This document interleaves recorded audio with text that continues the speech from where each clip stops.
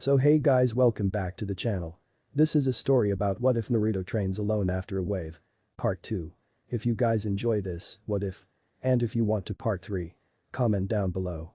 And let me know before I start. Please do support for more awesome content. And leave a like and don't forget to subscribe to my channel. And also share this video with your friends. And check out the description. And check out my playlist. So let's start the video. Chapter 11 Summoning Old Friends. The air was heavy with smoke, the light was dull, and the customers looked half dead. A small bell tinkled as light flooded the room. Several customers looked up, then shut their eyes at the light intrusion. The tall figure with another one, half his size, entered the dusty bar and closed the door behind them. The white-haired figure walked up to the bar and took a stool with his follower plopping right next to him. Many of the customers eyed the mysterious duo, checking out everything about them. "Excuse me?" The barman looked up, the taller figure was gesturing him over. The old retired ninja turned barman hobbled over on his good leg before hunching over where the man sat. "Yeah?" he asked, his voice low so as to not disturb the peace in the bar. "We're looking for a few fugitives. You wouldn't have happened to have seen him around." The white-haired man kept his voice low whilst pulling a picture of one Zabuza Mamachi from his right pocket and in his left, a handsome sum of ryo. The barman eyed the ryo and swiftly pocketed it before taking a closer look at the picture. This guy looks familiar. Why would you be hunting him?"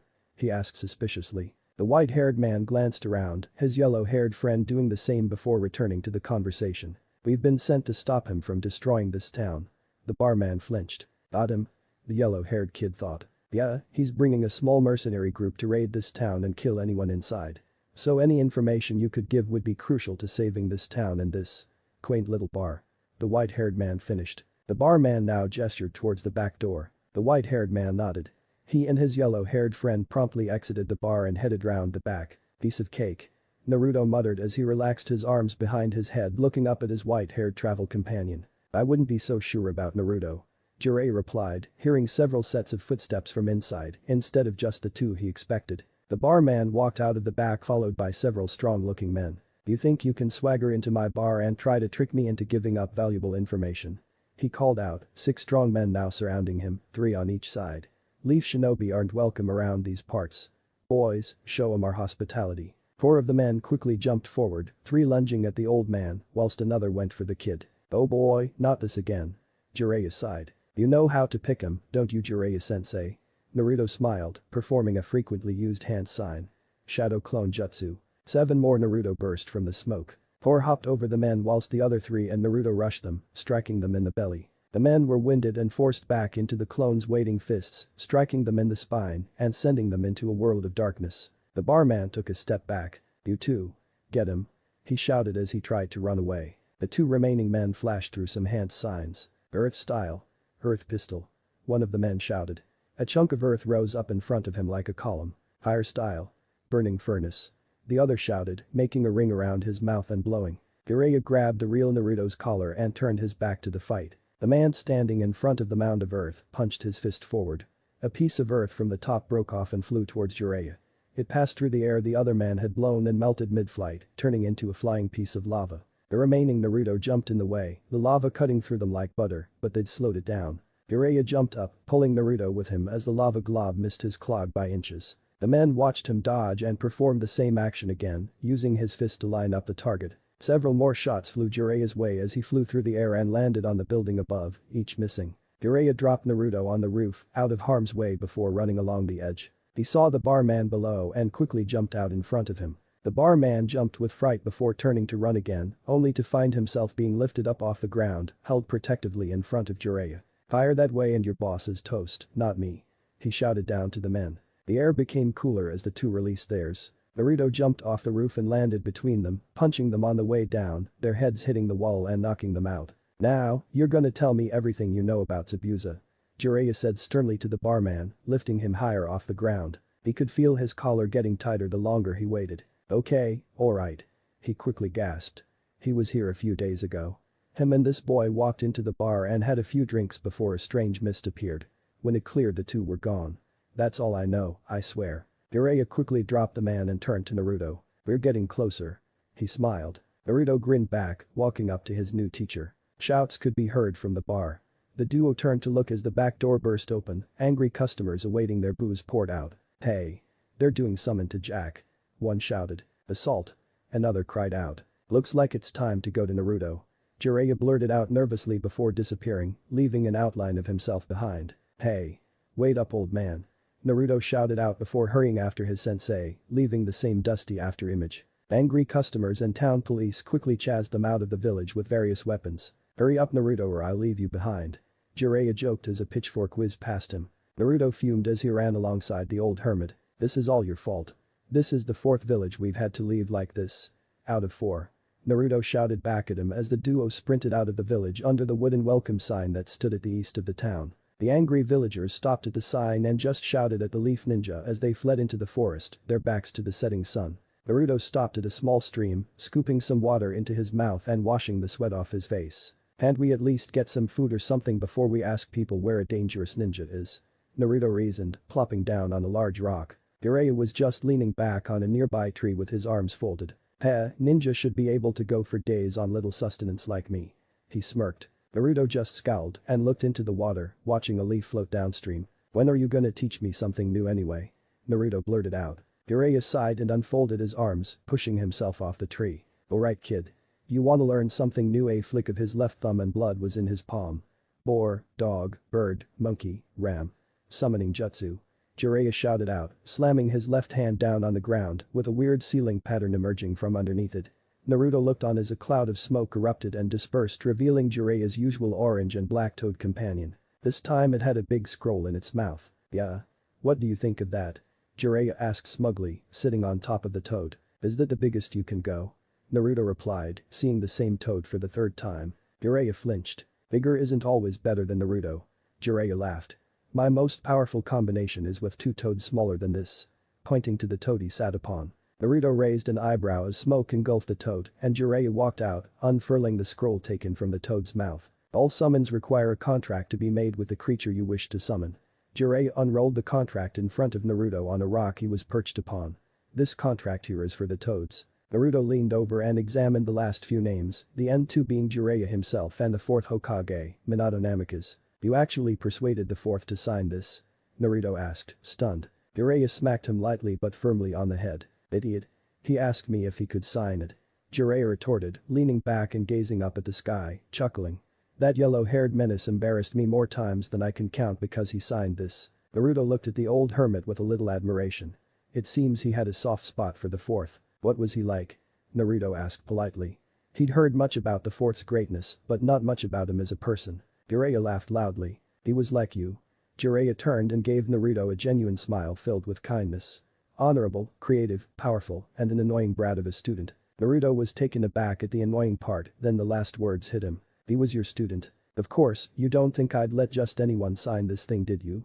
Jiraiya smiled, pointing to the contract. Naruto once again looked down at the contract, gazing at the 4th's name then Jiraiya's. Both were renowned for being powerful ninja, one the other one a Hokage. Yeah. Naruto bellowed, I'll sign it too then. Really? This I gotta see. The fox decided to make its presence known. Naruto just ignored the fox for now. Great, all you have to do is sign your name and blood and underneath each of your fingerprints from the same hand, and you're good to go. Naruto bit the tip of his right thumb and wrote his name and blood before pressing each of his fingers onto the bottom of the fresh space to finish the signing. Good, now these are the signs. Jiraiya held up his hands to demonstrate. Naruto watched intently then quickly finished his own, slamming his right hand down on the floor like Jiraiya. Summoning jutsu? He called out. A large wave of smoke appeared. Jiraiya's mouth opened slightly in anticipation. The wind picked up, blowing away the smoke to reveal a small orange toad with purple stripes along its belly, eyebrows, eyes and mouth with a blue jacket on. Yo. He said simply, raising his right hand in greeting. Naruto's face faltered, he couldn't even summon one half as big as Jiraiya. Jiraiya however was contemplating the situation, he thought for sure he'd have to weaken Naruto's chakra down so the fox's more powerful chakra could summon something. The fox was, at this time, laughing in his cage. Shut up. Stupid fox. Naruto thought angrily. The name's Gamakichi. The toad introduced itself before turning to Naruto. So what do you need? Jiraiya smiled at the young toad. You're all I could summon. Naruto sighed. Well, nothing right now I guess. The toad looked visibly annoyed at this. Fine then, just holla if you need me. He said before bursting into smoke. Jiraiya laughed and removed a scroll from his pocket. We may as well set up camp, we still have a lot of walking to do if we're gonna catch up to this guy. Jiraiya said, whipping the scroll out as bits and pieces of campsite burst out of the seals. Alright Naruto, you get building, I'm gonna catch some. Jiraiya began, but Naruto was already finishing a set of hand signs. Summoning jutsu. He called out again. Another poof of smoke and another toad was summoned. This time it was bigger, but only in the waist department. This frog was bright yellow with orange stripes in similar places as Gamakichi, but had its underarms and legs colored a dark gray-green sort of color. This is the first time anyone's ever summoned me. It's Gamatatsu's turn at getting a chance to shine. It shouted proudly. Naruto's sweat dropped as the small toad looked around, confused. Hey, where are the bad guys at? He asked, seeing no one before turning to Naruto. Damn it. Naruto just shouted to the sky. Jiraiya chuckled and called over to the toad. He's just practicing. If you leave, get ready to be summoned by this kid for a few years before he gets the hang of it. Naruto fumed at Jiraiya whilst the toad looked at the floor a little sadly. Oh, and here I thought I could get some snacks for this. He muttered before disappearing in a burst of smoke. If you're gonna keep practicing that, go away and practice. I don't want your training messing up my beauty sleep. Jiraiya teased with a half-stern voice. Naruto just gave the old man an angry glare before opening his mouth to say something, quickly deciding against it, turning, and heading off into the trees behind him. Jiraiya watched as he disappeared through the brush. That kid's gonna make one heck of a ninja, he thought, grinning smugly. Then all the girls will praise me, his teacher. His thoughts turned perverse. He turned his back to the trees and greeted an unmade camp. Damn kid, making me do all the work. He grumbled, quickly setting to making his own tent. Summoning jutsu. Naruto shouted out again, his voice croaking due to the strain of shouting the same line over and over again. This time, a larger cloud of smoke erupted in front of the blonde genin. He quickly looked up in excitement. Yo. Damn it. Naruto shouted out. The orange toad quickly took the hint and scarpered, a smaller puff of smoke accompanying him. Naruto was kneeling on the floor, his hands holding his body up off the ground. He was panting heavily, his chakra was running low. He'd found a small clearing in which to practice. Small oak trees surrounded him, and the dark green grass was soft enough to sleep on. Naruto clenched his hands, clutching some dirt and grass blades, as he pushed himself back up onto a kneeling position. His hands went through the hand signs again. Boar, dog, bird, monkey, tiger. Naruto slammed his hand on the floor, giving off a weak cry of summoning only for nothing to happen. Wrong sign kid. The fox murmured. Naruto rolled over onto his back, panting heavily. I know. He gasped. He reached over for his water bottle and drank the remaining liquid inside. It wasn't much. Head back to the old man. No more can be accomplished by pushing yourself this far. Kikbi scolded. What about your chakra? Naruto thought, too tired to speak. Your arm muscles are already at their limit.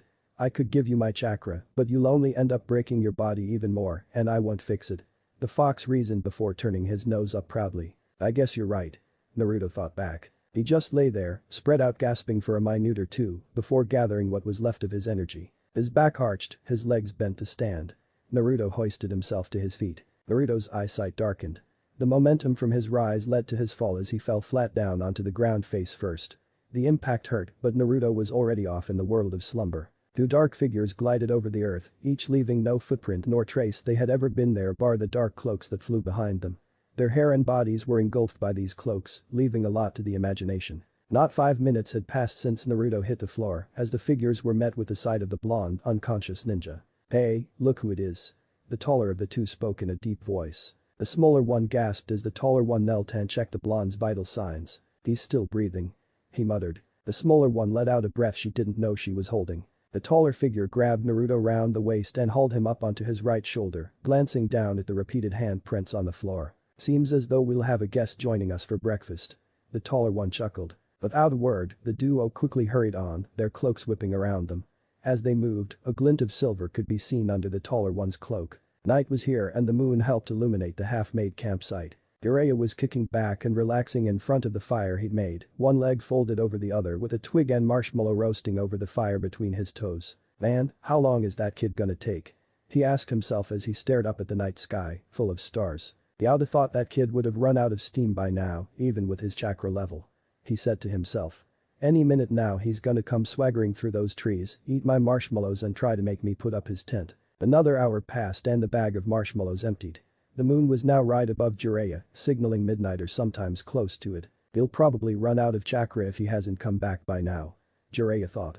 He pushed himself up to a sitting position and flashed through the summoning signs before slamming his hand down on the ground. A small puff of smoke later and a small orange toad was lying on his back, his eyes closed and a large nose bubble present. Boy.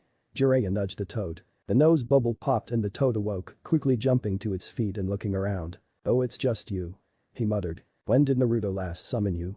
Jiraiya asked politely but with a hint of worry in his voice. The blonde. "That was ages ago, last time he summoned me, he looked ready to collapse." Gamakichi explained. Jiraiya nodded and dismissed the toad before checking the campsite quickly for anything he would mind getting stolen before taking off into the trees Naruto had walked through earlier. The sound of a crackling fire pieced the silence. A dim orange invaded the darkness in Naruto's closed eyes.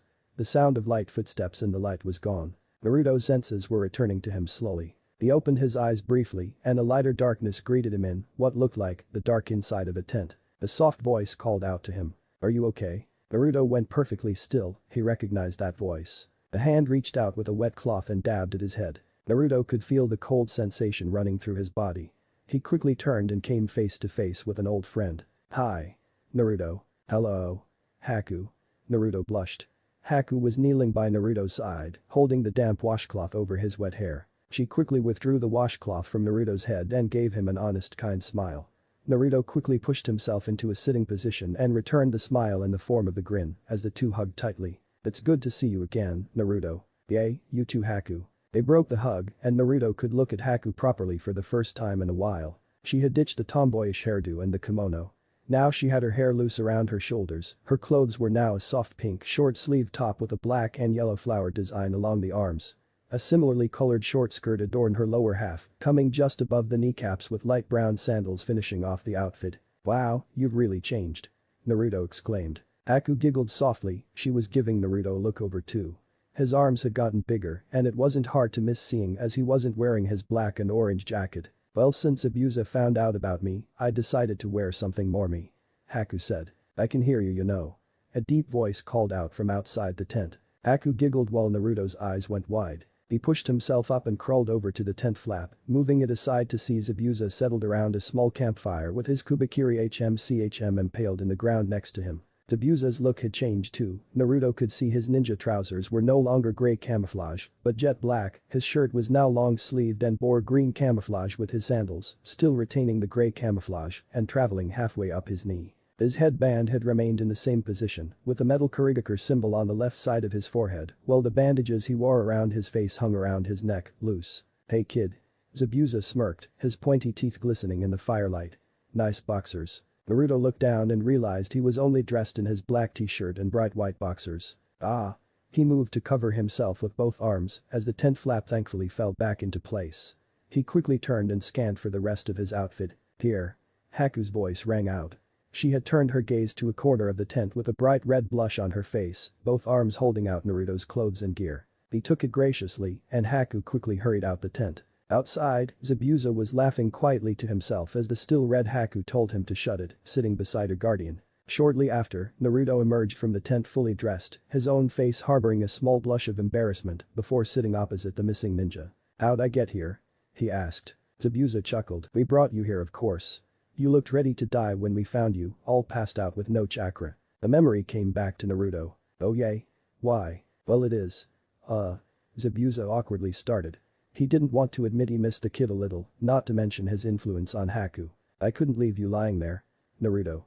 Haku finished for him. Naruto flashed her a smile and she lightly blushed. Zabuza smiled at the scene before deciding to ask Naruto about his new gear. "Seems you think you're ready to fight for real now, eh kid?" Zabuza asked, glancing at Naruto's short sword. Naruto took the hint and looked at his sword for a moment before drawing it and holding it out for them to examine. "My friend is back in Konoha," he began, "she taught me about correct stances and timing. We made this together after the second exam." The firelight danced over the blade, making it shimmer as the fox head on the hilt looked ready to strike. Haku gazed at the blade with awe as Zabuza admired its quality workmanship. "That's a fine blade you got. Shame it can't stand up to mine," Zabuza teased. Surprisingly, Naruto admitted defeat. "That's to be expected," he began. "After all, I've only been training a little while." His eyes met Zabuza's. "But don't underestimate me." Naruto released a little killer intent and Zabuza matched it. Needless to say, Zabuza did understand the power behind Naruto's words. He had underestimated the kid back on the bridge and he'd almost lost Haku to him. He knew now that Naruto would never do such a thing, he had taken Haku in a different way. "So what are you doing out here anyway, Naruto?"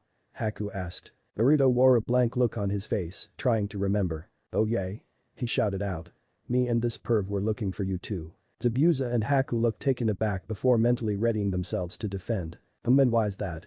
Zabuza asked cautiously, his hand twitched a little closer to his sword. The branch snapped and leaves rustled as the clear sound of something falling through the trees behind the missing ninja. In a flash, Zabuza had grabbed his sword and whirled around to face whoever was behind them, while Haku had lunged for Naruto, twisting his arm behind his back and lifting him to his feet, readying at his neck. "Ah Haku, what the hell?"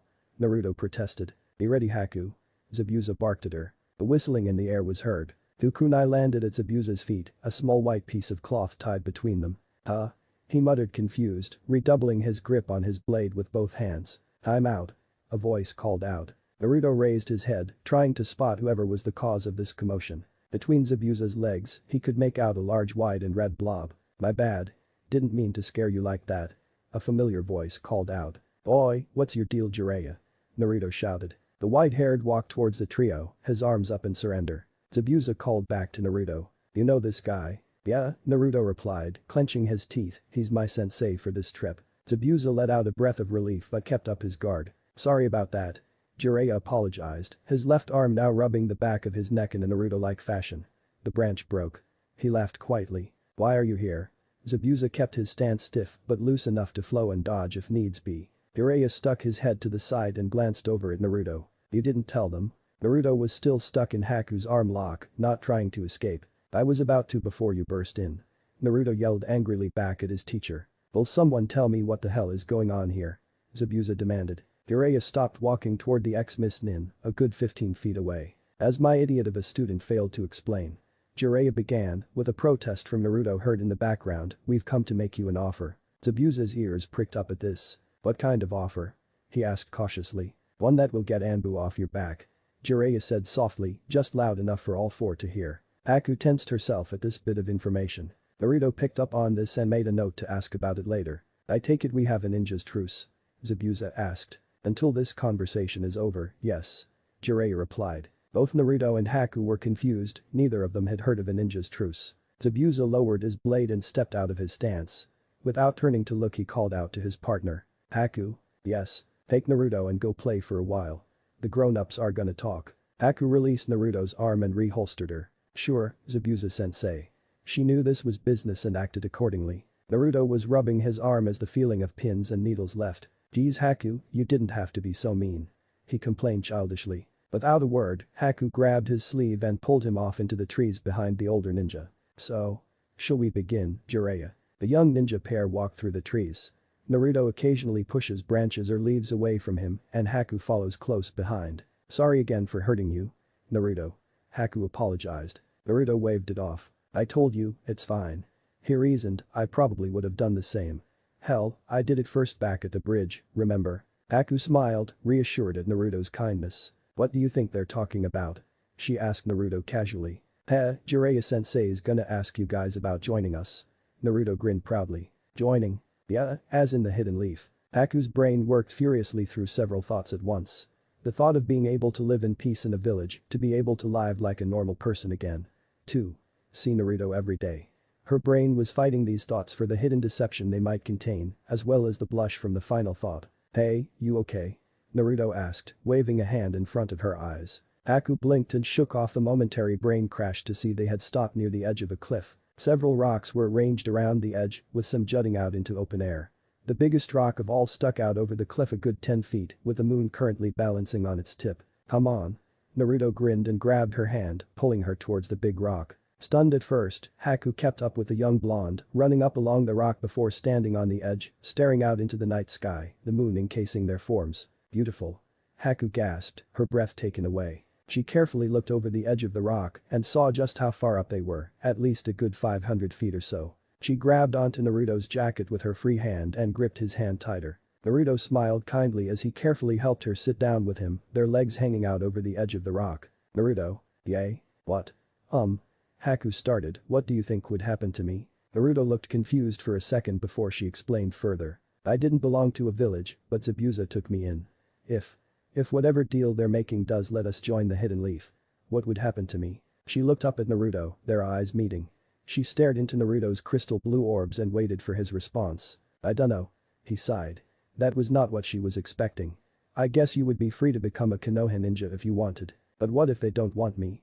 Haku replied, panic invading her voice. What if they only want Zabuza and not me? Naruto looked into Haku's shining brown eyes, the moon reflected in the slight tears that were threatening to break free. I guess I'll just have to keep you. Naruto smiled. If they don't want you living in the village, you can live with me. Hell, most people don't want me in the village, but they haven't kicked me out yet. He gave her one of his best smiles. A rare, genuine Naruto smile. Haku calmed down a bit at this. At least Naruto would stand by her. A hand reached out and pulled her closer. Naruto was rubbing her shoulder gently in reassurance as she rested her head on his arm. The couple sat there for a while, admiring the sight of the nearly full moon in front of them, beginning to sink below the earth once more. Haku pulled away from Naruto's shoulder slightly and turned to face the blonde. Naruto looked down at Haku's gentle face. They were only mere inches apart. Haku closed her eyes and leaned forward slightly, her lips moving towards Naruto's.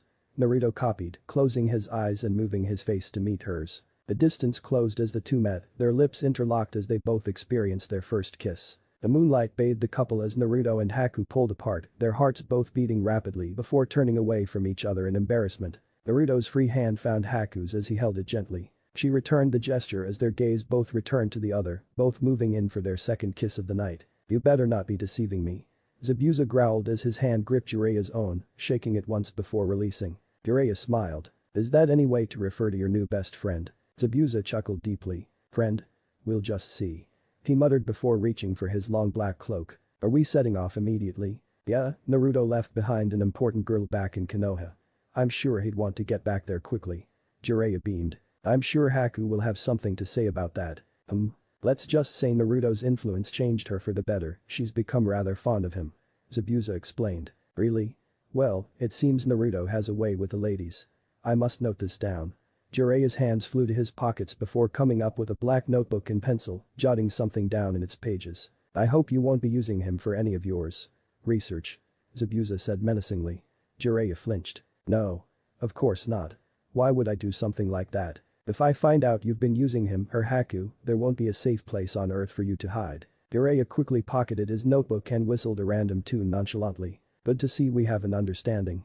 Zabuza sent a little killer intent at a specific area of Jiraiya. They felt it but did not dare risk even a joke. Everything's okay. A voice behind them called out. The elder ninja turned to see the younger generation stepping out from the bushes, both a little flushed and smiling. Yeah, it seems we're going to be moving Haku. Pack your things. The girl instantly set about, collecting her stuff, her flushed look gone in an instant, while Naruto walked over to Jiraiya. So what's going on, pervy sage? Naruto asked. An angry mark popped up on Jiraiya's head. Now we're not in a delicate situation. He cracked his knuckles. A loud thunk echoed in the clearing. Don't call me that. Jiraiya stood over Naruto, his head partially buried. Haku quickly dropped what she was doing and hurried to Naruto's side, helping him back up and rubbing his forehead. Zabuza raised an eyebrow at this but made no comment. Instead of hitting me, this conversation could have been over already. Naruto yelled back. Jiraiya just glared at Naruto but gave in. Everything has been agreed on. We're going back to the Leaf Village. Chapter 12 Naruto returns with a bang. The moon had faded and disappeared over the horizon as the small group made their way through the forest. The trees barely rustled as they jumped from branch to branch, making only a small amount of noise comparable to a small flock of birds. A small dirt road appeared below them as the group dropped down into the middle of it. Finally, Naruto groaned as his feet touched solid ground. How much further, Jiraiya-sensei? They smirked as he looked down the road both ways. Near Naruto, we can take it easy from here. Jiraiya replied, his hand checking his scroll was still attached. Zabuza and Haku stayed silent, both cautious about the upcoming event, entering a hidden village. That reminds me. Zabuza. Jiraiya started, Zabuza turned his attention toward him. I'll need your sword and any weapons you might be carrying. The mist ninja looked visibly shocked, he rarely parted with his blade, and when he did, it never left his sight, nor was it left in anyone's care bar Haku's. Zabuza muttered something unapproving before reluctantly removing the blade from his back, the hilt from his side, and handing them over to the before detaching the kunai holster hidden on the inside of his black cloak. Jiraiya drew a blank scroll and inscribed some seals before sealing the weapons inside. What about you, young missy? Jiraiya asked Haku, his voice changing from the calm serious one to one of playfulness he normally puts on around women. I do not carry such things with me. The only weapons I need are my hands. Jiraiya's eyes grew wide. That means she isn't carrying any. Naruto yelled at his teacher who quickly turned his attention from Haku to his own annoying student. I know that, you brat. He shouted back at Naruto. Strangely, Naruto didn't flinch at his teacher's close-up shouted response. He just stood with his arms crossed, glaring hard at the sage. Jiraiya quickly regained his composure and rolled up the scroll, pocketing it before he began walking in what the missing ninja guessed was the direction of the Leaf Village. Jiraiya led the way a few meters ahead of the rest of the group, with Haku, Zabuza and Naruto walking behind together. Haku and Naruto were talking to each other, while Zabuza kept his eyes focused on Jiraiya's pocket. "Ah wow, so you must be training hard for the third exam." Haku is admired as Naruto enlightened her to his activities and battles in the Chunin exams. "Believe it. Jiraiya-sensei even taught me this cool summoning jutsu, but I can't summon much yet." Naruto replied a little downheartedly. "Don't worry, I'm sure you'll get it." Haku reassured him. "So what about you?" Naruto asked. Haku looked taken aback before she realized what he meant. "Oh, I've learned a few new things too." She replied, her gaze averted from Naruto's own as she thought back to what she'd learned. "Cool, when can I see him?" Naruto asked, excitement heavy in his voice. Haku was about to reply when Jiraiya cut in. "Look Naruto, we're almost home." He pointed ahead, and sure enough, the Hokage mountain was visible in the distance. "How about you wait till we get everything sorted out before you talk about training?" Naruto crossed his arms and glared angrily at Jiraiya's back. He accepted Jiraiya's statement, but he didn't have to like it. Haku watched the pouting Naruto and giggled quietly, raising her hand in front of her mouth as she did. Konoha approached and the group was forced to deal with the guards at the front entrance. Check-in was always dull. Haku and Zabuza were hanging back a little, hesitant to go closer to the gates or guards than they needed to be. Naruto noticed this and gave Haku a reassuring smile before nudging his head toward the village. Jiraiya and Naruto returning from a mission. Jiraiya announced as he stepped up to the little kiosk-like desk. It was not Naruto's favorite Chunin pair, but a wide-eyed Haikyuu Chunin with hair similar to Niji's and what looked like a nervous new Chunin fumbling with his records. Right, if you could just. Sign here please." The newbie struggled as the Haikyuu scoffed at his incompetence. "What a dope." Naruto's ears perked up at the Haikyuu's words. "You have already failed to notice that they are accompanying two foreign ninja." He scolded harshly. Right, sorry." The Chunin muttered, he leant over to look behind the old. "If I could ask you to sign your names please." The Haikyuu sighed again. "Idiot." Naruto felt a little anger rise to the surface. Haku and Zabuza both looked at each other, both unable to figure out how to act. The loud laugh pierced the safeguard silence. "Don't worry, they're fine." Jiraiya smiled at the nervous Chunin as he signed both his and Naruto's names while grabbing a couple of white slips. "They're with me on a diplomatic mission." "Oh, I see." The Haikyuu responded. "I wondered why they weren't in cuffs." Jiraiya now turned his attention to the stuck-up Haikyuu. "The high and mighty Haikyuu decides to judge someone on appearance," he said sarcastically. "Like that hasn't been done before. I would change your attitude towards others if you want to become a good ninja." Haikyuu flinched in his chair as Jiraiya turned back to the newbie. "What's your name, son?" Brock sir, Tsuchi Brock." Don't worry Tsuchi, I remember my first time here. My toad ran off with the register when he lost at cards." The nervous Chunin chuckled lightly as his nerves settled a little. Jiraiya turned his back to the check-in and smiled back at the trio. Both Tsuchi and Naruto felt a little better watching the smug Hyuga get put in his place. It made him think of what he would say when he taught Niji the same lesson. "Zabuza, Haku." He waved his hand towards him as he turned to walk down the main street to the Hokage's office. "Let's get you sorted, eh? This won't take long, will it?" Zabuza half growled, he always hated meetings. "Naruto, go sort your stuff out," Jiraiya called back. "Don't forget about your training." A knowing grin on his face, thinking of a brown-haired weapons mistress. "I'll have to see you later then. Naruto-kun." Naruto turned to see Haku's smiling face. She took a step closer, leant in and kissed his cheek. Naruto blushed and felt a warm tingling sensation where her lips touched before it disappeared along with Haku, who ran to catch up with Zabuza. Yay. See ya." He muttered as he watched her brown hair flutter in the wind. Both Chunin just watched, gobsmacked, as the village outcast got a kiss from a rather pretty girl. The Haikyuu felt nothing but hate for the demon vessel. He barely caught the eye of any female, whereas the Kikbi incarnation was already getting kisses. Tsuchi however smiled at the orange and black genin. It was about time someone saw him for the kind kid he seemed to be. He made a mental note to ask his sensei why people gave him hateful looks. With his traveling trio gone, Naruto let out a long sigh and looked up at the sun. The top half of the great ball of fire had risen above the wall into the village. "Yeah, first things first, breakfast," he thought as he felt his belly rumble at the thought of food. "Ichiraku it is," he called out, pumping a fist in the air as his backpack jostled, beginning the trek back to his favorite breakfast, lunch and dinner stand. Hushed whispers littered the street as the Toad Sage, the demon of the mist and an unknown walked calmly through Konoha. Most people had risen and were beginning their daily routines of shopping, working and training, and many were present to witness this unusual event. Haku could feel the stares all over her. A shiver ran down her spine as she quickened her pace to stand closer to Zabuza and Jiraiya.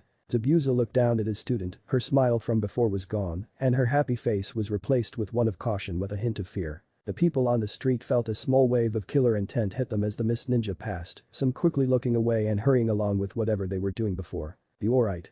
Zabuza whispered. "I'm fine, Zabuza-sensei." Haku replied with her old, emotionless voice back in place. "I just wish Naruto was here." The demon of the mist, a young pink-topped girl gasped as she felt killer intent wash over her, barely affecting her due to the small strength of it.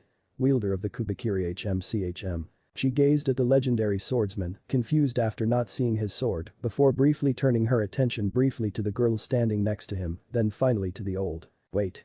His brain quickly thought back to Naruto's letter.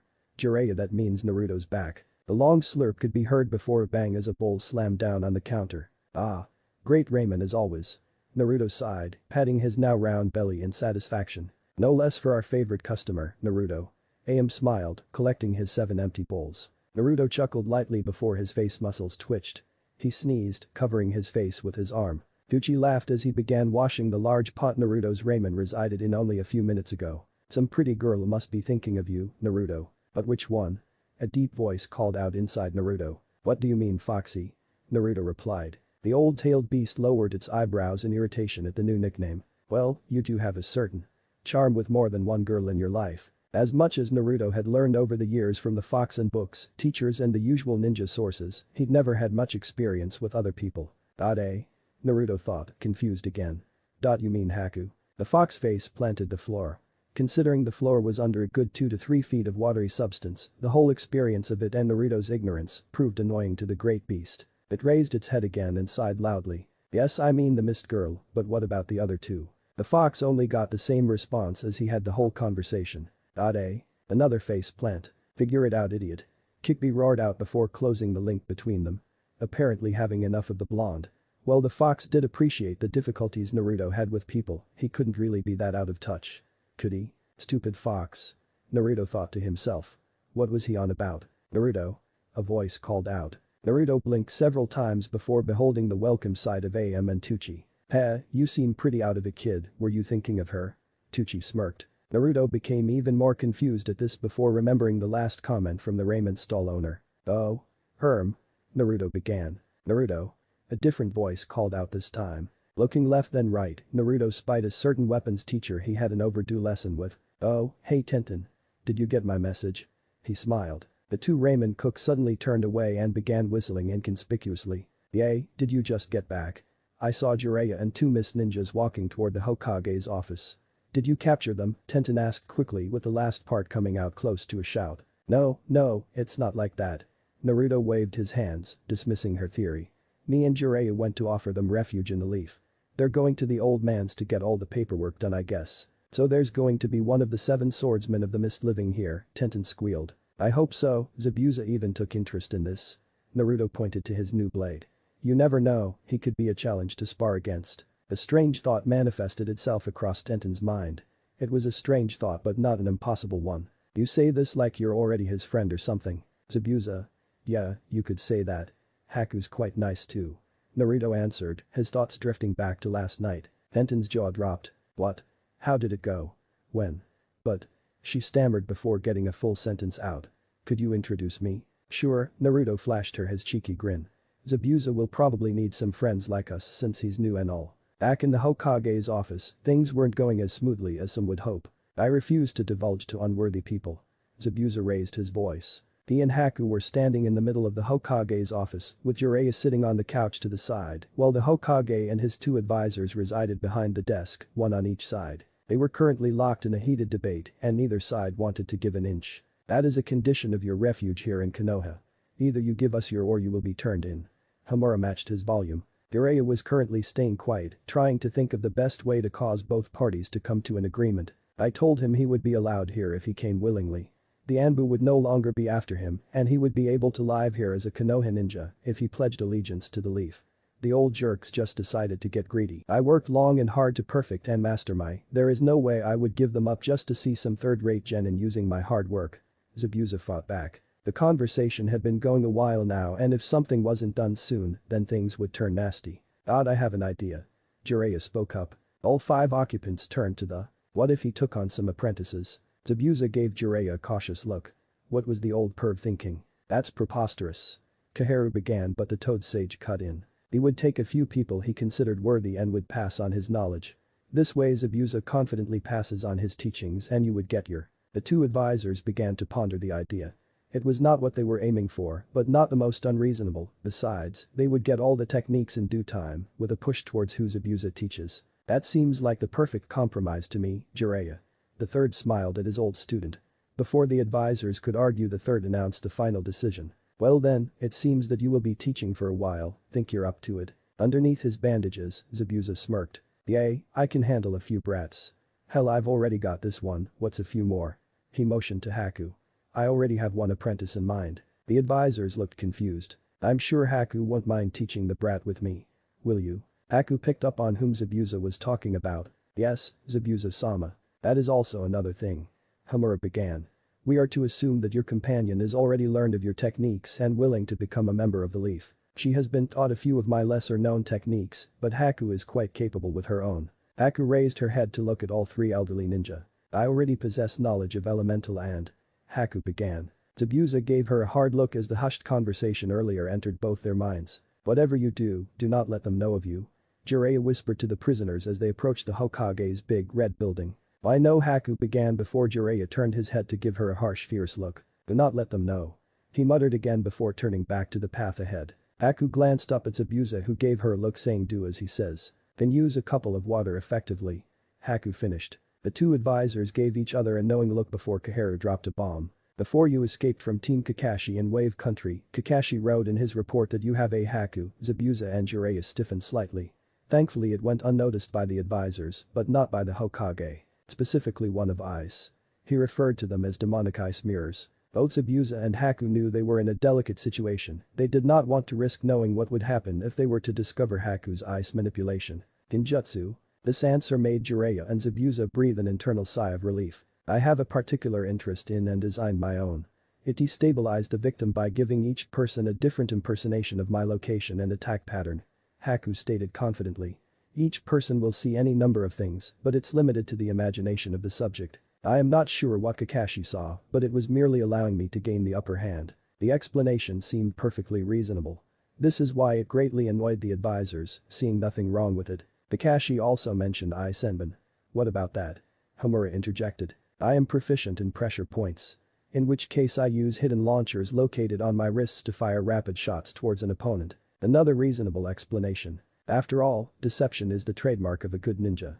Both techniques use little and no chakra, enabling me to outlast my opponent, as was the case in Waves. Another inward sigh, it looks like they were in the clear. Just like I taught you. Zabuza chuckled, patting Haku's head. While it wasn't something he would normally do, it did pull the attention off of his ward for the moment. The Hokage turned to his advisors. Well, everything seems in order. I think that's all the time we'll need from you today. The 2 turned to the old Hokage, both greatly annoyed. They not only had to compromise, but a potential was merely the illusion of. The 2 promptly left the office, closing the door with more force than needed on the way out. Jiraiya.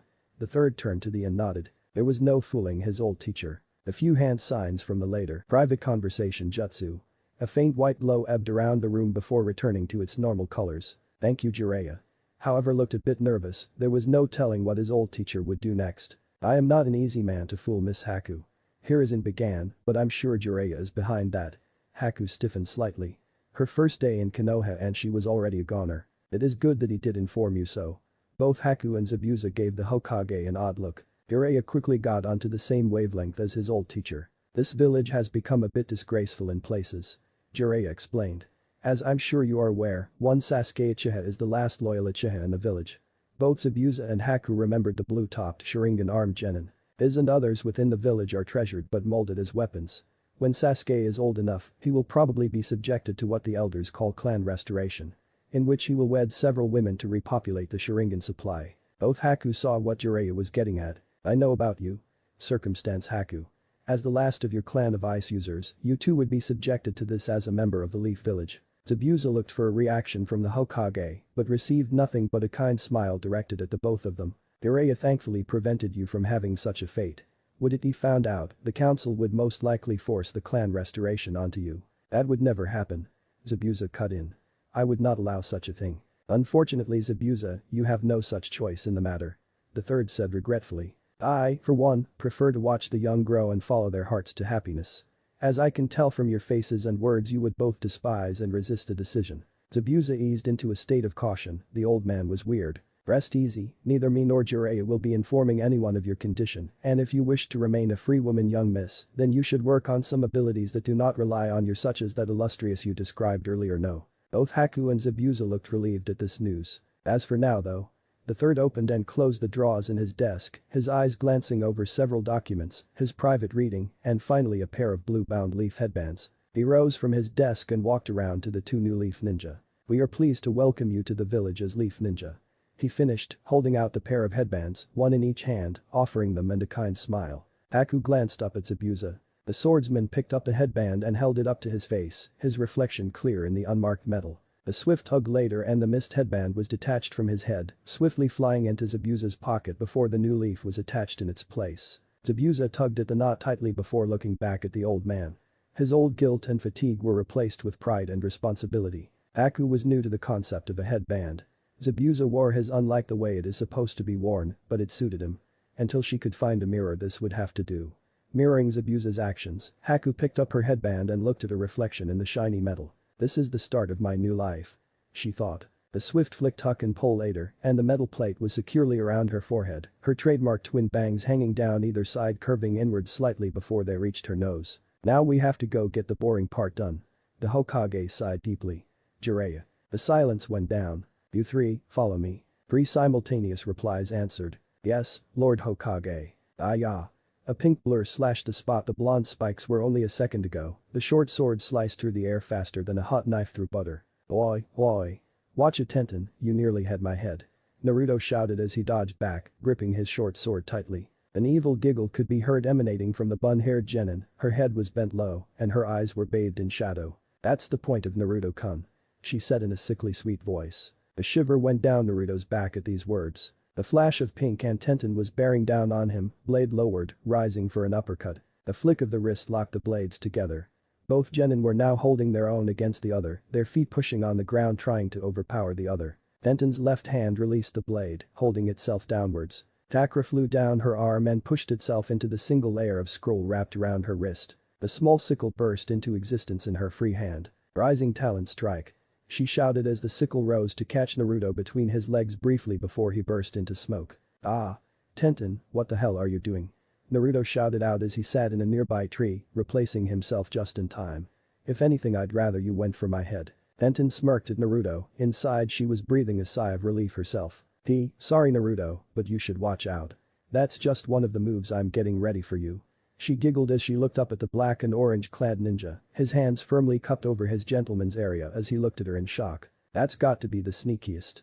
Brilliant tactic. Someone else finished. Naruto and Tenten turned to see Jiraiya strolling up to the pair. Effective, sneaky and. Jiraiya closed his steps just a little. Very painful if caught.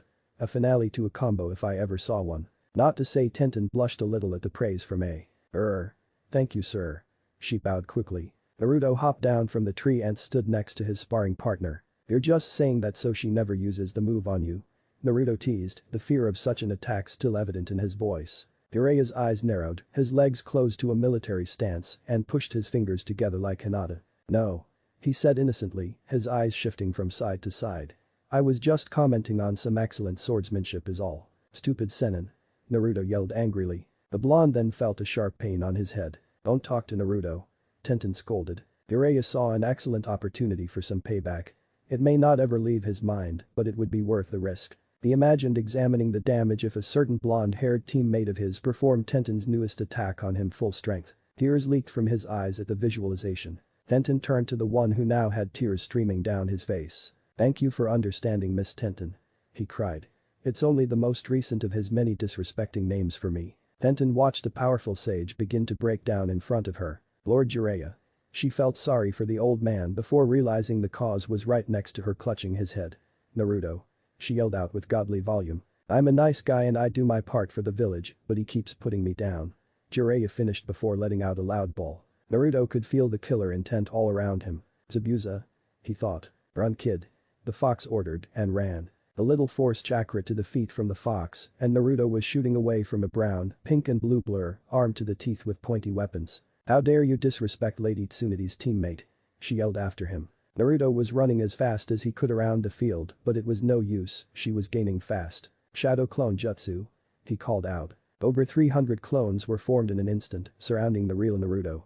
He quickly replaced himself a few times before the clones scattered themselves. That's not gonna work. Tenten called out, jumping high into the air, a pair of scrolls unfastening from her belt. Hundreds of kunai, sickles, shuriken and other things exploded out of the paper. Tenten closed her eyes as she visualized her targets. They flashed open as her hands deftly grabbed the nearest object and hurled it at a clone. Jiraiya watched the hilarity from afar. His fake tears of sadness turned into real tears of joy, and he rolled on the ground clutching his stomach, banging his fist on the grass. Haha, stop it, I can't. He laughed, but another Naruto clone went out in smoke, the kunai thrown piercing what would be Tenten's talent strike target, letting out a momentary squeal of would-be pain. This brought out another round of laughing from the as 10 by 10, the Naruto clones' numbers were reduced from the hundreds to the single digits. The lucky few had taken refuge in especially thick trees, escaping temporarily from Hell's judgment. The 8 were swiftly reduced to 7. The victim not even getting a chance to see where its assailant came from. The real Naruto was hiding behind a tree, transformed into a small field mouse. He was breathing heavily. A large shadow fell across Naruto. He slowly turned and looked up into the eyes of a crouching pervy sage. "Payback's a bitch, isn't it?" Jiraiya whispered softly. For the record, pink and yellow feathers just do not mix. The scared little field mouse instantly remembered his earlier prank and narrowed its small eyes at the boy, Tenten, he's over here. Jiraiya called out. The small mouse's eyes widened in shock. He would really abandon his own student to die. A second later and Naruto was facing the ground, his limbs flailing wildly as Jiraiya held him up by his tail. A few unintelligible squeaks later and Naruto was back in human form, his right leg in the clutches of his sensei. "Let him go. Quickly." Naruto pleaded with his teacher. "No way, this is too good." Jiraiya laughed again. The clear sound of air parting could be heard by both ninja as Tenten soared through the branches and landed a foot from Naruto. "Hello, Naruto," she said in that same sickly sweet voice, raising her hand while conveniently holding a very shiny kunai. "Apologize to Jiraiya-sensei at once," she demanded. She didn't want to hurt Naruto, she just liked giving him a taste of his own medicine. A soft rustling came from the leaves above. No," Naruto said defiantly. In the space of a heartbeat, a chain of orange and black figures dropped from the branches, each clutching the next feet as the last dangled with his arms open. Jiraiya found himself encircled by these hands. "Now," Naruto holding Jiraiya shouted. Then the branches above, Naruto holding onto the chain yanked back as hard as he could, pulling both Jiraiya and Naruto up into the tree and shooting off into the sky back toward town. Tenten could only stand there bewildered at the spectacle that took place before her. It couldn't be said Naruto wasn't good at thinking on his feet. The student and teacher both yelled as they soared into town. They had started descending and were both dreading the landing. This was definitely not one of Naruto's better plans. Ichiraku, Tenten's weapon shop, and the academy all passed under them before their descent right into the hot springs. 2 very big splashes later and a very wet teacher and student looked at each other. That was lucky, eh? Jiraiya laughed, Naruto hadn't forgotten the payback that fast though. "Ah." A shrill voice screamed before either ninja could do anything. Both turned to see a multitude of women scramble to get towels or clothes. A quick glance to the sign above the changing rooms gave them all the information they needed about the situation. Jiraiya's years of experience came in handy for him at this point, having found himself in similar situations previously. "See ya." He quickly muttered to Naruto before swiftly leaping out of the water, over the fence and away from several women that looked ready to kill. With several of them being ninja, the result wasn't impossible. Naruto just sat stunned for a moment before the seriousness of the situation descended on him. Unfortunately, something else descended on him first. For the second time today, Naruto was lifted off his feet by someone. A hand clasped firmly around the back of his neck, not his collar. "What the hell do you think you're doing, shrimp?" A vaguely familiar voice rang right in Naruto's ears. But the soft clicking sound, dreading the outcome, Naruto's head turned to see one Mitarashi Anko facing him. All her ferocity in the Chunin exam didn't compare to how deadly she looked now, even in her white towel. "Ah. Miss Anko." Naruto gasped, her short purple hair was let down from its usual position. To Naruto, it seemed to frame her face quite nicely. "I didn't. I mean pervy sage he." Naruto stammered. It then dawned on him of the rest of Anko's attire. A small towel was wrapped around her body, covering from under her arms only just the thighs. Unfortunately, these thoughts decided to take physical form as a big red blush spread all over Naruto's face. "You look very nice today."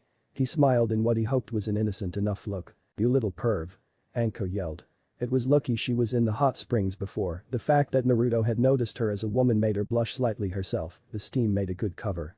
Nearly all of the bathers had left the springs, people had heard about Anko and her dealings with Jiraiya, as well as other people who dared spy on her. "You wanna know what I do to pervert?" she threatened, daring him to answer as shadow covered her now yellow eyes. Naruto quickly closed his eyes and braced himself for a potential beating. The blonde genin landed on the other side of the wall. It was going to take a lot of Ryo to make good on his promise to Anko, but he still hadn't been paid for his latest mission. He just thanked his lucky stars when he heard that comment about Anko before. It did save him a beating after all, though apparently a certain white-haired man is still in big trouble. Naruto stood and quickly made his way away from the hot springs, dusting off his clothes as he jogged. "Naruto." He turned. The familiar panda bun partner caught up to him before panting as they stopped. "Where did you fly off to all of a sudden?" she asked. Naruto was a bit apprehensive at first, as he didn't know whether their little spar was over or just postponed. I kinda made a little detour to escape you and the old perv," he replied. Tenten was visibly a little ticked at his comment. Fun had its limits, and she had heard all about Jiraiya from Guy-sensei. It was just more fun playing tag with Naruto. She giggled at his slight fear. "Don't worry, Naruto, I'm not gonna thump you," she said back in a half-hearted scolding tone. The orange ninja raised his eyebrows. "It was just training, besides, you looked cute as a mouse." She winked at him. "Just how was that training?" "I thought I was done for." Naruto exaggerated. Tenten just giggled. "How about we talk about it over lunch, you're buying." Without another word, Tenten ran ahead, aiming for Naruto's favorite ramen stand. The look of disbelief graced Naruto's face for a moment before he smiled and chased after the brunette. Seems he was buying everyone food today. The pair happily ran through town catching a few stares from people, but otherwise lost in a little cat and mouse game. The game was brought to an abrupt halt as Tenten skidded to a stop in the middle of the path. Naruto almost crashed into her. He was that close but managed to jump aside at the last second. "Hey Tenten, what gives?" he asked as he looked round at his friend. Tenten, however, was just staring at a pair of unlikely customers looking into her shop window. Zabuza Mamachi was standing outside her weapons shop with his accomplice and was apparently window shopping. Naruto looked in the direction that Tenten was staring off at. "Hey Zabuza, Haku," he called out, and the duo turned. "Old man Hokage let you out, eh?" Zabuza chuckled as he walked up to the blonde genin, Haku smiling as she drew closer. "Yay, it seems we're fully fledged leaf ninja. As soon as the probation passes." The glint of light bounced off something shiny on the pair of them. Naruto looked closer to see the mark of the leaf now replacing the mist on Zabuza's headband and Haku, who was wearing her own leaf headband. "Sweet, so that means you can stare right?" Naruto smiled, more of a statement than a question, he was so sure of the answer. Underneath his bandages, Zabuza smirked. "Yay, looks like you're stuck with us, kid." That didn't bother Naruto one bit. "Who's this?" Haku asked, nodding to Tenten who was still struck dumb. "Oh yay, this is my friend Tenten," he announced. Zabuza, Haku, Tenten. "Tenten, Zabuza you already know, and Haku." A blur later and Tenten was shaking Zabuza's hand and arm fiercely. "It is such a pleasure to finally meet you," she squealed. "I know all about your group and your swords." She then turned to Haku and looked a little humble. "I'm sorry, I don't know anything about you though." "I feel as if that's rude." Tenten now looked crestfallen. "Whoa, Tenten, ease up." Naruto comforted her. Haku's smile never vanished. "That's alright, I prefer for people not to know about me." Tenten's smile returned a little. "Hey Zabuza." Naruto started. The old Miss Ninja turned his attention from the hyper-pink genin to hyper-orange genin. "Didn't you get your sword back yet?" Tenten also noticed his famous blade was missing. "Nah, they won't give it back till my probation is over," Zabuza said, sadness evident in his voice. "That's why I'm here. Some of these well-crafted blades caught my eye while mine's being held for me." He turned and pointed into the weapons shop. This was one proud moment and memory not even amnesia could remove for Tenten. Before she could get a word out, Naruto was already explaining. "That's Tenten's shop, she's the girl I was telling you about that helped me make this." He drew his fox blade. "Really?" Zabuza turned and took a greater interest in Naruto's latest friend. "I must say, even at a glance these weapons look to be of great standard. Did you make all of them?" "Most of them, some of the more expensive things are imported or made by my dad," Tenten proudly stated. And if Naruto's information is correct, you are skilled in the use of these weapons." Tenten could only blush at this statement. "Seems we'll have to spar sometime." Zabuza smirked, despite knowing the girl for only a few moments, he could guess the outcome of his words, wide eyes and a dropped jaw. Anyway, me and Haku need to go sort out our new accommodation." Later Naruto, Tenten. Zabzua called as he turned his back and walked away. See you soon, Naruto. Haku said softly, a soft blush spread across her face. Yay, later Haku. Naruto smiled back, his now rapidly becoming legendary grin spread on his face. The girl quickly turned and followed her sensei, a darker blush spreading. As stunned as Tenten was by the invite, she couldn't believe the flirt she just saw between the new girl and Naruto. Why Naruto? She thought, a bit shocked at her own admission. The hand grasped hers and tugged her the short distance remaining toward Ichiraku. Come on Tenten, let's eat. He shouted, oblivious to her thoughts. Chapter 13 Better, faster, stronger. The Chunin exam finals were drawing ever closer. Naruto had half the month left when he returned to Konoha with Jiraiya and company, and he was going to put that time to good use. For the first week and a half, everything almost followed a routine. Morning was summoning and training, afternoons were usually spent with Tenten training, and at night his private tutor would train him. A certain white-haired teacher of his stopped by every now and then to check how he was doing, though on the third day, he was looking a lot worse for wear. Bruises and lumps covered his head as well as a black eye, a swollen lip and a bloody nose. Turns out he came with a message. Enko says she looks forward to lunch. Was all Naruto could make out from Jiraiya's muffled speech. Seems Enko did catch up with him after all. Last night, Naruto was put through an intense fitness test. His prisoner had tempted him with some new toys if he didn't collapse. The fact Naruto completed his test and still managed to struggle back from the training ground and into bed gave the Kyuubi reason to give Naruto his next present. Needless to say, last night it took a lot out of him. The following morning, Naruto rose bright and early. A quick pleasant conversation with the fox about pinching his chakra followed by breakfast was in order. Boy, furball. Naruto thought as he quickly washed and dressed for the day. He was greeted with the usual snores he got from the fox in the mornings. An evil thought quickly crossed his mind. Hey. My old orange jumpsuit. I haven't worn it in ages. That quickly woke the beast up. Huh? Gah. Burn it with fire. Wah. The fox jumped, his usual reaction to the blonde's old attire was almost burned into his muscle memory. Any mention of it and that line was sure to follow. Oh good you're up. Naruto thought cheerfully to the fox, yanking open his fridge and cupboard to see what goodies lay within. I ever find my way out of here, you're the first one I'm coming for.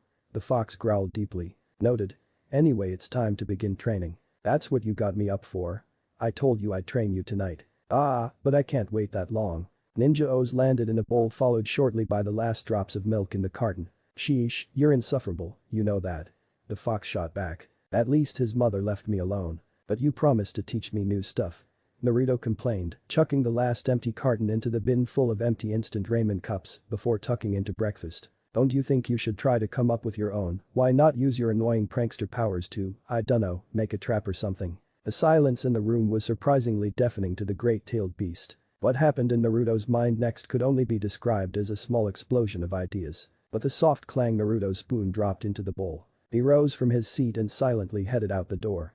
With no response coming from the black and orange ninja, the fox settled back into its sleeping pose, unaware of the monster he had unleashed on both Konoha and the world. The time bomb that was Naruto locked his front door and leapt across the rooftops, arriving at the Konoha library at the base of the mountain. Research was in order. Several books now lay atop another, for once Naruto was taking education seriously. He'd been in the library for over 4 hours now, and he had learned much. Chakra. Control. Formation, Yeperm. He muttered as his eyes scanned the words in his latest book. He may not look like it, but when Naruto wanted to learn something, he learned it so long as certain people didn't discourage his education. So far he'd learned much about hand signs as well as shape and nature manipulation. Seems certain hand signs help, like the tiger leans towards fire jutsu's power. The new information was processed in his brain as multiple plans for appeared or disappeared after consideration. The voice called out to the genin. Naruto. The blonde's head was raised. In front of him stood the always bored-looking Shikamaru with a not-so-bored look on his face, more one of confusion. Why are you in the library? He asked, doubting whether it was even the real Naruto. Oh, hey Shikamaru, I'm training. Was his reply. That didn't help Shikamaru whatsoever. How exactly? Oh, I'm gonna make my own kick-ass, Naruto said proudly, his voice rising above the acceptable level for the library, provoking several glances from other readers. Shikamaru shook his head. Naruto, there's no way you could make up. You can barely mold your chakra as it is. While it was true Naruto didn't have many techniques which required expert control, he wasn't about to let Shikamaru know that. If you must know, I've learned loads when I was away with Pervy Sage. Shikamaru's eyebrow raised. Really? I've been practicing hard. You won't stand a chance against me. The ponytailed boy chuckled. Whatever Naruto, besides it's not me you should be trying to convince. Naruto cocked his head in confusion. Shikamaru sighed. He's learning, but he doesn't know who he's even fighting, man. My money's on that sand girl. He thought. You're up against that sand chick, Tamari, remember. That broke through Naruto's concentrated thoughts before he briefly remembered her fighting style. If he got caught by her fan, it would probably be all over. Oh yay. He muttered, thinking of a way to counter that fan. Man, now I think about it, I'm glad I'm against Shinji. Shikamaru muttered. Naruto's head returned to its confused cocked position. Why? Well, to be fair, most of the elite seem to be participating. Me, Sasuke, Lee, Neji, that Gaara kid. That guy and his family are scarier than that Anko. Shikamaru explained. Naruto's brain was on fire today, the amount of activity it had experienced, and it wasn't even lunch yet. Speaking of lunch and Anko, didn't he promise Anko that he'd? He turned and looked at the clock. Ah. 12:30 already, he shouted, I gotta go, later Shikamaru. One smoky outline of Naruto later and he sped through the doors to the library. Poor Shikamaru was left getting all the states from others from Naruto's little outburst. He could already see the librarian making her way towards him. What a drag. That brat's gonna get it. A certain brown-coated special Junin grumbled as she stood outside the dango shop, pacing a little. I should have known better than to trust him, he probably just said that to escape my wrath. A black and orange flash appeared before her before a cloud of dust rose up from it. Sorry I'm late. Said the dust. I was studying, honest. The dust soon cleared to reveal a worn-out Naruto, smiling bashfully up at her. An angry mark twitched on Anko's forehead, but she decided to get what she could out of the brat first. Well, decided to finally show up, eh? I thought I'd have to give you the same treatment I gave Jiraiya. Her hands met, one fist in her palm to crack the knuckles. Naruto put his hands up in front of him in defense. No. I always keep my promises. He blurted out quickly. Good, well let's see how good you can keep this one. You did promise all I could eat. She smirked before stepping into the dango bar. Naruto sighed deeply before he followed her, taking out Gamachan in the process. Looks like this is goodbye, buddy. He muttered softly before he and Anko ordered their lunches. Ah. That's the spot. Anko sighed loudly as she impaled her last dango stick on the table, making it her 78th stick and completing her stick display. It was a small image of Jiraiya's head with crosses for eyes and the last stick impaled right in the center. Naruto looked up at Anko with wide eyes as he looked down at his 2/3 consumed stick. He was only up to 24. Wow, you really can put it away, can't you? Naruto complimented without thinking. What are you trying to say? Anko glared at him darkly. I mean me. You eat dango like I eat ramen. Naruto explained, hoping it would suffice. It did. I guess, though you're not the champion of your food. Anko smirked, jabbing her thumb back towards the bar. Naruto turned and could make Anko's picture out inside, along with bar's best customer and her record of 100 sticks in one sitting. While Naruto was impressed, she was wrong with one thing. Oh, you have one too. Eh? Mr. Ichiraku has the same thing for me, only it's for ramen. Naruto smirked. Anko was taken aback for a moment. She knew Shinji through his dad, and those two could eat, but this shrimp holds the record at their favorite eatery. No way. Anko laughed, a puny thing like you can barely manage 25 sticks, let alone so much ramen. Naruto's eyes twitched. Fine, I'll prove it to you next time. He challenged. Gotcha. Great, then it's a date, and you're paying seeing as you set the challenge. Anko laughed. Before Naruto's brain could comprehend the trap he'd fallen into, Anko chuckled and ruffled his hair before escaping from the scene. Naruto just stared wide-eyed at where Anko was sitting barely seconds ago. Customers around the area had several thoughts about what just played out before them. Many couldn't understand why the two were together in the first place, others wondered why the demon brat was allowed here, and some thought about laughing out long and hard. Hey kid. Naruto turned to see the dango seller calling to him. You, Anko and your wallet are welcome back anytime. He laughed. Naruto laughed back, much to the dismay of the demon haters, as they thought he was being insulted. Naruto's hand found the back of his head as he rubbed it nervously. Yeah, I guess she got me, Naruto felt his now paper-thin wallet through his pants and sighed at the feeling of an almost empty Gamachan. Least she's not my girlfriend. Naruto rose from the circular table and bench before walking away down the street, several laughs coming from a few patrons and the owner as he left. Despite the lack of cash and the semi-humiliation Naruto suffered, he'd enjoyed lunch with the special Junin. Surprisingly, after a few tales of his own which seemed to amuse her, she told Naruto about her own misadventures in the village at one point. Lord Hokage was not pleased when he found a file with a self-replicating paper tag inside it. Naruto liked that one the most. Now he thought about it, he and Anko were similar in their sense of humor. Maybe he could run some ideas by her when he saw her next. Challenge. Naruto leant back into both his hands as he walked through the street relaxing. Tenten had given him the day off today, and Haku was going through a short course of the academy material to make sure she was fit to be a ninja, or at least a genin. Her final test was today. His thoughts then turned back to Hinata. When he'd returned she'd been released from the hospital but put on bed rest for a while at the Haika estate. Even her teammates couldn't get in to see her, so Naruto didn't know her current state. He wasn't going to worry about her though. If she was as strong as she proved in the preliminaries, she would get better soon. No point worrying about the things you can't change. There wasn't much going on in the village, so Naruto decided to make like Shikamaru and take some time out and watch the clouds. Walking close to the edge of the village, Naruto found it easy to find an unoccupied field of grass that looked peaceful enough.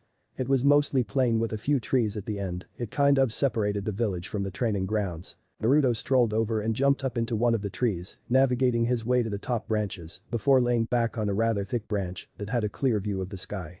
The sun was still pretty high in the sky, and few clouds were around in the blue sky. After a few minutes of cloud gazing, Naruto could feel the effects of sleep approaching him. As lazy as Shikamaru is. At least he got this right. Were his last thoughts as he drifted off into slumber. The sun kept watch over him as he slept, itself slowly sinking in the sky. The boy had turned over in his sleep, and his arms and legs had fallen off the branch, only leaving his body and head resting on it. Naruto had a look of content on his face as dreamt, a nose bubble inflating and deflating at a steady pace. If one were to compare him to anything, it would be a sloth. Ah ya. A voice shouted from somewhere nearby. The initial shout didn't wake the sleeping genin, but it sure woke the flocks of birds around him. Hundreds of feathered fiends flapped their wings trying to escape whatever was causing all the noise, and most flew right by Naruto. The sounds of wings beat him from sleep. Naruto's sleep was interrupted as the birds escaped into the orange sky. Orange? Must be early evening.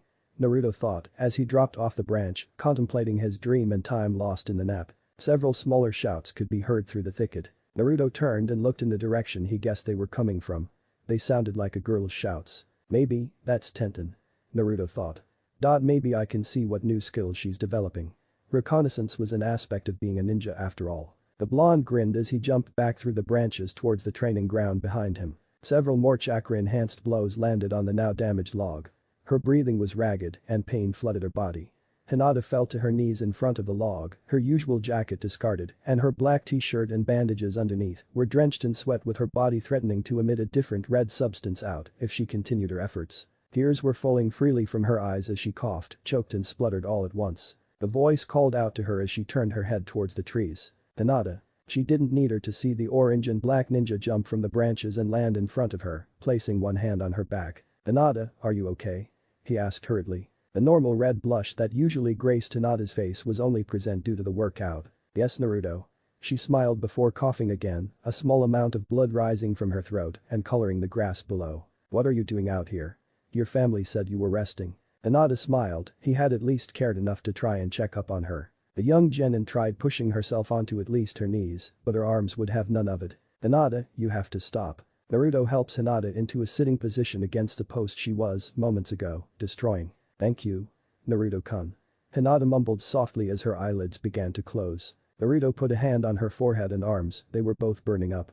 Hinata coughed again, a little more blood landed on her dark undershirt. You can't sleep, Hinata, we need to get you home. Naruto was concerned for her health now, sleeping and blood were not good signs. Naruto quickly slid his hands under her legs and her back and lifted the young Hyuga up. Now Hinata was blushing. She was held within the strong arms of the boy she'd admired since pre-academy days. It was all a bit too much for the girl though as the stress of her wounds and the lack of blood anywhere but her face caused her lids to grow heavy again. Naruto took off into the trees, staying as low as possible to keep stray branches to a minimum, the girl in his arms drifting in and out of consciousness. The boy broke free of the trees and arrived back in the building jungle, quickly navigating his way up to the rooftops, using several lower building rooftops and a chakra-enhanced jump or two. The rooftops made it easier and faster to get to the Hyuga estate near the Hokage Tower. Naruto wasn't sure, but he thought that it was probably that they thought a Hyuga would become Hokage. Several pale-eyed members were coming to the front gate as Naruto dropped from the rooftops to the entrance to the estate. Boy, what are you doing with Lady Hinata? One of the clan members shouted. Naruto ignored the shout and jumped over the main gate, looking for a certain Hyuga he'd seen with Hinata many times. The certain Hyuga in question was just leaving the confines of the building, stretching after a good meal. Boy. The particular Hyuga heard and turned towards the source. The Jinchuriki he'd warned Hinata to stay away from for so long was now approaching him with Setaris in his arms, seemingly out cold. Before his logical side of the brain kicked in, he instantly blamed the boy for Hinata's well-being. Before he could voice such blame, the boy spoke. Boy, Hinata pushed herself too hard training, I think something might be wrong. KM looked down at the girl and took her from Naruto's arms, quickly retreating inside the house. The clan members that were around the gate looked on in caution with confused eyes. Naruto had returned with the girl and given her back the hands he believed were best for her. Surprising many Hikage, Naruto just walked over to the wall next to the door and sat himself down in a kneeling position facing outwards respectfully. What the hell is he waiting for?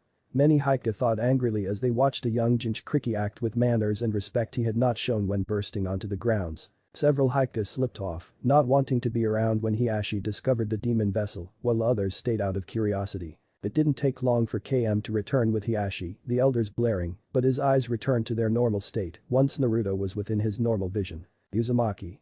He simply called. Naruto turned to look him in the face, waiting for whatever the elder wanted. Hiashi motioned him forwards before turning back into the house, specifically the small meeting room he was in at the time of said Genin's arrival. Naruto rose to his feet and walked after him, making sure to remove his sandals before stepping inside the manor before KM reminded him. Gobsmacked Hikage just stood in confusion at the scene, many looking round to keep any news of the head treating the beast like a person inside the compound where it would stay. Hiashi knelt at the head of a small table, while Naruto took the spot opposite. The table looked like it could hold 3 or 4 people on either side, so Naruto guessed it was where elder meetings took place. Where was Hinata when you found her? Hiashi cut right down to business. In training field 6 I think. Naruto answered honestly. Several more questions followed about why he was there and what Hinata was doing to Naruto's knowledge when he arrived. Then she just collapsed so I thought I'd better bring her here. Naruto said, I overheard the other girls in the academy saying the Hikage have their own doctors, so I thought the best place for her to be was here. Hiashi's eyebrows relaxed, returning his face to a more neutral look instead of the frown he usually wore. Correct decision Uzumaki. He simply stated. You are free to leave with my thanks. After that, Hiashi rose and made his way towards one of the doors. Lord Hiashi. Naruto called out respectfully. The head of the Hikage turned and looked back at the blonde. How is Hinata? I mean after the Chunin exam she was hurt badly, she will be okay, won't she? Several feelings graced Hiashi's head at this time. She will be fine, I will see to it personally. He stated before leaving the room. Naruto smiled and laughed lightly. I'm glad. He chuckled despite him being alone. Without further ado, he rose to his feet and exited out into the courtyard, slipping on his shoes and making his way around on the wood floor before stepping onto the path and out the gate. Several had been watching the event, the all-seeing eye was a good way to spy, and lip reading was a second skill to Hikage members. The ones that watched the exchange between the head of house and demon vessel were angry. One particular pair disengaged from their room. The boy inside furrowed his brow and unwrapped his bandaged arm and leg, his hideate left his forehead, revealing his cage bird seal to the room as he prepared himself for rest. Uzumaki Naruto. Niji muttered, even the lowest of humans kiss the feet of the main house. Naruto's thoughts were now mainly occupied with Hinata and her welfare. Man, I wonder if Hinata's gonna be okay. I've never seen her push herself that hard. The blonde was now on the path back home, eager for a good night's rest. Given up on the new toys, Kikbi's voice echoed in his sower-like mind. Naruto reacted like he always did, like a kid in a candy shop. Oi, settle down brat. Kikbi growled. Naruto had now taken a detour back towards the training fields he'd slept by earlier. Once he arrived he settled down under a nearby tree and retreated into his mind. So what are you gonna teach me, eh? His imaginary form back in his head bounced up and down, hands clenched in anticipation. As useful as that blade of yours is, you can't rely on your skills with a blade to keep you out of any life or death scenario. Kikbi explained. A ninja must be efficient in all areas else another could pinpoint his weakness and take him out. Naruto nodded, thinking back to all his friends' skills like Kiba and Akamaru's teamwork, Tenten's, Hinata's Taijutsu and Kakashi's ninjutsu. Looking at your current skills I can see that you are lacking in a few areas majorly. This one I can help you with hence the workout you had last night. Kikbi explained. Naruto nodded slowly and listened before replying. Which area? He asked. Taijutsu. Naruto returned home that night exhausted. Training that evening had turned out much like his training with a sword first time. He had the knowledge but not the dexterity or practice to perform most if not nearly all moves effectively let alone combo with them. He jumped high into the air from the street and landed on the platform outside his back door. The usual white and green wall and wood now graced a layer of red paint once again. The words "Died Demon" were painted across the door and surrounding wall. Naruto glanced up before looking back down at his feet in tiredness. I'll deal with that shit tomorrow. He thought. As much as he ignored it, the threats, names and other provocations still annoyed him to some degree. Naruto wrenched open his door and slammed it fiercely, annoying some of the other residents in the surrounding apartments who were either sleeping or getting there. He threw several angry words around the room before collapsing on his couch. His resident had pushed him hard to learn some of the basic moves he now knew and had worn him out considerably. The last thing he wanted was to come home to things like that. Naruto sighed deeply as he tried to shake off the depressed feeling and pulled the last cup of instant ramen out from the cupboard. If things went the way they usually did, the message would be gone by morning. A thought crossed his mind regarding his new goal he was going to develop. A bit of time and this might not happen again. He chuckled deeply, giving off a very evil sound. His news would definitely be beneficial to his trickery. By 4 in the morning, the blonde was sleeping soundly. The long training ensured he would be down for a while, or at least a few hours more than he usually got. The sun was chasing away the dark colors from the sky. It was early even in the ninja world, but some were already up. One such individual was late for their shift on the wall of their city. The reason being some annoying red paint. Damn bastards. The figure swore as the harsh sponge swept over the red paint, removing a fair amount. Just can't leave it alone, can they? The figure muttered again. A few more minutes with the sponge and bucket and the nasty red paint was gone, leaving the usual white wall and green wood to grace the morning light. The figure smiled at their achievement before faltering, after remembering why they had to do it in the first place. Bucket in hand, she jumped down to the alleyway below to deposit the cleaning supplies under a drain pipe to collect water before jumping away towards the wall, thinking of ways to catch and crucify the people who make her late at least once a week. The no-hesitant Cricky looked out into the morning as the giant ball of fire began its ascent into the sky. Naruto was standing on the platform overlooking the city from his apartment. As predicted, the red paint had vanished without a trace. He stretched on his overlook platform before sighing contentedly. A small grumble interrupted his morning stretches as his stomach longed for the taste of milk to accompany his dry cereal. He would have to go shopping again later. The blonde genin leaped from his roof to another, heading towards Team 7's training field. He had more practice to do. As he ran, his thoughts turned to his rivals for the Chunin exams. There was the person he'd have to face first, Tamari of the Sand. He didn't see much of her power during the preliminaries, but if that first attack was anything to go by, he knew he'd have to counter with speed and stealth. Next would be Tenten, his teacher and rival in the art. There was only a slim chance he could beat her on pure skill with blades alone, so other techniques would be needed to gain the upper hand. The person he fought after that would be a mystery, so he should prepare for anything. He arrived in the grassy field and began stretching his muscles after his little warm-up run here. Man, I gotta really think about my fights. He muttered, that sand girl has the fan, and her attacks could take out loads of my shadow clones. If she deals in wind damage at a range then I have to get up close. Completing his stretches, Naruto focused his chakra towards his hand, beginning his training of summoning a tiny toad or better. Summoning jutsu. He shouted out, completing the hand signs and slamming his hand down on the ground. Amakichi emerged from the smoke as bored as ever. Yo. Oh, it's you again. He muttered. An angry look passed over Naruto's face, not because of the toad's remark, but how he still couldn't manage to summon anything bigger than this. Either use more chakra or more powerful chakra, kid. Me and my brother can't be popping from one place to another every minute just because you're training. Try using more than you're using for me, lots more. The small orange toad scolded. Naruto just didn't have powerful chakra. Think of chakra reserves as a cup. Naruto's reserves were full of water, while someone like Kakashi's reserves had fruit juice. To perform the same, Kakashi would use less total percentage of his chakra than Naruto, as he had the same amount compacted into a smaller space. The thought clicked in his head, he had access to an enormous power source all along, yet never thought of using it. Getting permission to use it was another problem. The Kyuubi only lent him some to get him through the Chunin preliminaries, would he for training and general use too. But the soft poof, the toad burst out of existence and back to his home, while Naruto was wrapped up in his own thoughts inside his head. Boy, furball, you awake? Naruto thought whispered. The low snore told him otherwise. I'm sure he wouldn't mind sharing. Naruto grinned. Mentally, Naruto focused his chakra on drawing some of the Kyuubis out of the cage. Before too long, small trickles of red chakra were flowing between the bars. Taking only what he needed, Naruto left his mindscape and began the seals again, this time focusing the new chakra into the summoning jutsu. He cried out, his hand meeting the earth, and the familiar smoke burst from the seal, only this time, the smoke was much bigger. Naruto peered into the smoke, trying to make out who he summoned. The black outline in the smoke stepped forward, the smoke was clearing to reveal a bright yellow jacket with orange trim, covering a bright blue toad with a pale yellow underbelly. The jacket was similar to the robes people wore at home like the Hyuga clan. On its forehead it had 6 yellow beads in a similar position to a vertical 6 on a dice. The toad was just taller than Naruto as it stood on all fours before leaning back and resting its arms on the inside of its thighs. So, you're the squirt that's been causing all the trouble. The blue toad laughed while Naruto's confused look answered for him. Bunta's kids aren't very happy with you know. Naruto lowered his head. The AI kinda got that.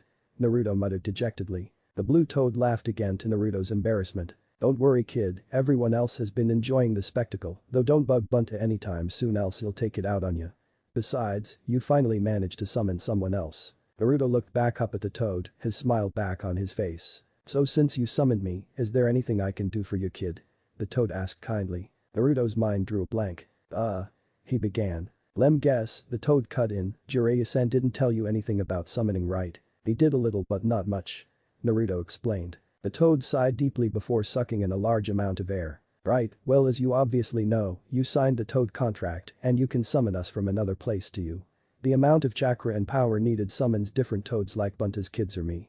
All of us have skills we either practice or specialize in. Naruto watched in awe as the toad hopped over to a nearby tree, drew his right arm back and with an open palm, sliced with the side of the tree. The impact sent out a small shock wave and a rustling of leaves above. Naruto looked on at the toad as he stood back, smirking at Naruto and his left index finger pointing at the tree. Naruto looked on in curiosity as the toad tapped the tree a little higher than where he struck. The creaking could be heard as the tree swayed and tipped before finally crashing onto the ground below. The section that once held the trees together now had a clean slice right through the middle. My name is Gamma-sensei.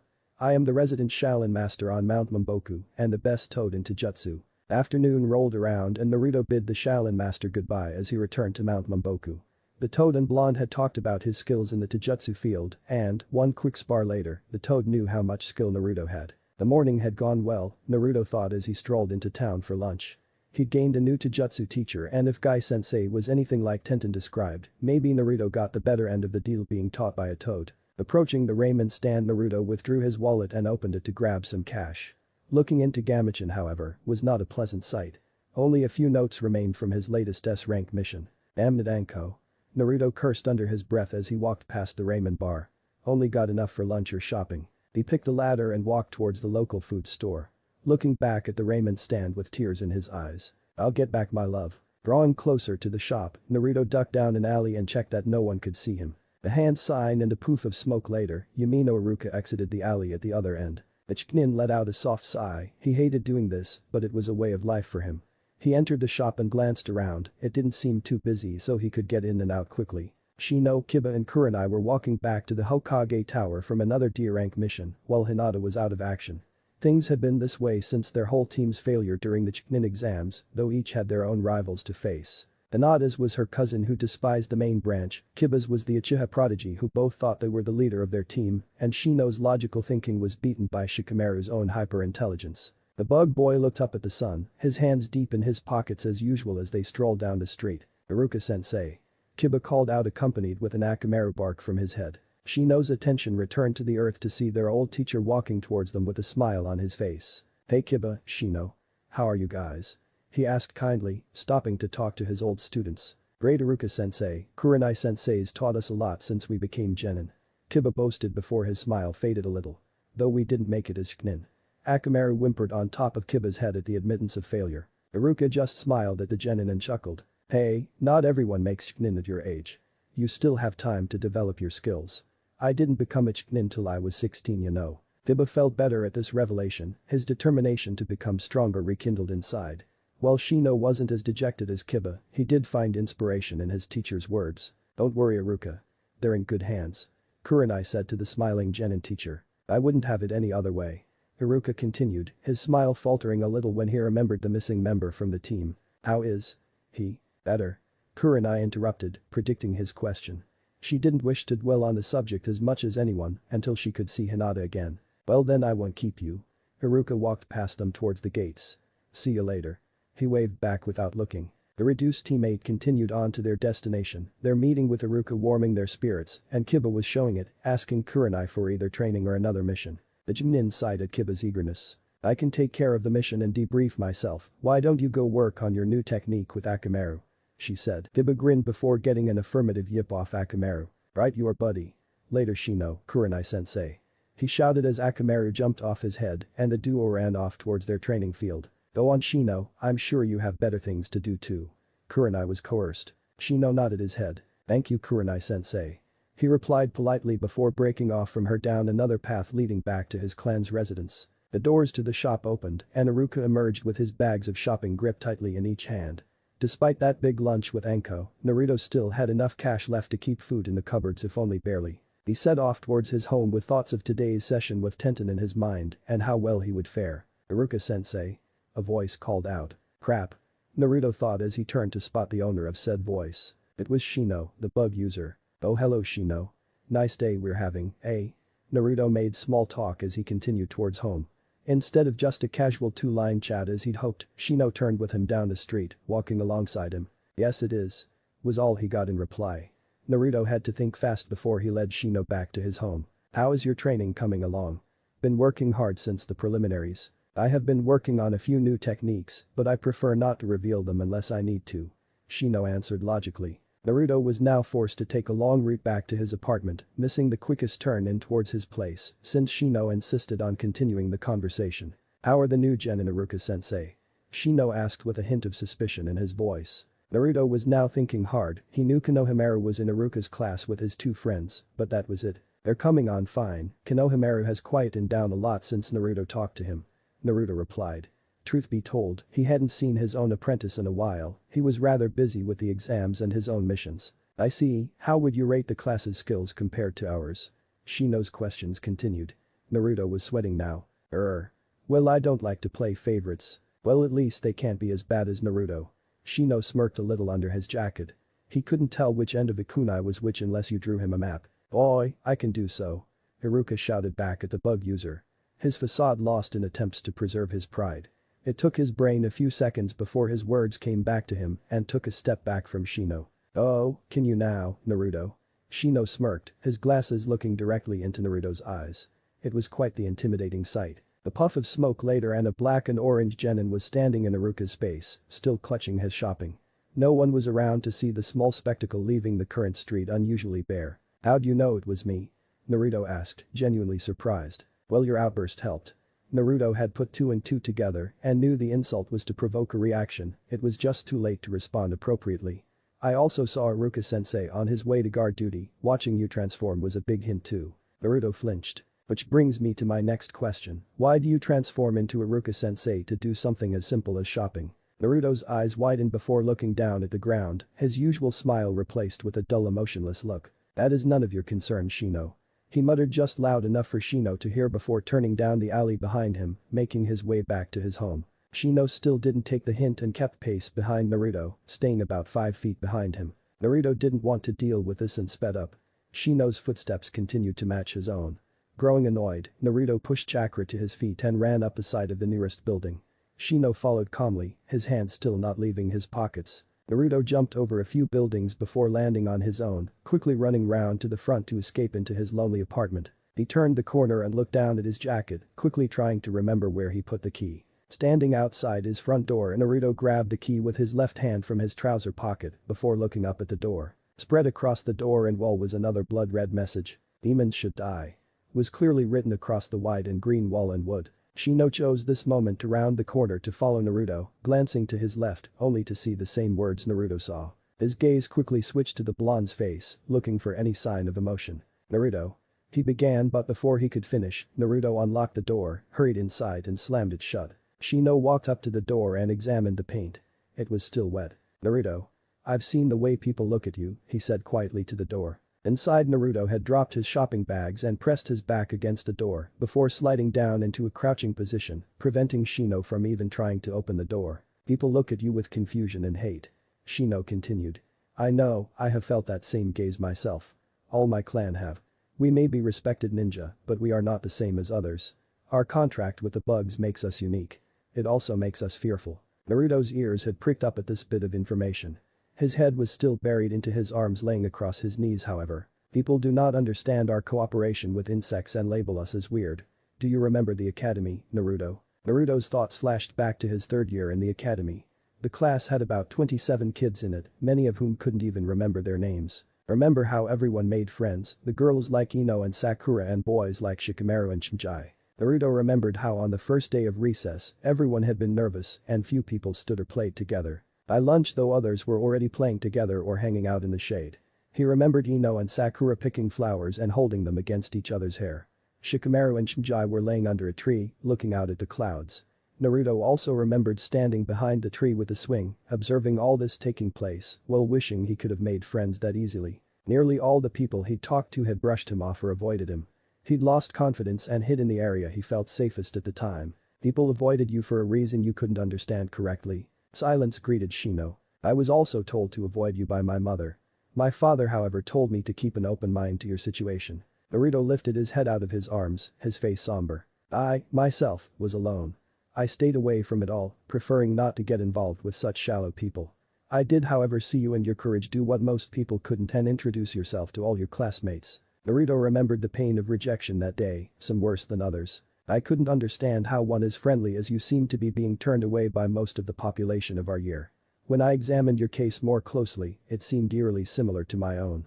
People fear what they don't understand. Naruto rose from his door and slowly began walking towards his bedroom, not wishing to take another trip down memory lane with Shino. Even though I do not yet understand you, Naruto, I have never feared you. Naruto froze. While I have yet to understand you, Uzumaki, I do not fear you. Instead, I wish to learn more about you as a person and do not care about why people give you the looks they do. Silence. We share several similarities with Naruto. Other people who judge you for your negatives do not deserve your attention. Shino finished, turning his back to the red, white and green. Think about it. Naruto. He muttered before taking a few steps towards the edge of the building and leaping off back towards his original destination. Many thoughts stirred in Naruto. Shino had given him food for thought. Hearing the telltale whoosh of a chakra-enhanced jump, Naruto returned to his discarded shopping by the entrance and proceeded to unpack, barely making any sound as he did. Once the perishables were away, Naruto returned to his small haven inside his room. The one place in the town he felt truly safe, where he could be himself without being judged. Slipping out of his sandals, Naruto dropped himself into bed and pulled the covers over his bowled-up form. A certain brunette paced the grass. She was beginning to draw mud to the surface, or rather crush all the grass in her path, as her muttering continued. Where is he? She stirred as her consciousness remained focused in her thoughts and not at the muddy patch she was creating. Hey. Tenten. A feminine voice called out to the pacing weapons mistress. Tenten looked around and saw a familiar pink blur jump over to her. Haku? What are you doing here? I'm looking for Naruto. She blushed slightly. You haven't seen him around, have you? Tenten didn't miss the blush as an anger mark graced the girl's head. No, I haven't. She replied in a sickly sweet voice. Her thoughts then doubled back. Hey yay, I wonder where that idiot is. Haku looked at Tenten with confusion evident in her features. That orange idiot is supposed to be training with me. Tenten raised her voice to the surrounding area as though her quarry were hiding nearby and raising a questionable look from the newcomer. Oh. I wonder why he hasn't turned up. Haku smiled sweetly and innocently while her thoughts ran more along the lines of, because he's probably looking for me. Well, if you see him, tell him I'm looking for him. Haku asked kindly as she jumped away into the small concrete jungle. Not if I find him first. Tenten thought before following Haku's lead into the town. Eventually the sky began to darken, turning from pale blue to light orange to an evening glow. Tenten and Haku were still in the midst of their search for Naruto and had now even teamed up to locate the blonde. The blonde, however, was nowhere to be seen. It was the end of a long day for some people, shops had begun closing, and shifts were being switched between ninja for guarding the city walls. One such ninja was making her own way home with a dark orange sky casting a long shadow of her. She sighed deeply as she stretched mid-jump. Man, I can't believe Hamaki bitched that much. I was only a little late and it was only because. She caught herself mid-sentence. Her home and usual assignment had a particular blonde's home between them. Since she could remember, she kept an eye on him as a favor to the third. Now she did it because the kid wasn't as bad as everyone made out. Unfortunately, everyone was a problem. Landing on the edge of a roof, Anko gazed over at Naruto's apartment. The lights were still all out despite many other people's being on, so he wasn't home. The last rays of sun had helped her catch one thing, red paint. The figure cursed under her breath as her head and arms lolled forward in defeat. Geez, I really gotta catch these bastards at some point. I'm sure it's not doing the kid any mental favors. She said to herself before fetching her cleaning supplies and jumping up to Naruto's front door. Dipping the sponge in the water pre-treated with chemicals, she set to work scrubbing the nasty message away from the Jinchuriki's property. After a very slow 20 minutes, only the last word remained. Ah, nearly done. She thought as she wiped the sweat from her brow. He might be at the ramen bar now. A voice called out. Well, it is his favorite, so why wouldn't he be? Another replied. The woman looked out to see a pair of female ninja jumping across buildings towards the town center on the opposite side of the street. I wonder who they're looking for. she thought before turning back to her task. Tenten took this moment in time to glance over at the figure. The sun had now set and all she could see was a dark figure doing something to the wall. "Hey you." Tenten called out, stopping on the same building the recipient stood not half an hour ago. "What are you doing?" The figure looked up, uncovering the red paint still left to wash. "Now if you saw a suspicious person and the word die written in red on someone's wall, what would you think?" Haku stopped on the building just ahead and joined Tenten in observing the figure. "Hey, it's not what you think."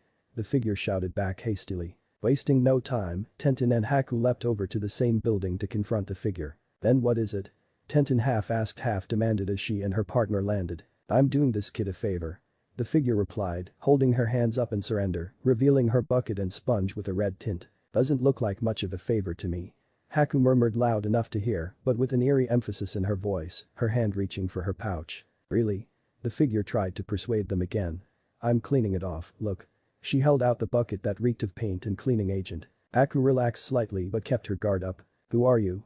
she demanded. "Who lives here?" Before the woman could get an answer out, the window looking out onto the porch lit up as a light inside was switched on. All three knew it would look very awkward if they were discovered with a word die on the wall and a very red sponge. All three jumped back onto different buildings before taking off. Tenten and Haku one way on the right, the figure another way on the left side of the building. Tenten and Haku bounded away from the situation, thinking about what they saw. They didn't see her face clearly, but Tenten could easily guess the cleaning culprit. The mesh undershirt and brown overcoat didn't lie. Naruto's eyes opened slowly to look up at the ceiling. He must have fallen asleep. Shino's little speech had given him plenty to think about.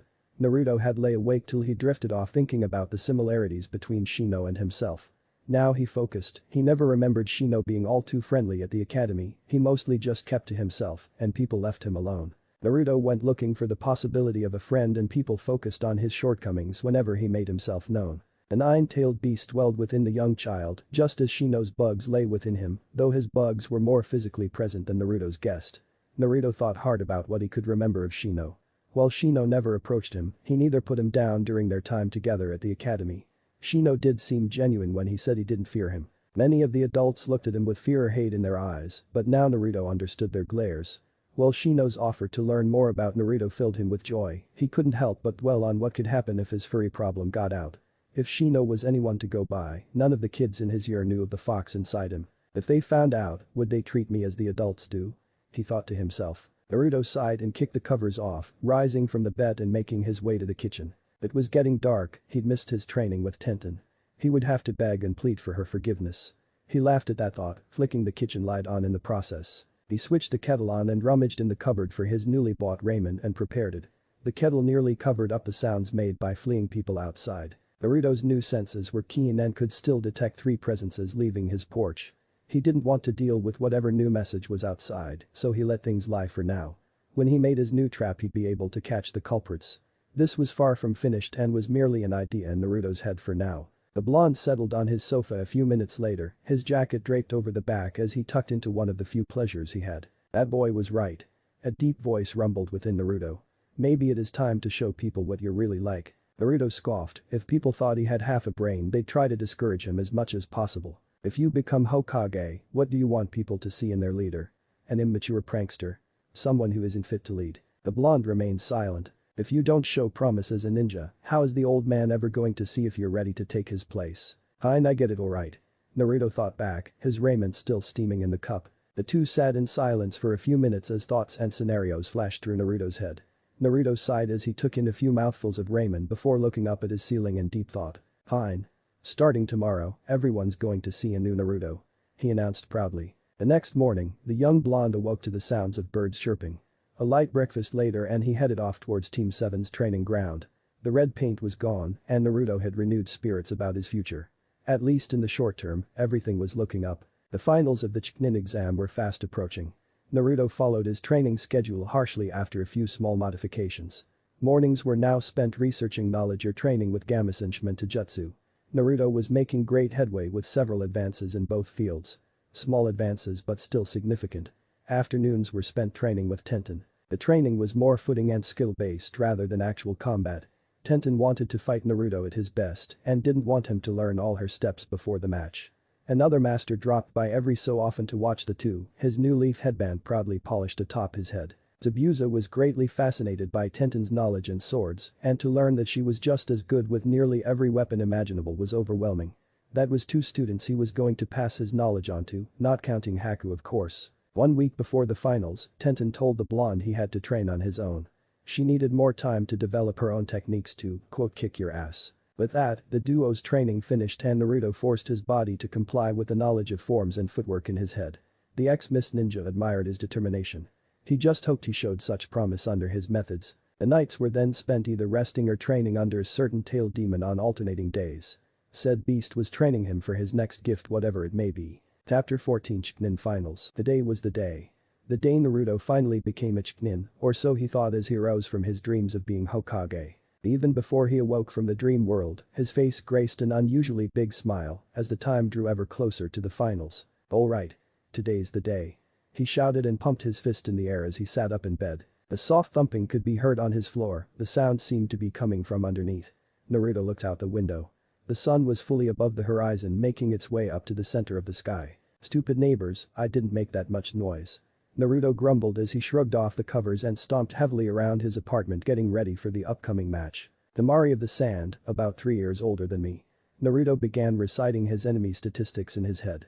She carries a huge metal fan and can attack at range with wind by swinging it. He finished as he wolfed down his daily breakfast cereal. Don't get too cocky and you'll do fine. The fox encouraged sleepily. That's new. Naruto thought. The fox opened one eye in curiosity.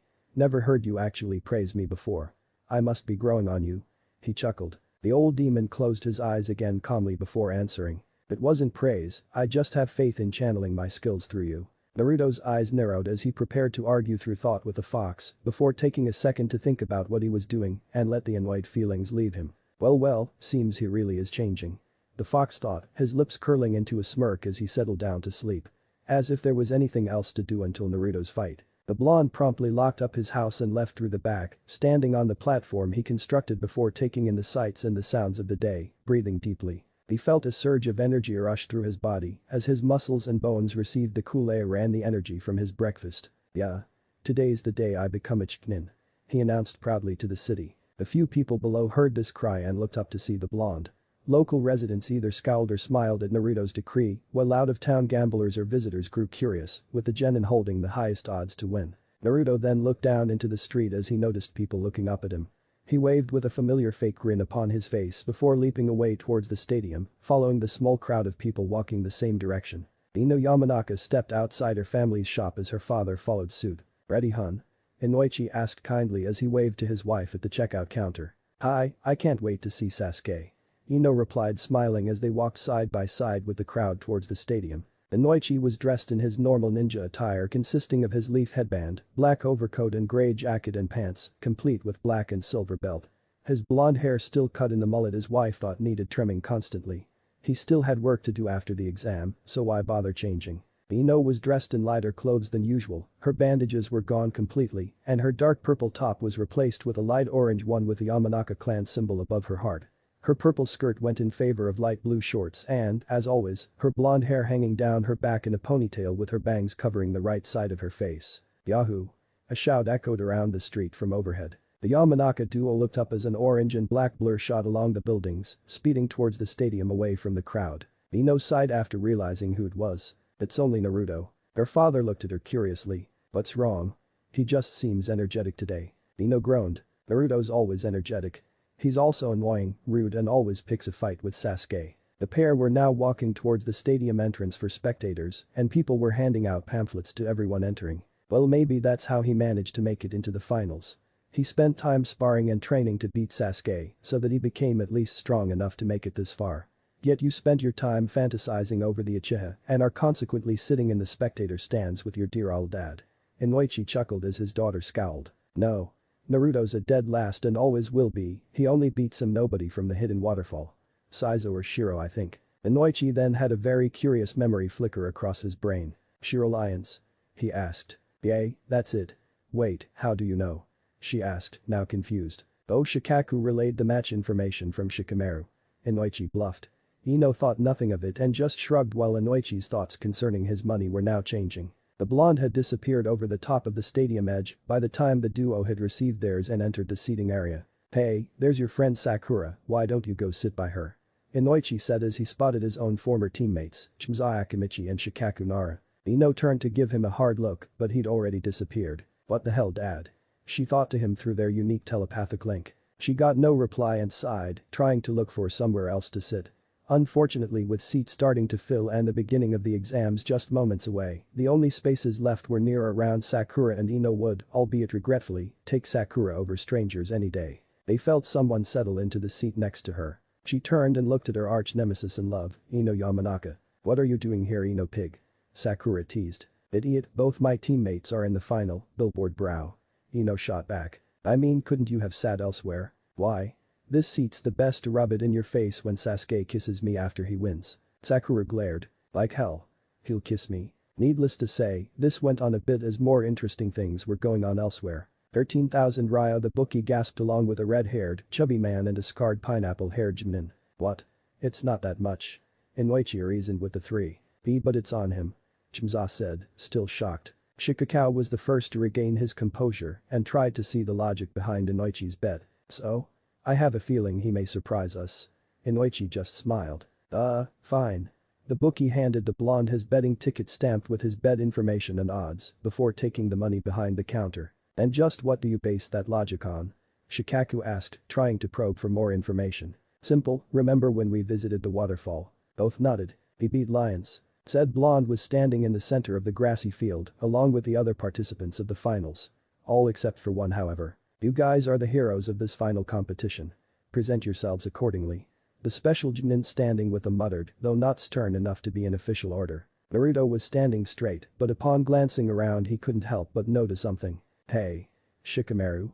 he whispered as he stood next to the bored genius. Shikamaru's eyes just turned to look at Naruto, signaling he was listening. "Where's Sasuke?" He shrugged, glancing around too to check that the Uchiha really wasn't here. Naruto decided to get a better look around. "May as well check who came to cheer for me," he reasoned to himself. The quick blink and red-slitted eyes scanned the crowd as his now active brain tried to keep up with all the information filtering in. Sakura was up in the stands with Ino fighting about something. At least she turned up. Naruto thought before remembering Sasuke. The pink shirt and brown hair stuck out as Naruto spotted Haku smiling from the stands next to a bandage-faced Zabuza. Will that guy ever show his mouth in public? Naruto chuckled to himself. Further scanning revealed Anko and Iruka talking in the stands, both sporting Naruto-like goggles round her neck and on his forehead respectively. Lavender eyes met his own as Naruto spotted Hinata close to the front of the stands, sitting next to a grinning Kiba and yipping Akamaru. She looked much better than their last encounter, which made the blonde smile inside. He gave her a genuine cheeky grin and a thumbs up. Now when the term red as a tomato comes up, it is usually accompanied by an image of Hinata in Naruto's head. Sure enough, the lavender Haika proceeded to go bright red before pushing her index fingers together, her head bowed so that her hair covered her eyes. For a brief moment, Naruto thought something was wrong before Hinata looked up and her left arm stretched out in front of her. On the end of said arm was Hinata's hand in a very un-Hinata-like gesture, her fingers were clenched and her thumb was up. Despite having so much blood in her face, Hinata managed to fill her arm with enough to return Naruto's gesture. The blonde laughed before a soft red glow graced his own cheeks. Only a little but still noticeable. Noticed by a certain wielder who rose from her seat and tried to shuffle past Zabuza. As she passed, his hand shot out and grabbed her collar before gripping it tightly. Clear as the message was, Haku just tried to walk faster to escape her sensei's grip, her features changing to resemble one of inner Sakura's rages, albeit a small one. Kiba just chuckled as Hinata withdrew into herself. Lucky bastard.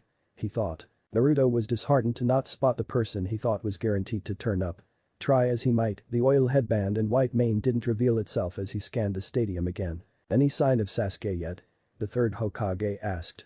The old man was sitting in the middle of the stands near the top of a throne, or as he liked to call it, my seat. The Jinin standing next to the old man leant down and whispered in his ear. No. The Jinin replied. A team of Anbu Black Ops are searching for him, but so far, they've found nothing. He may already be in Orochimaru's hands, in which case, of course, we may never find him. The Hokage sighed. I understand. Three figures then made themselves known as the Hokage, turned to greet the new arrivals. Two bodyguards encompassed the third.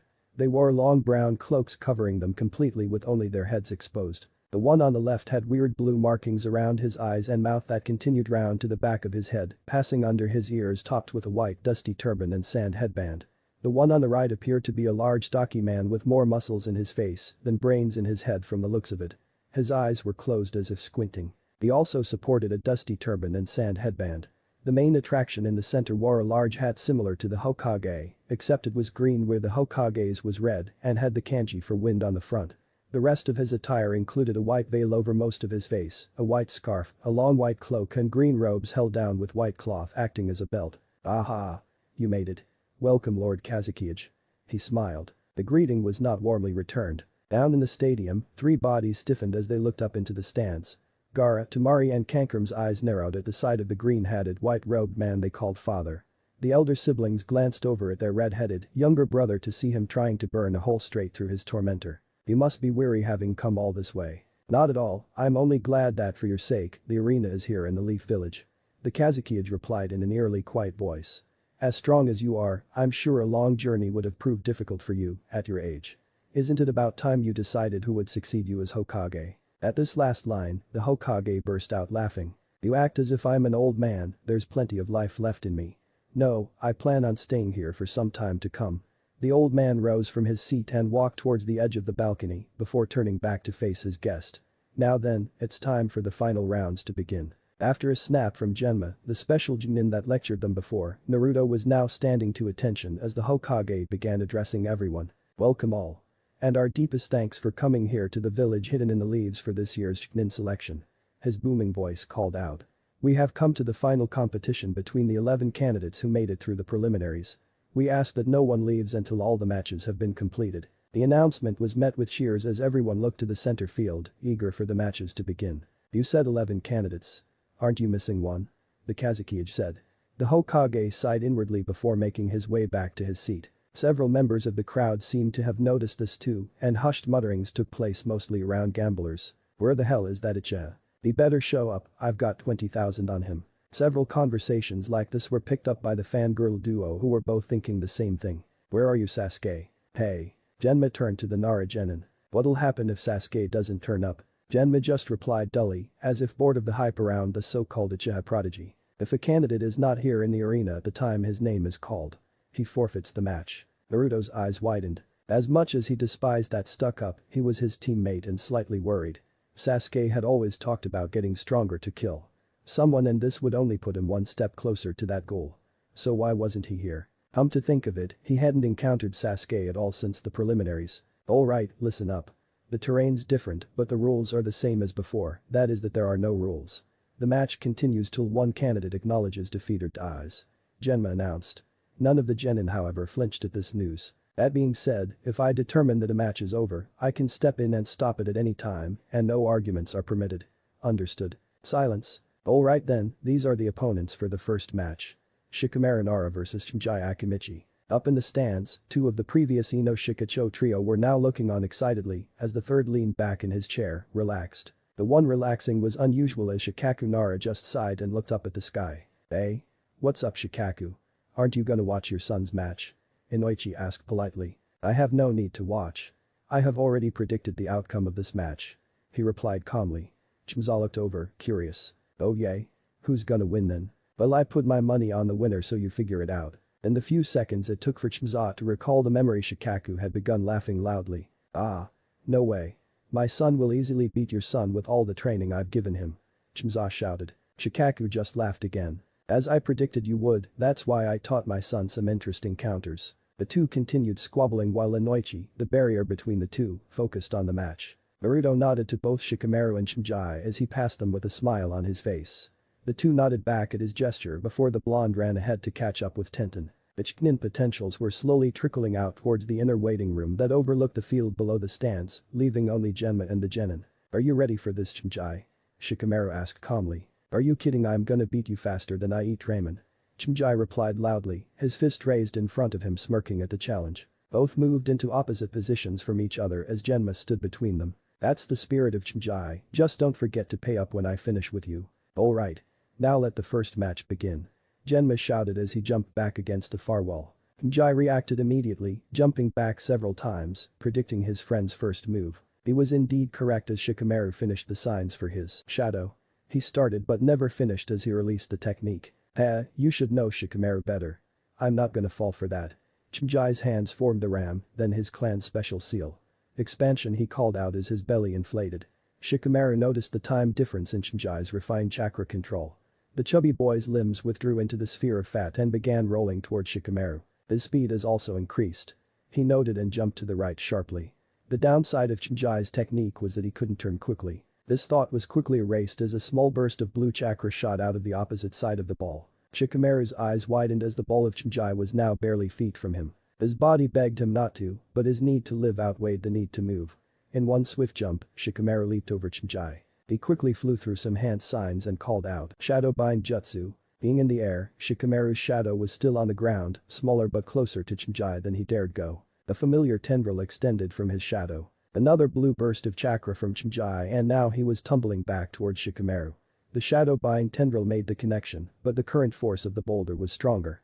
Shikamaru landed and released the technique. He was too slow as not a second later, Shinjai's rolling form had caught up and hit him. Several winces and cries from the crowd could be heard as Shinjai ended his technique a few seconds later. He turned and looked back to see his lazy opponent pushing himself out of the dirt, cursing. "This isn't gonna work." He muttered and before he could even check the damage on himself, leapt into the small crop of trees near the edge of the stadium. Shinjai's eyes widened as he saw the enormous shadow the trees cast. There was no way to get near there without getting caught by Shikamaru. Backing up a little, Shinjai's mind thought back to all his experiences with his best friend and tried to think of his next move. What came next wasn't what he expected however. A small explosion blew up a tree in front of Shinjai. Everyone was on the edge of their seat, none more so than the remaining Ino-Shikacho trio, or at least two-thirds. Shinjai looked confused, but as the dust settled he could see a figure through the smoke. Shikamaru stood with his open hand aimed at the ground. Next to him sat two small piles of kunai and shuriken. "Shadow endgame jutsu," he said and several black tendrils of shadow emerged from the ground. A second later all of them had at least one kunai or shuriken on them and hurled them through the clear path at Shinjai. "Damn it." Shinjai cursed and jumped to the side. Shikamaru leaped up and bounced off a tree branch, shooting through the canopy with the tendrils following him. When he spotted Shinjai again the shadows hurled more of the deadly weapons at him. Shinjai's speed wasn't enough as several nicked his clothes and skin before digging into his thigh, sent him tumbling along the ground. Shikamaru landed on a branch and balanced before turning back to the fight. Shinjai yanked a kunai from his thigh and threw it directly at Shikamaru. The boy simply blocked it with another kunai his shadow handed him. A small distraction gave Shinjai enough time to wrap several red and white papers around kunai and hurl them toward the trees. Some hit the trees closest and others flew in further. Shikamaru jumped again as he felt the tree he was standing on get struck below. The shadow fled as the trees lit up. The explosion tore trees apart, sending a few splintering and burning and others toppling. Shinjai chuckled as debris flew skyward. The air moved aside as a kunai wedged itself in the ground at Shinjai's feet. The boy's eyes glanced up to see Shikamaru again putting effort into capturing him. His hands flickered through the two signs. Shinjai tried to dodge but found his body non-responsive. Shikamaru smirked. "Shadow bind jutsu," he called out. The small shadow he cast on the floor connected with other shadows of bits of destroyed tree and made a small path for Shinjai. Tensing his muscles, Shinjai also demonstrated his training as his right arm began growing over twice its normal size. A second later and Shinjai's body was freed. Whatever Shikamaru used on the kunai was gone and Shinjai's giant fist aimed right for the shadow user. Shikamaru's shadow was still too slow as Shinjai's fist slammed into him, sending him hurtling up in the air. "Gotcha!" Shinjai yelled triumphantly watching Shikamaru fly just before it burst into smoke revealing a log. A small yellow sphere flew past Shinjai's face before glowing bright white. "What?" A huge amount of light burst from the small ball in front of him. Shinjai turned from the light only to see a similar one behind him with a large shadow in the middle. "Shadow sewing jutsu," the figure that owned the shadow called out. Shinjai looked at his feet and saw his own shadow connected with the one in front of him before several more tendrils wrapped around his arms, legs and chest before pulling him backwards. The Akimichi fell back and landed hard on the ground. From the stands it looked as though Shinjai had literally been sewn to the ground with thick black thread. "Shadow strangle jutsu," Shikamaru called out as one of the tendrils split and wrapped itself around Shinjai's throat. Looking down between his feet, Shinjai could see Shikamaru walking closer with his hands in a seal. "You only have two choices. Give up or die," Shikamaru said darkly. "Okay buddy, you win this time." Shinjai sighed. "Ah, finally." The techniques released themselves as Shikamaru fell backwards and landed, panting heavily. "I don't know how much more I could take." Genma stepped into the middle of the field before announcing, "Winner, Shikamaru Nara." The crowd let out huge cheers for both boys, they kicked off the finals with one hell of a fight. "Told ya." Shikaku smirked over at his teammates. Chimza wasn't listening, he was leaning back in his chair, laughing loudly. "Good work son. You made the Akimichi clan proud." he shouted down to his son. Jai looked up and waved at his dad in the crowd before letting his head drop to the floor, letting out a single word, food. In the competitor stands, things were less cheerful overall, but that was due to the grumps of the group, mainly Gaara and Neji. Woo. Great fight guys. Naruto shouted to his friends as he gripped the rails tightly, pumped up for his own fight now. Yes. Your flames of youth burn bright. A green-clad Lee joined in, his pupils becoming like flames and pumping his fist in the air. Tenten was preoccupied with both calming Lee and Naruto down before they wore themselves out for their matches, and she really wanted to test out Naruto's skills. Neji just scowled at his teammates, but felt a little admiration at Shikamaru's planning skills. He would make a fine leader. Temari was watching the battle with some interest. That Nara kid really had a thing for planning and traps. She smiled at her thoughts about said boy. Gin was just leaning against a wall watching a different target. Gaara was the object in her eye, and after her teammate was killed in the preliminaries, she was determined to avenge him. Gaara himself was not enjoying the sight before him. There was barely any blood spilled in that match, and since no one had died he couldn't care less. Ankram had turned his back and was making his way to the stairs. It was his battle next, and with his research into the Haikyuu, he felt confident about the outcome. Neji noticed and followed the sand ninja down. Back in the field, Shikamaru and Shinji were trying to help each other up as medical ninja quickly helped them off the field. With no major damage, they would be fine, but just needed a good rest for now. Genma looked over at the stairs as the two competitors silently entered the arena, the sand was smirking, and the leaf was scowling. Next match, Neji Haikyuu vs Kankram of the Sand. He announced. After seeing the first match, the crowd was thirsty for more. Hinata looked down into the arena at her cousin. He looked no different than he did when they fought a month ago. His eyes were narrowed at his opponent as he took his position as if he looked down on him. What do you think about Hinata? Kiba asked as he felt his teammate's nervousness. Hinata just stayed silent and looked into her lap. Kiba looked down into the arena and glared at Neji. He would have liked to be down there kicking his ass for what he did to Hinata. Naruto watched as the stuck-up Haikyuu took his place. He matched Neji's glare and tried to get him to burst into flames. Go get him Neji. A cheer came from beside him. Naruto saw Tenten waving her arms and cheering her teammate. You can do it, Neji. A similar cheer from his opposite side this time. Lee was doing a much more enthusiastic cheer for the Haikyuu, but that was Lee's nature. Naruto sighed and rested his head on his hands on the rail, looking defeated. Hey, what's wrong with Naruto? Tenten asked, bending over trying to look at his face. Naruto closed his eyes and sighed again. How can you be cheering for that stuck-up brat? What are you talking about, Naruto? He is our friend and comrade facing a foreign ninja. How could we not be cheering him on? Lee replied. Well, that is true, I feel the urge to cheer for the sand. Naruto replied. Tenten's eyes widened in surprise. Why Naruto my friend, you cannot be serious. Lee said, shocked. Naruto just remained silent as he watched Genma step up to the two combatants. I just wish it was me down there to kick the crap out of him. He muttered, glancing into the stands at the female Haikyuu. She looked scared and she wasn't even fighting. I swear I'll make him pay. Naruto. Tenten muttered. Ready? The two boys didn't move from their poses. Begin. Ankram jumped back and reached over his shoulder. I'll end this quickly. He smirked and yanked one of the bandages. In the blur of movement and bandages, Kankram had jumped back several yards, and Crow, his creepy-looking puppet, was now hovering just in front of him. You'll go out with a bang. He shouted as the strange three-eyed puppet opened its jaw, shooting out a round object. It was heading straight for Neji. The Haikyuu jumped to the side only to face hundreds approaching faster than he could dodge, drops of purple liquid threatening to come off the end. The ball sped past Neji's old position and exploded rather violently away off. Gotcha. Kankram muttered. 8 trigrams palm rotation. Neji called out as he spun on his heels, his arms outstretched. Splinters of blue appeared from Neji as his whole body turned blue before it expanded in a dome shape all around him. They flew through the air and bounced away as they hit the spinning blue wall. How can he? Who taught him that? Several mutterings were heard behind Hinata, Kiba and Akamaru. The trio turned and caught sight of several Haikyuu up in the stand looking displeased. What's wrong with them? Kiba muttered. The air. Technique is reserved for the main house only. Hinata muttered back. Akamaru yipped as Kiba's eyes narrowed. How did Neji learn the attack then? As the last was deflected off course, the shield dispersed as Neji charged at his target. Ankram, for his part, didn't expect that. Chakra flowed through Neji and up to his eyes. Byakugan, he said, as the veins around his eyes pulsed. Ankram knew what this was. His plan to switch with Crow wouldn't have worked with this guy. It was a good thing he'd done his research. Oh yeah, well how about this? He shouted. He flicked his fingers and Crow responded. Its left arm flicked open at the elbow and fired something out. Neji watched as the shell drew closer. 8 trigrams palm rotation. He shouted as the blue dome appeared once again. The shell exploded on the barrier and a purple fog emerged from it. The puppet user's smirk fell as the gas was merely brushed away from the rotating dome. The large amount had dispersed as Niji stopped spinning. My eyes see everything. A shell with nothing visible inside means only one thing. He muttered. His arms hung behind him as he dashed towards his foe. Pankram flinched before shifting his own arms in front of him.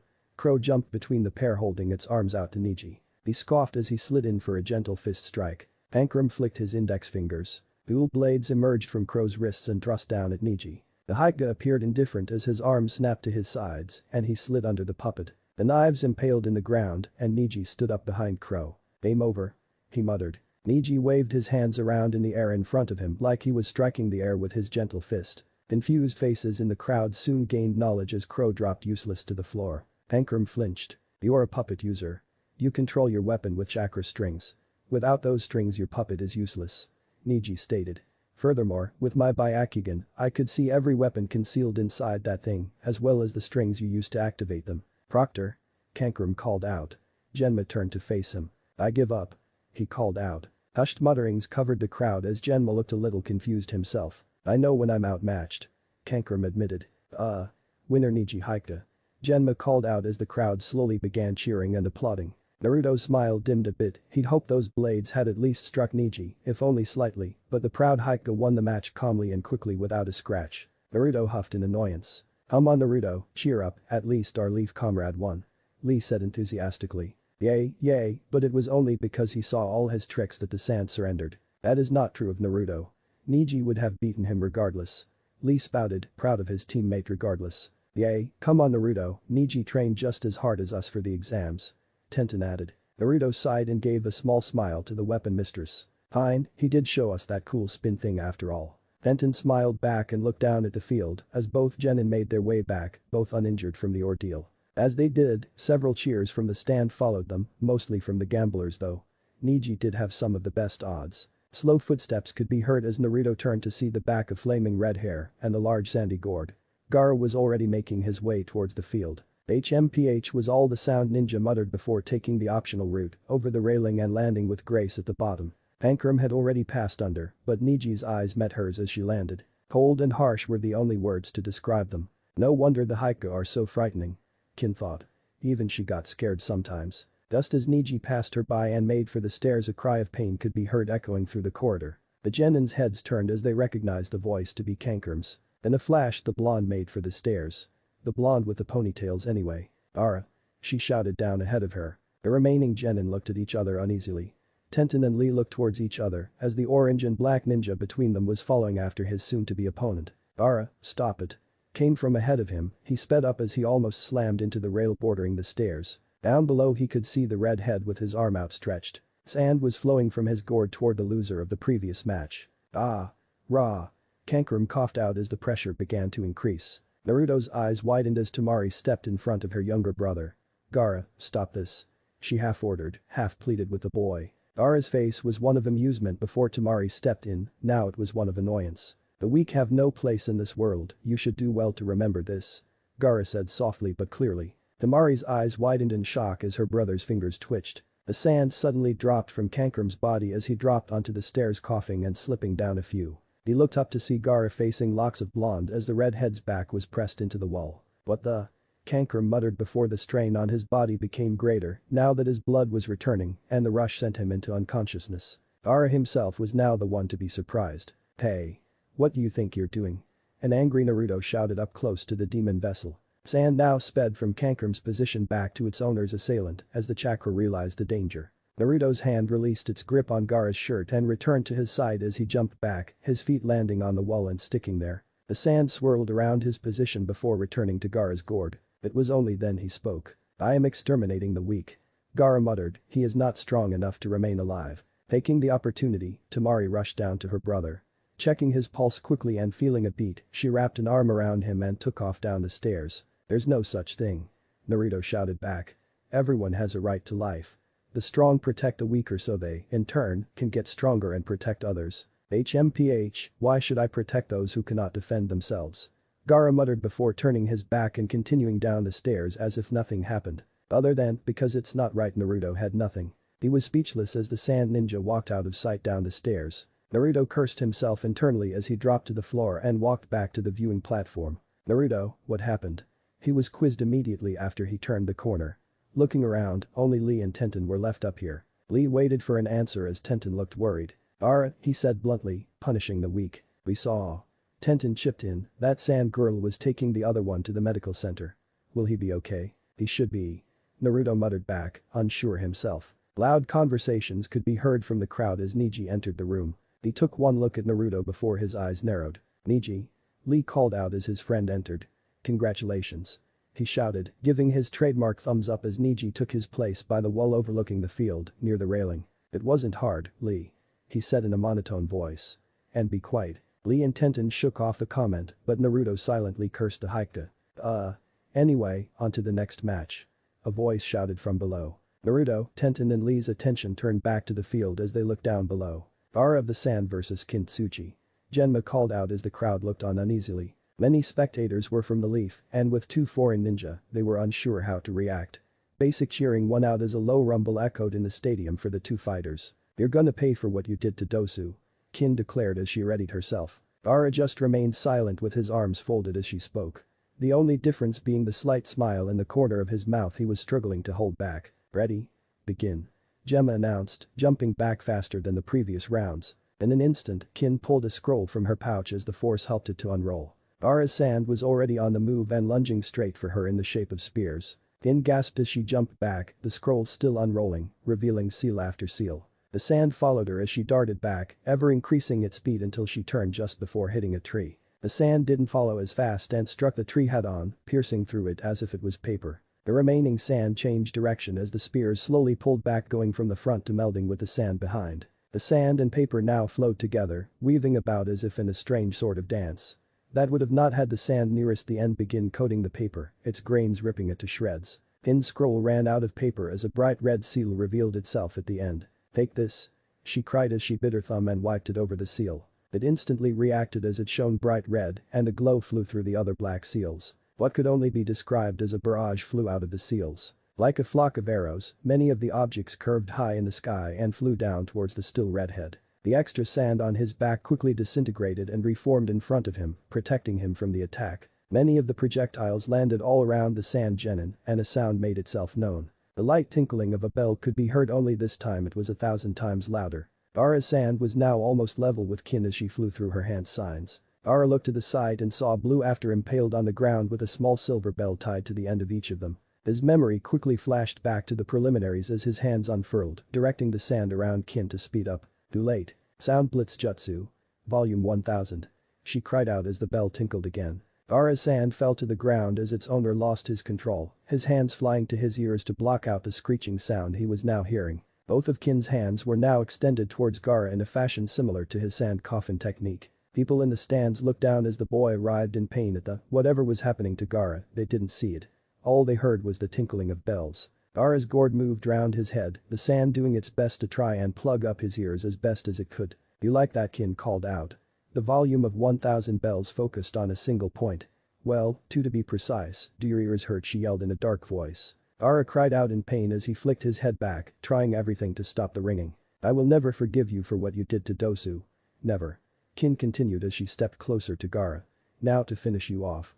She smirked as she closed in, flicking her left wrist as a kunai slid out, held in place by her grey armband.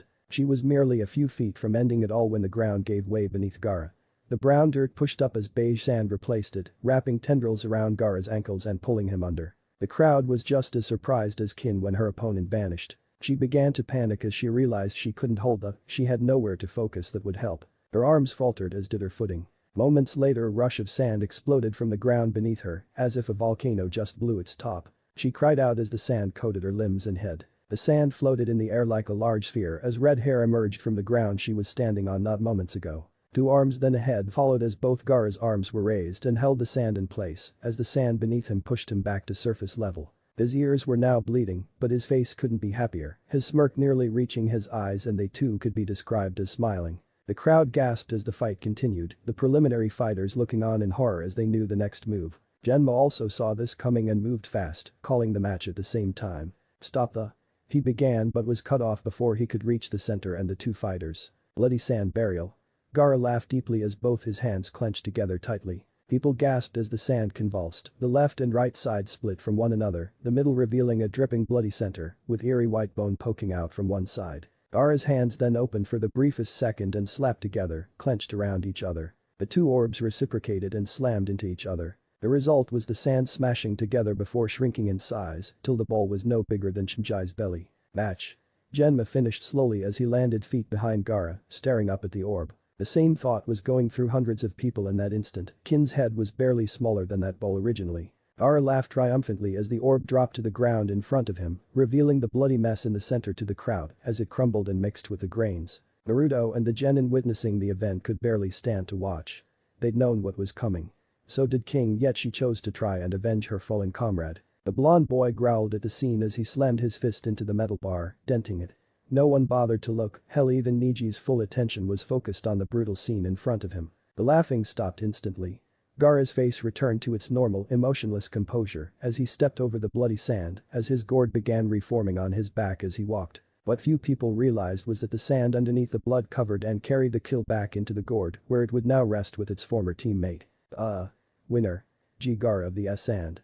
Genma choked out as he felt his stomach begin begging to let its contents out. People around the stadium felt similar reactions as the Hokage rose to his feet. There will be a short interval at this time. He called out in a booming voice. Many people silently thanked him as they clutched their mouths and fled elsewhere. Man. What brutality. Chimza muttered to the queasy-looking blonde and the gaping Nara beside him. Chikaku just nodded while Inoichi looked ready to run himself. Ino and Sakura, however, were not as lucky. The pair had fled the moment Gaara's hands closed, both knowing the only outcome after that. Even Anko was having trouble watching. She nudged Iruka as soon as the Hokage mentioned the interval, and he shot off like a bullet. This is what the real world of ninja was and, sometimes, still is, Haku. Zabuza muttered as his student looked away. Her eyes were shut and her head was turned, but she didn't feel the need to run or lose her lunch. Why yes Zabuza.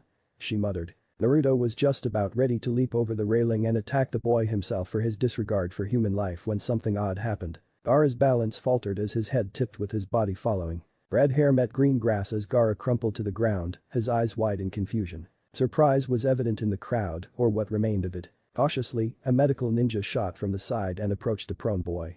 Another soon followed with a stretcher held in front of him like a shield. What's going on?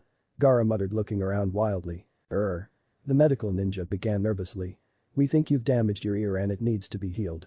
May we help? They asked to the amazement of several older ninja. Gaara's eyes closed at the revelation before looking straight ahead. It can't be helped. He muttered before adding, make it quick. Yes, sir. The medical ninja said before lifting the boy onto the stretcher and hurried him away from the arena, both very careful with their cargo. That bastard. Naruto swore, his eyes following Gaara as he was taken off the arena floor. Tenten had turned away, her hands over her mouth in shock and her eyes closed tightly. Lee tried to focus on comforting his teammate while Niji just focused on erasing his memory. How can he do that? Tenten choked, he killed her and just laughed. Calm down Tenten. Naruto turned and glanced at Niji who decided to speak. What you saw was a vicious attack on an enemy ninja from another. The real world is full of people like this, some even worse I'm sure. It was her fate to die today. Tenten's eyes widened in fear as both Lee and Naruto glared at Niji. How can you say such a thing? Lee argued. Yay, it could have been you down there fighting. But it wasn't, was it? Niji replied coldly. Fate decided it was the end of her time. Gaara was merely a tool in her death, albeit a vicious one. I'm warning you. Naruto growled. Niji's wide eyes met Naruto's blue. Or what? A dead son like you will do the same to me? I find the very concept an impossibility. I'll show you who's dead last. Naruto shouted, reaching for his blade. Naruto. He froze as he turned to face Tenten's face, bright red from all the conflicting emotions. Just leave it. Realizing his actions, Naruto took a deep breath and lowered his arm, shooting Niji a darker glare as he comforted Tenten down into a seat. Come on. What's the hold-up? A cry shouted from above. The gang all turned to face outside where the fans on the opposite side, most likely above too, were eagerly shouting for the next match to begin. The people shouting looked like either the gambling or feudal lord type. There's been no news of Sasuke yet, the Chunin whispered into the Hokage's ear. And there's the issue of Orochimaru. Please before everyone starts to make trouble, disqualify Sasuke. The Hokage sighed deeply as he looked out into the crowd. Many were dripping back into their seats with looks of uneasiness on their faces, while others were definitely wanting the next match. While the last match was brutal, it didn't stop the fans wanting more. What's all the noise for? A bored voice echoed up the stairs. The genin under the stands turned to see a sleepy-eyed Shikamaru approach from the hall. "Hey, good to see you up, Shikamaru." Lee smiled, although it was noticeably less bright than before. "It's Sasuke's match now." Naruto replied as Nara walked up to the railing and looked out onto the field. "Yosh. I get to test the number 1 genin from your year, Naruto-kun." Lee's enthusiasm returned. Naruto quickly noted that the last match's events were trying to be forgotten as soon as possible, and the more their thoughts were focused in the now, the better. This was what ninja did and they all knew it. This career wasn't for the weak of will or conscience. "Seems like it'll be your first match with Naruto." Shikamaru sighed. "Huh? Why?" he asked, looking in the direction that Shikamaru was. The shinobi next to the Hokage had disappeared in a puff of smoke and reappeared next to Gemma on the field, who was looking uneasy at the heckling. "What's going on?" Naruto asked as he too stepped up to the guardrail. "Listen everyone." Genma called out. The crowd's volume died down almost immediately. "One of the competitors from the next battle has not arrived yet. So, we're gonna postpone this match briefly and simply jump ahead to the battle that would have followed this one." Both Naruto and Lee flinched at this. "Damn. Nordo, you're so lucky, you get to have your battle ahead of mine." Lee raged as he felt himself pumping up with his trademark high fire. "Aw man, I don't get to see you beat that stuck-up Uchiha for another round." Naruto moaned back, "What's more, I have to work for it." "What a drag." Shikamaru's head turned as Naruto gave him a cheeky grin. Tenten and Lee both laughed at this as Naruto pushed back on the rail, walking towards the hall and down the stairs. Genma's voice continued outside, calling for both Naruto and Temari to enter the arena. The remaining genin turned back to face the field and the now eager crowd as Temari entered from the medical bay. The sound of footsteps could be heard as the 3 males turned and saw the back of 2 brown buns, following the knuckle-headed blonde down the corridor. The trio just looked at each other for some explanation, but all 3 shrugged. "Damn that Gaara." Naruto thought as his hands itched to run his sword through a certain someone. He tried to calm his mind, no point going into a fight already stressed. "Hey. Naruto." A voice called behind him. He turned quickly but was met only by a friend. "Hey, what's up Tenten?" he asked with his goofy grin still on his face. Tenten quickly walked down the last few steps till she was on the one above him and looked into his eyes. "I just win quickly and don't let her touch you." Tenten smiled, "You still have our match to fight you know." Naruto chuckled. "With all the training I've put in, it'll be easy."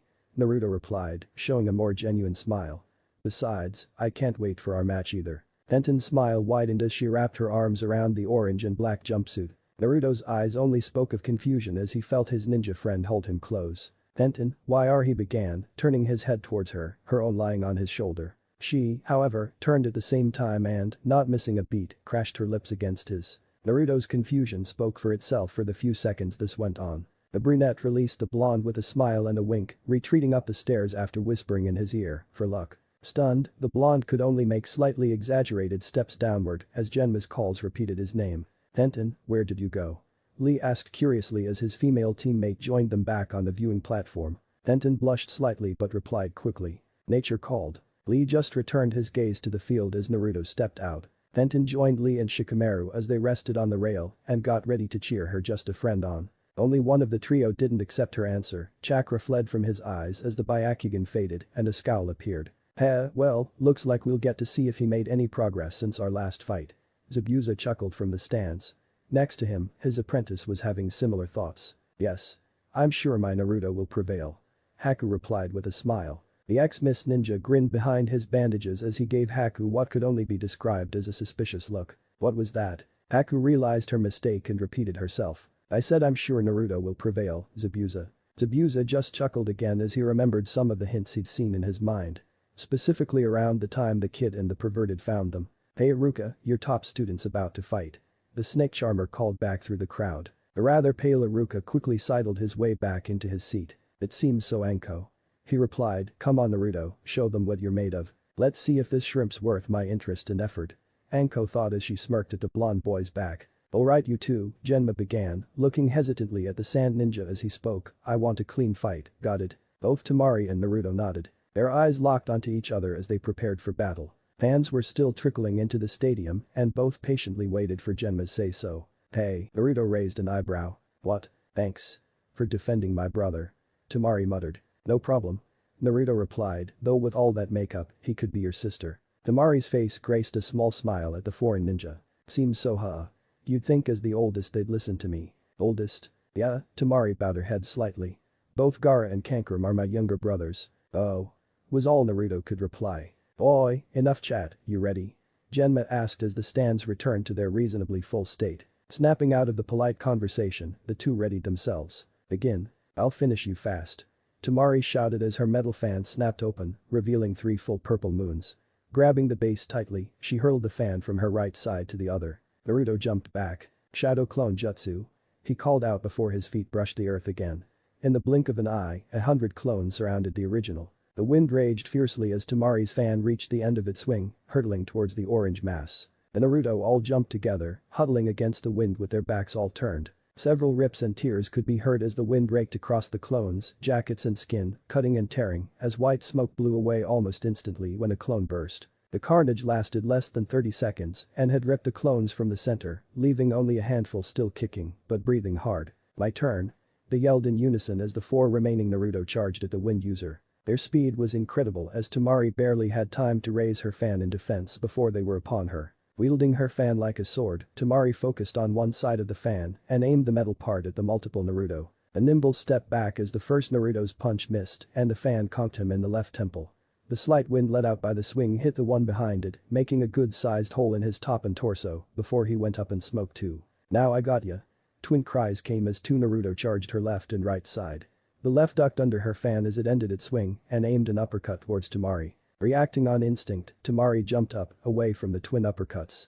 Her fan opened and settled underneath her as she landed on it and flew backwards. The Naruto on the floor just smirked as the right grabbed the other's hands and ducked in front of him, his hands holding the others which were pulled behind his back. "The Noha missile," he shouted before yanking his arms forward as hard as he could. Like a cannon, the other Naruto shot toward her with his fist pulled back. His aim wasn't the girl, but the fan itself as his fist slammed into the metal base of the weapon, leaving a deep dent and sending it, along with the girl riding, spiraling to the ground. A large cloud of dust covered the damage when she landed. The flying Naruto disappeared as he neared the stadium wall, while his partner approached the dust cautiously. No less than 20 feet from the wreckage and a horizontal wind cut through the air, separating the dust. Its speed was faster than Naruto could react as it approached and passed straight through his gut, where his jacket met his pants. Through the dust, Tamari waved her fan again and the dust scattered, revealing her with only a few scratches on her outfit as damage. The crowd gasped as Naruto's left hand, which was down by his waist at the time, dropped toward the floor before going up in smoke with the rest of him.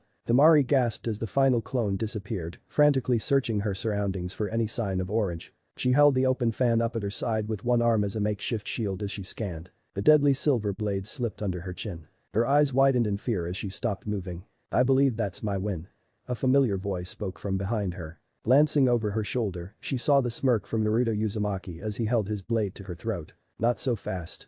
Tamari pulled her fan closer to her body as the sword pierced the middle of the dense paper. In one swift movement she tucked her hand behind the metal part, pushed and twisted as the fan and sword flew forward and out of either's grasp. In a heartbeat, she twisted her body and delivered a back kick into Naruto's stomach. The blonde had reacted fast and his hand met her foot, but at the odd angle, it still plowed into him and pushed him back. Tamari took the opportunity to jump back, reach down and reclaim her weapon, while simultaneously kicking Naruto's far behind her. "Damn, I can't use any wide attacks anymore," she thought as she glimpsed the rip the sword had caused, almost cutting the paper in two down the middle. Naruto watched as his sword skidded away. "Great.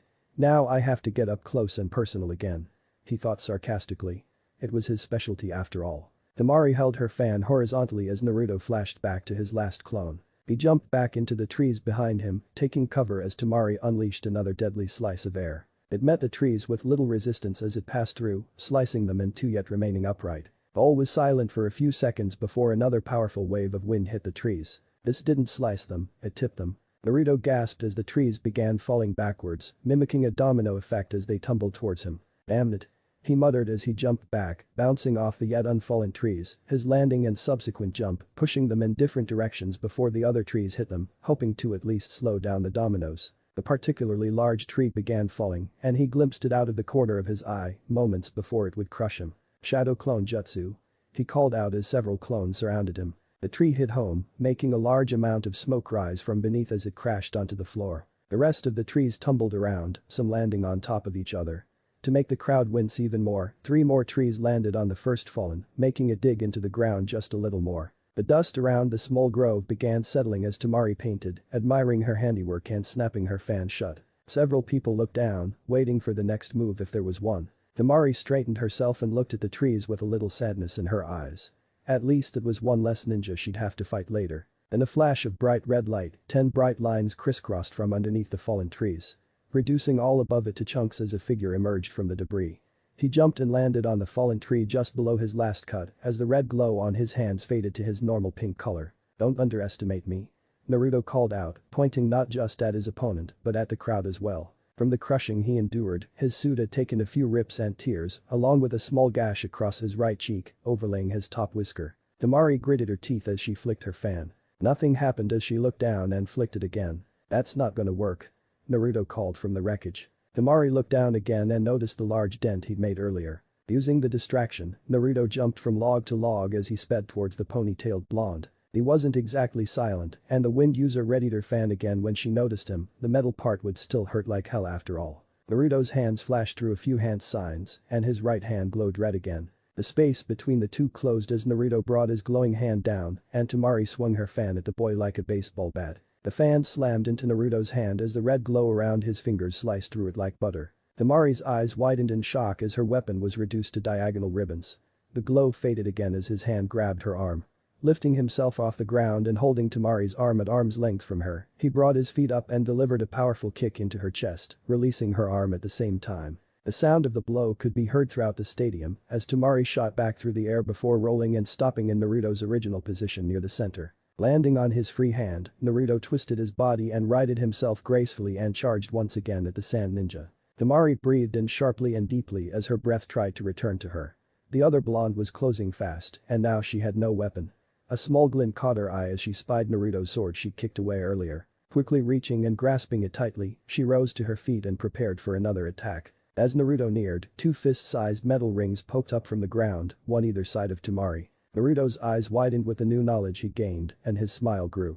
Reaching behind him, he grabbed 2 kunai and hurled them towards the rings. Temari looked confused as to his aiming but gained realization as the kunai hit their marks, threading through the rings. Naruto continued to charge toward her, his hands now tightened. "Now I got ya," he shouted. He forced a good chunk of his chakra into his heels and jumped. He jumped straight over his opponent much to her confusion and yanked hard. Temari just looked up as the metal rings were pulled out of the ground. Dirt fell away as the rings revealed themselves to be kunai and threads that tightened the more they rose. Temari's footing shifted as the ground underneath her rose. The kunai were now rising above her head as her footing was pulled forward suddenly. She fell backwards in a reclined state as the wires behind her caught her. As Naruto traveled back towards the ground, he twisted in the air and crossed his arms in front of him. The gleam of the wires shone in Temari's eyes as the 2 kunai snapped together in front of her, shielding her from the world with thick metal wires. Sand ninja captured.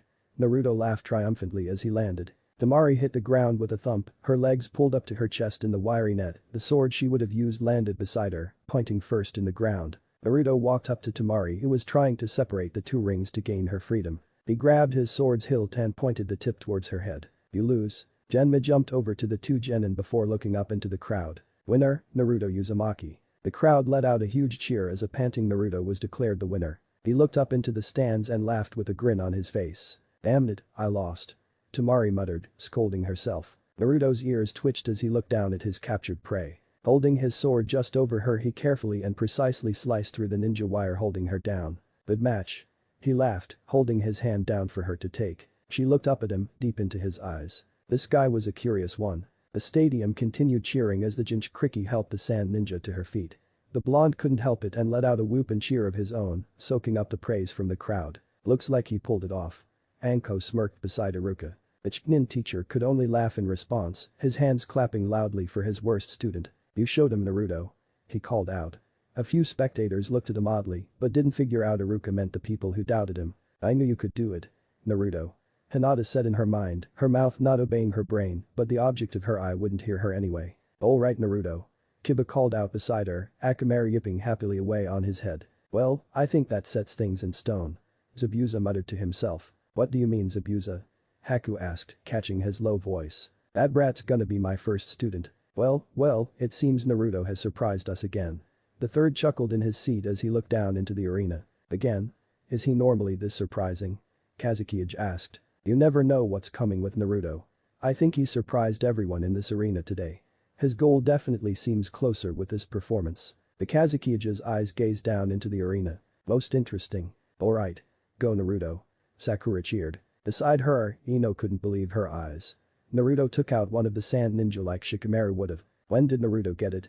Ino began. Bet you're jealous now, Ino pig, I have Naruto and Sasuke for backup. My team couldn't get more awesome. Ino would have shouted back, beginning another argument, but another thought nudged its way into her head, her dad's own words echoing back to her from this morning. Yet why are they in the finals and you aren't? Sakura flinched before thinking about Ino's words. Same reason you are, Ino. The two ninja were both put out now. Ino's father, however, was roaring with laughter. I told ya, that kid always surprises us. Mza was in disbelief as Shikaku merely chuckled quietly and patted his friend on the back. Seems so. Now that you're a rich man, what's first? Inoichi looked up at the sky thoughtfully, mimicking his teammate's son. I dunno, I guess the wife has still been riding me for that vacation she's wanted, and God knows Ino will probably want something out of this. But first. Inoichi looked down into the arena at the victorious Genin retreating up the stairs while the sand picked up the totaled pieces of her fan and headed towards the medical bay. I think he's earned a little, don't you? Shikaku nodded firmly before Chimzai added, does this mean you're paying for the next Barbek visit? His mouth was watering already. Naruto. The blonde looked up as a pink-shirted blur slammed into his chest before crushing him in a death hug. Ah. Tenten what the Naruto began as the air left his lungs. That was the most courageous battle Naruto had. Lee shouted, giving Naruto twin thumbs up. Now I am all fired up for my battle. He continued, bending his knees and punching the air in front of him. Tenten released the boy as he rubbed the back of his head nervously. That looked like more trouble than it was worth. Shikamaru's bored voice called out. What about your battle with Shinjai? You look like you actually tried there. Shikamaru didn't bother to retort, both knowing the answer. Naruto felt a glare and came face to face with Neji. Is that something a dead son could do, he shouted. Neji's eyes turned back to the field without a word. Despite Naruto's anger at the branch house member, he felt a little pride at the Hika's lack of response. Naruto, calm down. Tenten scolded, crossing her arms and sighing at the excitable boy. Sorry Tenten, he smiled, all these actions just got me pumped up, you know. Yosh, and it is my match next. Lee shouted, I cannot wait. You'd be better off trying to calm Lee down. Naruto chuckled at Tenten. She simply sighed again and shook her head. Believe me, I tried, there's no stopping him. The three laughed while Shikamaru grinned from the rail. Actually Lee, shouldn't you have been called by now? Naruto asked, confused. The trio moved over to the rail and looked out, spotting a Junin whispering something into Genma's ear. What's going on? Tenten wondered out loud. It seems the Uchiha is still not here. Neji stated. The group turned to look at him as his Byakugan faded. No way. You mean I don't get to fight this round? Tenten conked Lee on the top of the head, shutting him up. The green beast knew when this happened, he had to calm down or face her wrath. Just be patient Lee, you'll get to fight. Tenten reassured. The green beast just flopped over the edge of the rail. This is most unyouthful. He muttered. The crowd was getting restless the more time passed. It seems the next match was still delayed, and to Lee, it felt like forever. What are we waiting for? Start the next match already. And similar shouts could be heard in the stadium. Sasuke was still a no-show, and with the crowd turning, it seemed he wouldn't be competing. Genma took out his pocket watch and checked the time. Alright, the time limit is expired. So I'm officially calling this match. Leaves began swirling on the stadium floor. A huge gust of wind picked them up in a mini tornado as the crowd fell silent. As quickly as it came, the wind vanished, revealing a silver-haired Junin and a black-haired Genin back-to-back in the center. Sorry we're late, you wouldn't believe the traffic. Kakashi smiled as he addressed Genma. Well look who decided to show up. Genma replied. Sorry if we kept you waiting but how late are we? I mean it's not like Sasuke is disqualified or anything is he? Genma sighed with a smirk. You know you were so late that we extended the deadline for you, twice in fact. It's lucky for you we did because you just made it. No, he's not disqualified. Kakashi breathed a sigh of relief. Phew, you had me worried there for a second. Back up in the Genin waiting area something unusual was happening. Neji? Tenten asked worriedly. The wide-eyed Hika had assumed a vicious glare at the Uchiha and his hand had stuck the wall he was leaning on. Why? Why do they make special exceptions? Lee and Tenten relaxed slightly, knowing what was up. Neji turned sharply to look Lee in the eye. Fate always favors someone. Make sure Sasuke knows it isn't him. Lee snapped to attention. Yes, I will make sure hard work prevails. Then I will show you the same Neji. Without another word, Lee jumped over the edge and into the arena below. My, aren't we eager? The proctor chuckled as Lee practically sprinted up to his starting position. Lee just focused his gaze on his opponent. HMPH, you think you're some kind of tough guy? Sasuke provoked. Kakashi leant down next to Sasuke and whispered into his ear. Don't underestimate him. Sasuke nodded as Kakashi jumped up into the stands. Kakashi, my eternal rival, you finally made it. Guy shouted loudly, sitting next to a rather static-looking and poor imitation of Kakashi. Hello Guy. Did we miss much?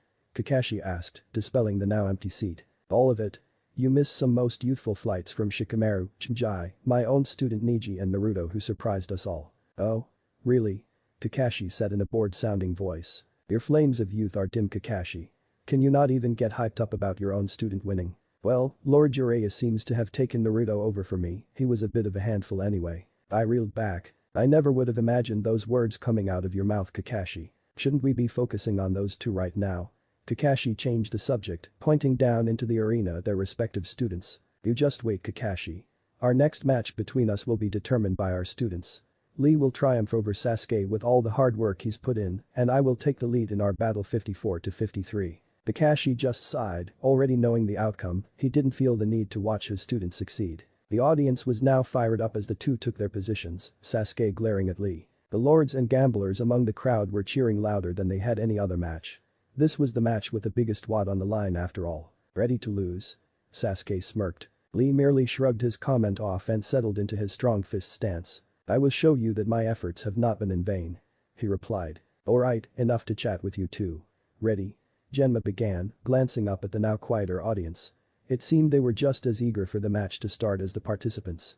Begin. In a flash, Genma had jumped clear and the two combatants had jumped at each other. Sasuke charged at Lee, his fists raised for combat. Lee's eyes followed Sasuke's body movement and he leant back mid-jump, Sasuke's fist trying to follow his face. He looked off-balance to the untrained eye, but to the few who knew the fighting style, they watched as Lee swapped his feet for his hands, his right foot rising to punt Sasuke's arm away as the left rose to meet his chin. Sasuke felt a large surge of pain in his arm as Lee's right foot met and with the momentum of his arm, his body and subsequent head missed the rising kick as he brought his right knee up. Sasuke's knee passed under Lee's as the momentum carried him back away from the green beast.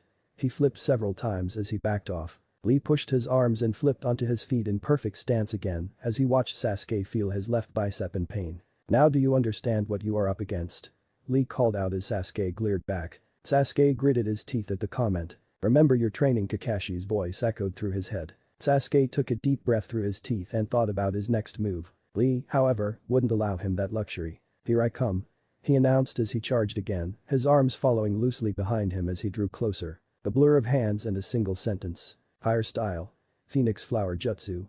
Sasuke shouted, forming an O shape in front of his mouth with his right hand. Lee jumped to the right as a small, blazing ball of fire shot straight at him. Several more followed quickly as Sasuke kept up with him. Lee wasn't one to give up, Sasuke couldn't hold on forever and he made a dash through the barrage. Putting a large chunk of chakra into one last shot as Lee drew close, Sasuke fired out one the size of a small boulder. Lee's eyes widened as he couldn't dodge in time. Raising his arms up, he formed a cross over his head, protecting his head and face. On the first licks of fire he felt on his arms, he released them out, like two diagonal slashes. The flames dispersed as Lee came face to face with Sasuke's spinning red eyes. This time Sasuke threw a punch and it landed. Lee felt pain in his jaw as Sasuke landed an uppercut, launching him up in the air. I'm not done yet. Sasuke yelled as he jumped up after Lee. He spun around in the air before he was directly over Lee. The momentum-fueled kick slammed into Lee's side, sending him flying back to the ground. Sasuke smirked as he prepared to land, wanting to watch as Lee touched down hard. It never happened as Lee righted himself in midair and sprang off the earth into a series of backflips before landing in his stance yet again. HMPH, if that is all you have, this will be no problem. Lee taunted again. Sasuke landed as Lee charged again. Be ready to strike for the oncoming beast. Not good enough. Lee thought. Sasuke's eyes widened as he lost sight of the beast. The flash of dark green and Lee was gone. What the? Sasuke was sent sprawling as Lee's foot slammed into the side of his head. Several shouts and winces of pain could be seen around the stadium. Lee relaxed into a stand as Sasuke pushed himself off the floor fiercely. Even your eyes cannot help against me. Lee stated. The four Tomo swirled angrily in Sasuke's eyes. Sasuke gasped and clutched his shoulder in pain. What is? Lee began. Sasuke's pain left as soon as it arrived, the curse seal was itching to break free of Kakashi's sealing. No. I won't give in. Lee was approaching again, using the opportunity to attack. Flipping back, Sasuke leaped into the fallen trees behind him from the last match, ducking through the fallen branches to regroup. It is useless to hide. You will have to come out and face me sooner or later. Lee said. Sasuke panted as he checked his mark. No activity. Planning his next move, he took a second to recuperate before jumping out onto the top of the trees, where everyone could see him. "Aha, there you are." Lee called out, picking up speed once again. Sasuke flicked his arms, and two shuriken appeared. He crossed over his body before flinging them toward Lee. Lee smiled confidently as he leaped over the two small shuriken. He spotted two puffs of smoke as he flipped over weapons. Landing and turning back, he saw two, now huge, windmill shuriken coming back at him. Lee leapt over the shuriken once again. Sasuke's fingers twitched as the shuriken followed him skyward. Lee turned and kicked one away, but barely dodged the second, it brushing mere centimeters away from his face. Another flick of Sasuke's fingers and the wire-controlled shuriken turned again. This time, it followed the curve around Lee's back. The wire caught Lee's waist as the shuriken wrapped his arms to his body before running out of spin and momentum. Lee and the shuriken fell to the floor with a thud and a clang. "It seems the match is over already. What a pity," Kakashi said in a bored voice from the stands. I, however, just laughed loudly. "You think it's over, Kakashi? This match is far from done. Not if Sasuke pulls out that new I taught him." "What was it?" Guy asked curiously. Sasuke answered that question for him. "Now it's over," Sasuke said darkly, leaping to the front of the ruined pile of trees. Lee looked up to see Sasuke's hands move through signs before he grabbed his right wrist and placed it parallel to the ground. "Chidori. 1,000 birds." Sasuke shouted as blue chakra cried and echoed in the stadium from the palm of his right hand in the sound of birds chirping. Sasuke looked from his hand to his opponent. Lee had enough movement to bend his legs and use the momentum to flip onto his feet, though his arms were still restricted. While doing this, Lee had his eyes closed in concentration. Sasuke felt the chakra in his hands build to its peak. Rawr. He charged at the surprisingly calm Lee. The ground was torn up under his hand as he ran. 50 feet, 30 feet, 15 feet, 5 feet. Sasuke brought his glowing hand up in front of him, aimed directly at Lee's chest. Gasps could be heard throughout the stadium as the distance closed. 2 feet left and Sasuke's eyes widened as he smirked. Victory was his. Lee's face turned a dark red and flashed out of sight. Sasuke's hand passed straight through the afterimage. What? Several twangs were heard as the wires snapped. Sasuke's Chidori died out as he turned sharply to see a very red-faced Lee where he started, his arms ripping apart the steel wires that held them to his sides. "The third gate of life. Open," he called out. The crowd was stunned into silence as they could all see the chakra flow around Lee's body and his once pink skin now a deep red. In a flash, Lee was gone. Sasuke's eyes caught movement, but it was too late. Lee's foot stuck up and caught him on the chin, sending him up into the air. Without missing a beat, Lee shot up after him. He delivered a series of punches and kicks onto Sasuke that only sent the two up higher. "This is the end," Lee shouted as he bounced off the air towards Sasuke's beaten form. He arrived in a split second, directly facing the proud Uchiha before kicking off the air once more. The kick spun him around in a green and red blur just a foot in front of Sasuke. The Uchiha brought his beaten arms up to block as Lee's foot stuck out of the whirlwind. "Leaf hot wind," Lee shouted as his foot struck Sasuke in the side, sending him sliding across the air, through the stadium to crash into the bottom of the wall, where it met the ground behind some trees. Lee reached the ground, panting heavily and gripping his arms. The dust that had been stirred from Sasuke's crash blocked everyone from seeing the fallen. Genma was now leaping over to the edge of the dusty area as it began to settle to check on the boy. Lee took some deep breaths while the crowd stirred. Black flames spread across the skin. "I won't lose." Sasuke's voice rose through the dust. Through the settling cloud, Genma spotted the figure he assumed was Sasuke standing back up before leaping out toward the center of the field. Lee looked up as Sasuke leapt from the nearby tree branches high into the air, his fists raised. Reacting quickly, the green beast jumped back as Sasuke's blow landed not a second later. The blow raised more dust, if only a small amount compared to the last attack. It quickly cleared to reveal a good chunk of earth taken out where Sasuke's fist stuck. "Anbu," the third called. A ninja quickly appeared kneeling beside the Hokage. The Kazukige's guards jumped on edge, just in case. "Get in there and stop the match between." The Hokage began. "Excuse me, Lord Hokage." A soft voice cut in. The third looked over at the Kazukige who was wearing a most displeased look, at least from what he could tell from the eyes. "Many of us have traveled far just to see this match, although the others were most exciting. I would hate to see something like this stop the match." Something clicked in the third's mind as the Kazukige spoke. "After all, it's not like 2Kage can't stop a simple fight between two genin, am I right?" The third closed his eyes in frustration. "If this match isn't over in 5 minutes I will call an end to it." He resigned. "That is all I ask," the Kazukige replied coolly. Back in the arena, Sasuke watched as Lee flashed in and out of sight, circling him. Lee was trying to end the match fast, he couldn't hold the technique much longer. "You can do this. Watch him." Sasuke's eyes narrowed. "Watch him. Watch him." His eyes widened, Lee was slowing down. Unbeknownst to him, his left eye changed as a third Tomo formed itself in his Sharingan. There.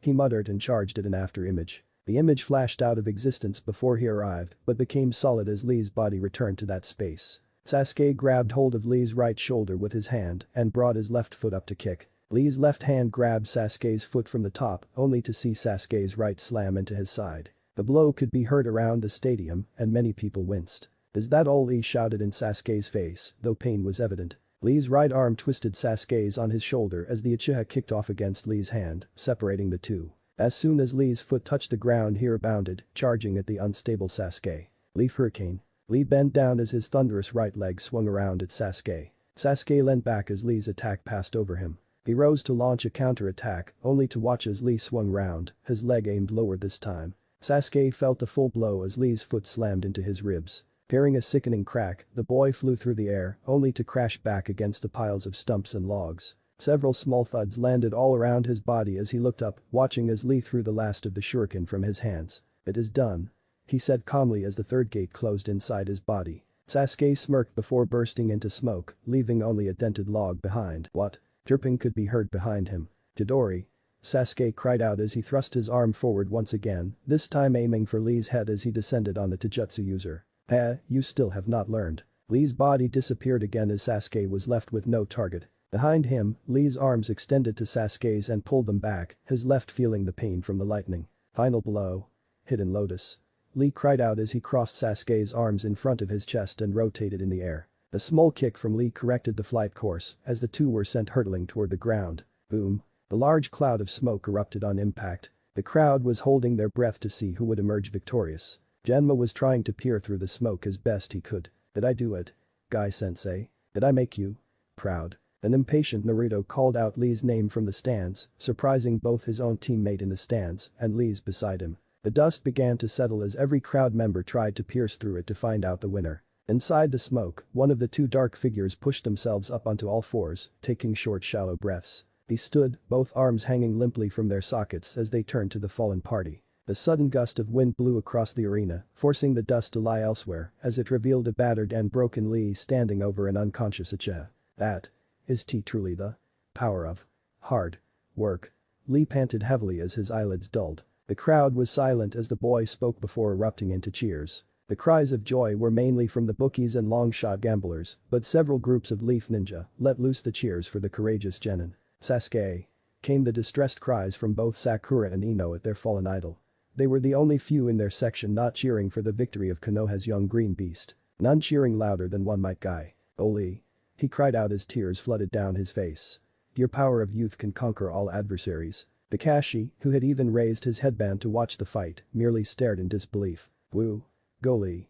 Tenten cheered from the Genin stands. Naruto shouted similar cheers from beside her as one bored Genin actually changed his look. Shikamaru merely smiled at the scene and chuckled lightly. Well, today is full of surprises." The three had neglected to check on the one who had specifically asked Lee for this very outcome. The wide-eyed Haika smiled inwardly at the scene before him. "It seems fate was on your side, Lee.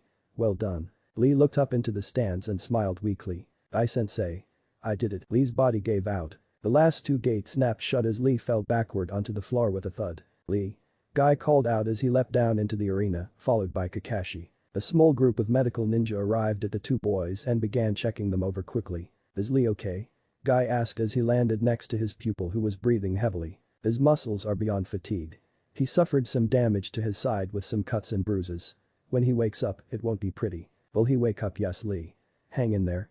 Guy shouted with joy as he knelt over his student. Kakashi was examining Sasuke's injuries with a medical ninja. "When he gets up, his pride won't be the only thing that's damaged." Sasuke had suffered at least 2 cracked ribs, multiple cuts, bruises and chakra exhaustion. Lee had basically tenderized his body. Genma was so caught up in the excitement of the match he almost forgot his duty. Winner, Rock Lee. Although the crowd knew this already. As Kakashi looked down at his student as the medical ninja were attending to him, he felt Guy stand at his was already on a stretcher on the way to the medical room as his sensei glared down at the pitiful excuse for a ninja his pupil had beaten. "I remember what that technique is meant to be used for, Kakashi," Guy said in an unusually dark low voice.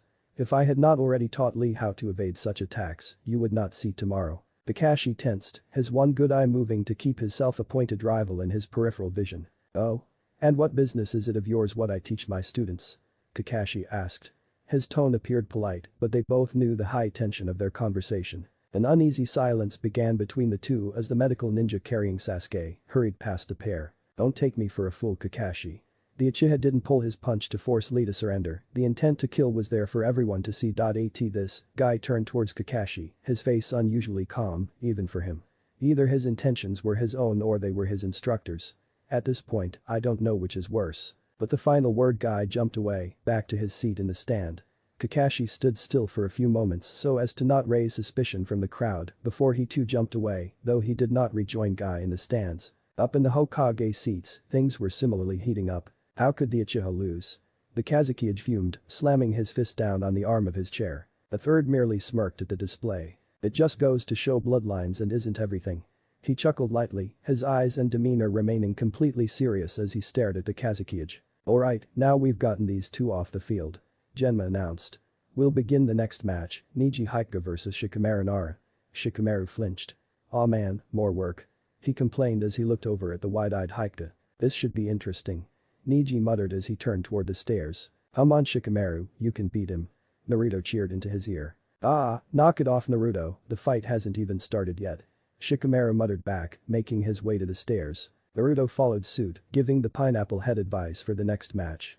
Though to Shikamaru, it sounded more like a revenge beating than battle advice. Tenten smiled as she watched the two leave before realizing she was on her own and calling out for them to wait for her. Slowly, white feathers descended over the stadium. The middle stand's crowd began hunching over or flopping to the side. Huh? Jinjutsu? Zabuza thought in confusion. Release. Haku's voice called from next to him, freeing both of them from its effects. Across the stadium, several other ninjas got the same idea, including Hinata, Sakura, Anko and Iruka. Most of the ninja already released from the sleeping spell however, were the foreign sand and sound ninja. The Hokage watched as hundreds of citizens drifted off suddenly. He turned slowly to look the Kazekage in the eye. So? I was right, shall we begin?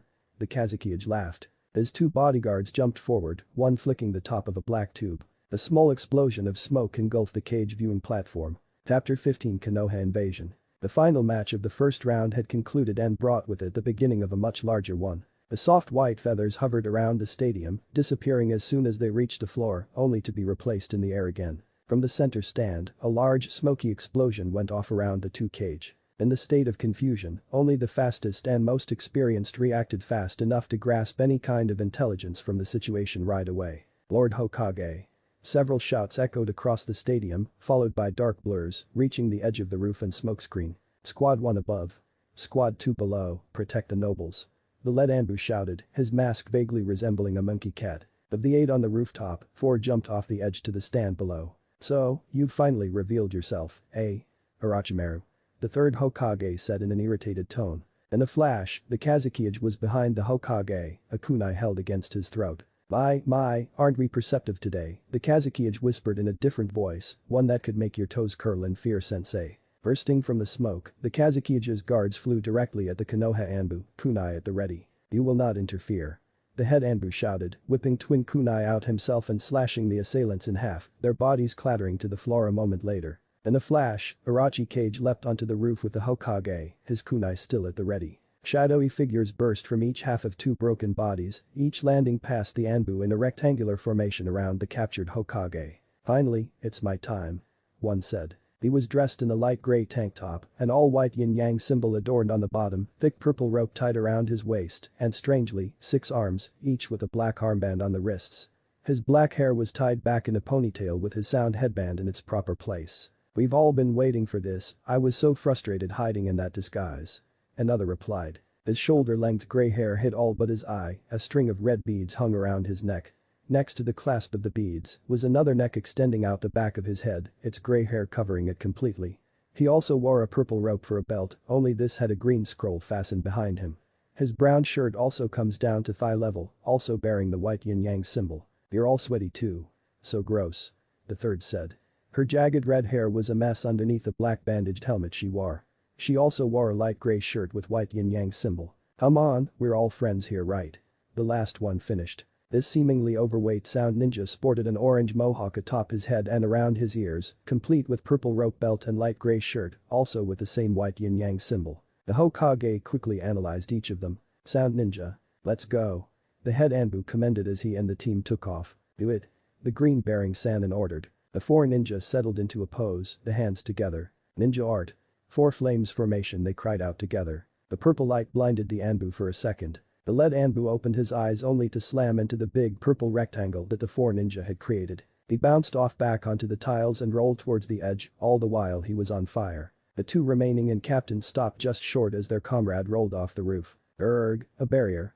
We'll have to figure out a way around this without dying. The captain thought out loud. But how? Back in the stands, Chimza, Shikaku, and Inoichi were on their feet and rushing towards the center stand. 5 black figures leapt out of their clothes from their seats and stood in their path. What is this? Chimza shouted. Sound ninja, keep going. Shikaku shouted. You got it. Chimza replied, taking the lead before thrusting his fists forward. Mid-punch his fists expanded, taking up the entire pathway, hitting 3 of the ninja head-on. The other 2 leapt over, kunai at the ready. Both Shikaku and Inoichi used their friend's fists as a boost. Shikaku blocked and slammed his own fist into the enemy ninja's face, sending him slamming into the wall. Inoichi used his left arm to grab the other's wrist, holding firm as his palm found the enemy's forehead. The 3 regrouped as Inoichi let go, his opponent dropping to the floor. Well, what's going on? Chimza asked. It's an invasion, the sand and sound have betrayed us.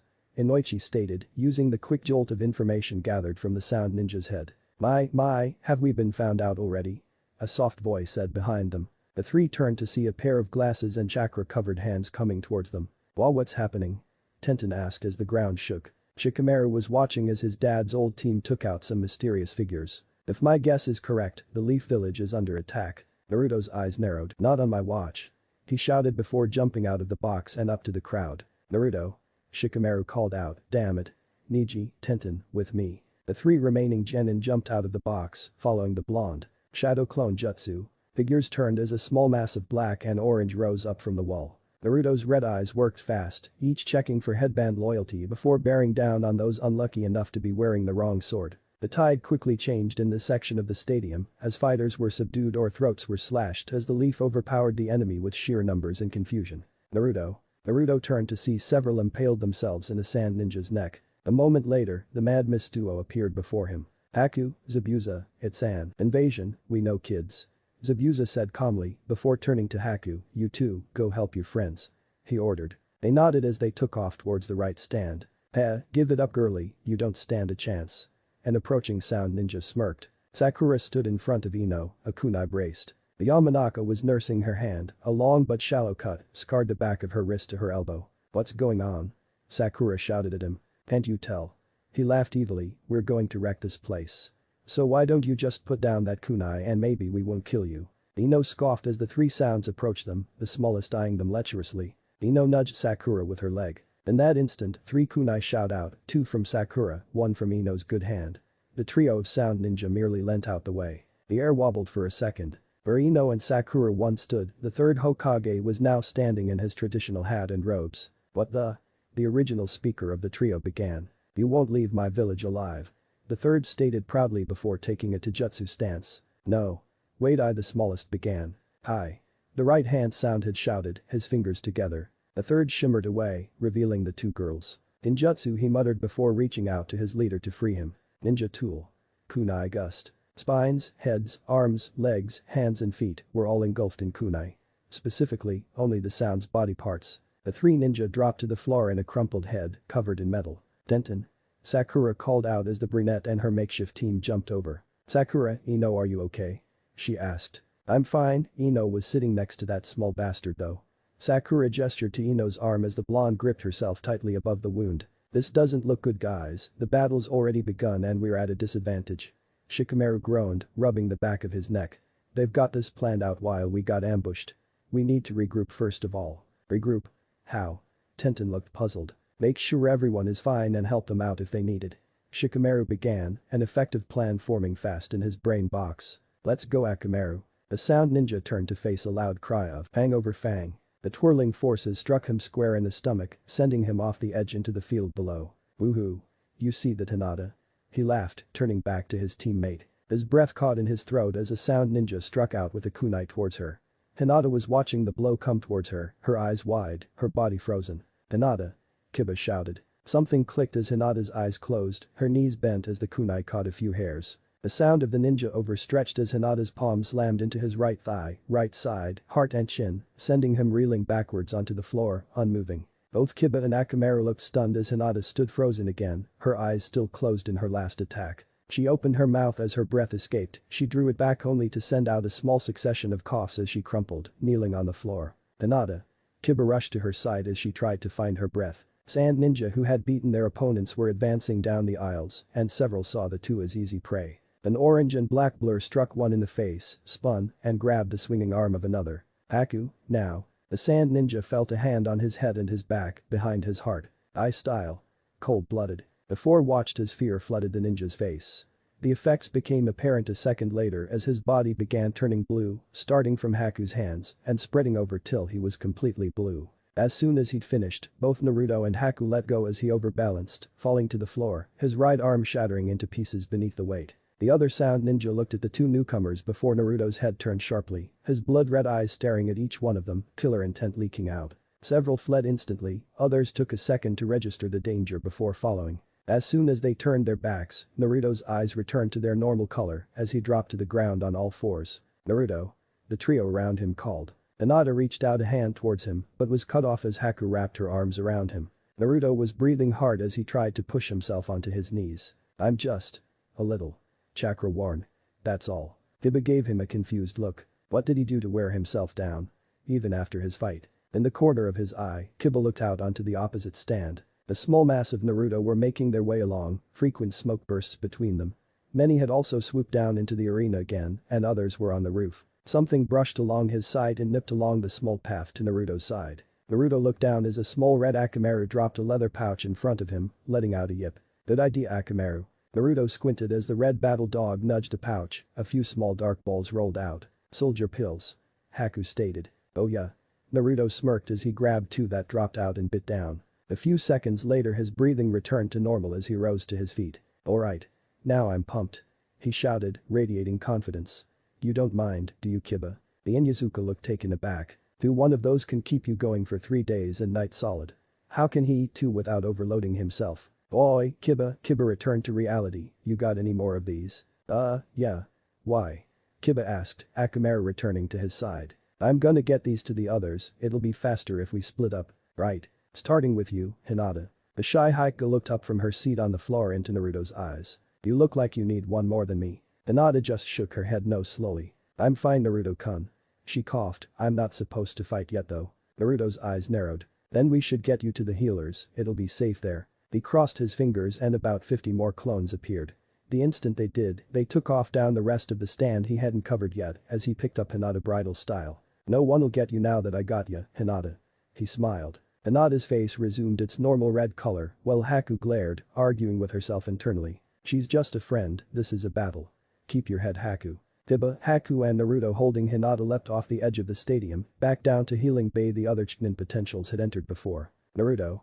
A voice called out. He turned as they landed in front of the entrance. Shikamaru, Ino, Sakura, Tenten and Niji dropped down behind him. Eyes. You're all okay. He smiled, looking more at Sakura and Ino than his other competitors. No, thanks to you, Naruto. Sakura scolded. Shikamaru brushed her off. We have more important things to worry about, where is everyone else? Well, I think all our sensei are fighting and they can take care of themselves. Ino began. Sasuke, Lee and Shinji are in here, so that's everyone, isn't it? Naruto raised his hand to argue that point, but a small swarm of bugs in the shape of a hand rested on one shoulder. Aren't you forgetting someone? A calm but firm voice said from the wall's shadow. Ino leapt forward, her heart trying to break free of her chest as Shino took a few steps into the group. Okay, now everyone's here. Shikamaru started, glancing at his teammate. We need a plan of action if we are to defend effectively and survive. A strange sound filled the genin's ears as it burst out of the medical tunnel. A dark thought enters Naruto's mind as the trail could be seen in everyone else's. The sand trio. Everyone turned towards the tunnel as a blast of sand overflowed the entrance and covered the genin. In a flash, they all emerged from the sand, backing up for a second before examining the tunnel. The sand, now inanimate, lay like a frozen waterfall from the doorway to the ground before them. The area between the sand and ceiling was still big enough for them to get through. Jai. Shikamaru called out. Another brainwave swept over them. Without a word, they all charged into the tunnel together, their heads bowed slightly. Jai coughed and spluttered, his back against the wall, his legs covered in sand. What the he began. Ara. A feminine voice called over the dust and sand. Trying to regain his bearings, Jai tried to pierce his gaze through the dust. His eyes caught sight of light through an odd-shaped doorway as two black blurs jumped through and out. His brain kicking back into ninja mode, he kicked off the sand and struggled to his feet, a hand in front of his mouth as he waved away the dust.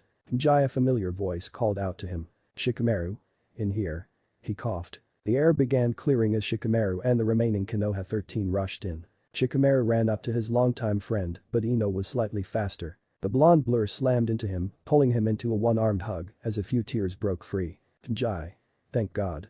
She cried. Jai finally got the chance to look around as the dust settled in the room and his mind. Sand covered the floor and was a good few feet deep. The medical gurneys he and others had been laying on were upturned or buried. What he thought was an odd doorway at first revealed itself as a hole in the wall. He then heard twin cries of Sasuke and Lee. As Ino released him, Team 10 turned to see a smoke engulf the lower end of the room as multiple Naruto now tunneled into the sand followed by the others. What's going on? It's an invasion, Jai. The sand and sound are attacking. Ino explained. We need every able body if we are to defend from two villages. You think you can fight? Shikamaru asked, concern hung in his words for his friend he had to battle not an hour ago. In a sec. He replied, reaching for his pouch as he brought out a glass case with 3 pills inside. Jai, you can't use those yet. You're low enough on chakra as it is. You eat those, you won't make it out of this. His dog-like hearing picking up the conversation, Kiba turned from his digging and tossed his other bag of soldier pills over to Shikamaru who caught them out of the air. These should work better. He offered. Jai hesitantly put his pills away in favor of crunching on one of the Inizuka's own. His energy flowed back in full as soon as the pill hit his bottomless belly. While this was going on, the others had uncovered both Lee and Sasuke. Oh, Sasuke. Sakura cried as she hugged the Uchiha after seeing the pained look on his face. Naruto held the bag of soldier pills as Sakura looked expectantly at him. Come on Naruto. Help him. She half ordered, half pleaded. I can't. He said simply.